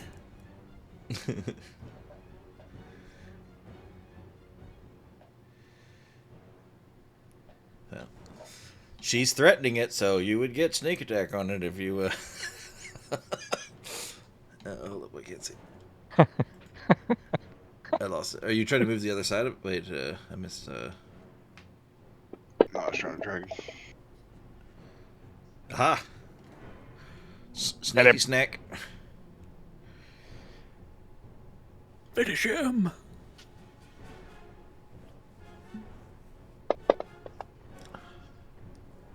Yes. Where's our So, victory music? Did that specifically with the real knife. I'm just gonna kind of cut a glance over to Emmy. Don't rush it. She stomps her foot and pouts and sits on the floor cross-legged. In front of the corpse. Oh, that's awesome. We did it. We it did was- really good. It was very, very good that the commander, which was by far the strongest enemy in the field, got to do nothing. Yeah, we did really He well. got to ride his horse gallantly the entire time. Yeah, we Almost. learned a lot about. We gotta take his fancy armor. I just pictured him with a snooty look on his face the entire time because he's paralyzed and he couldn't show fear or anguish or anything. I'm gonna hand out my salves to one to Fancy, one to Weldon, and one to Emmy. Yeah, how do I use it? I don't actually have an item for it, so. We can make one, or Tell me how much it heals. I'll just do it.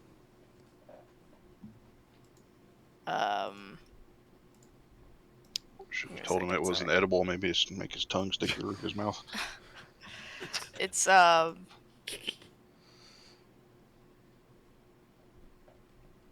it's 1d6 in addition to your recovery dice during a rest. Oh, during my rest. Yeah. So we are not resting yet, so we can't use this. Right. It's just you have it so that Mm-hmm. if you want to use I it want to during put a your little rest. dab on. That way you only have to use one recovery die. What is it hopefully. again? It's a healing salve. I'm assuming we're probably gonna stop, but Yeah. So, as I say, before we do though, rifle through some of his things, and I put some items in the inventory for the party sheet. Cryptic scroll. Gloomwrought chainmail. Heyo. oh, Knight Commander insignia. The Longsword of Vengeance. +1 longsword. you want it? No. That's not my kind of weapon. And a vicious longbow.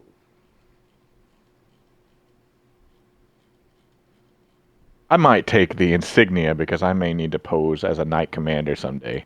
You should I think we should give totally that to have. Val. Supposed to be Yeah. ID'd, but neither is the scroll. Okay, yeah. So one of those you don't know what the longsword is. Oh, that's fair. Okay. Oops. Sorry. But yeah, that's my bad. It's supposed to be set up to be hidden. The scroll was, but that one wasn't. I don't think. Can anyone here actually wear heavy armor? I can wear heavy armor. I can Oh, use it to okay. make cool things. Like, I'm not sure that I mean, this is something I'm gonna wear. 'Cause,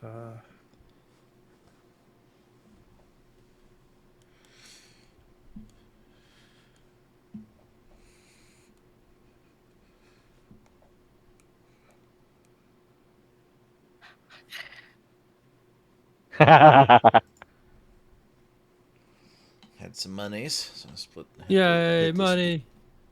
Hit the split button.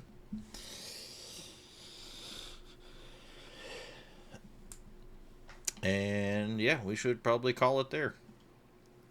yeah, I'll make a few notes. Super I've fun, got- guys. I've got identify in Pearl, so I can identify things.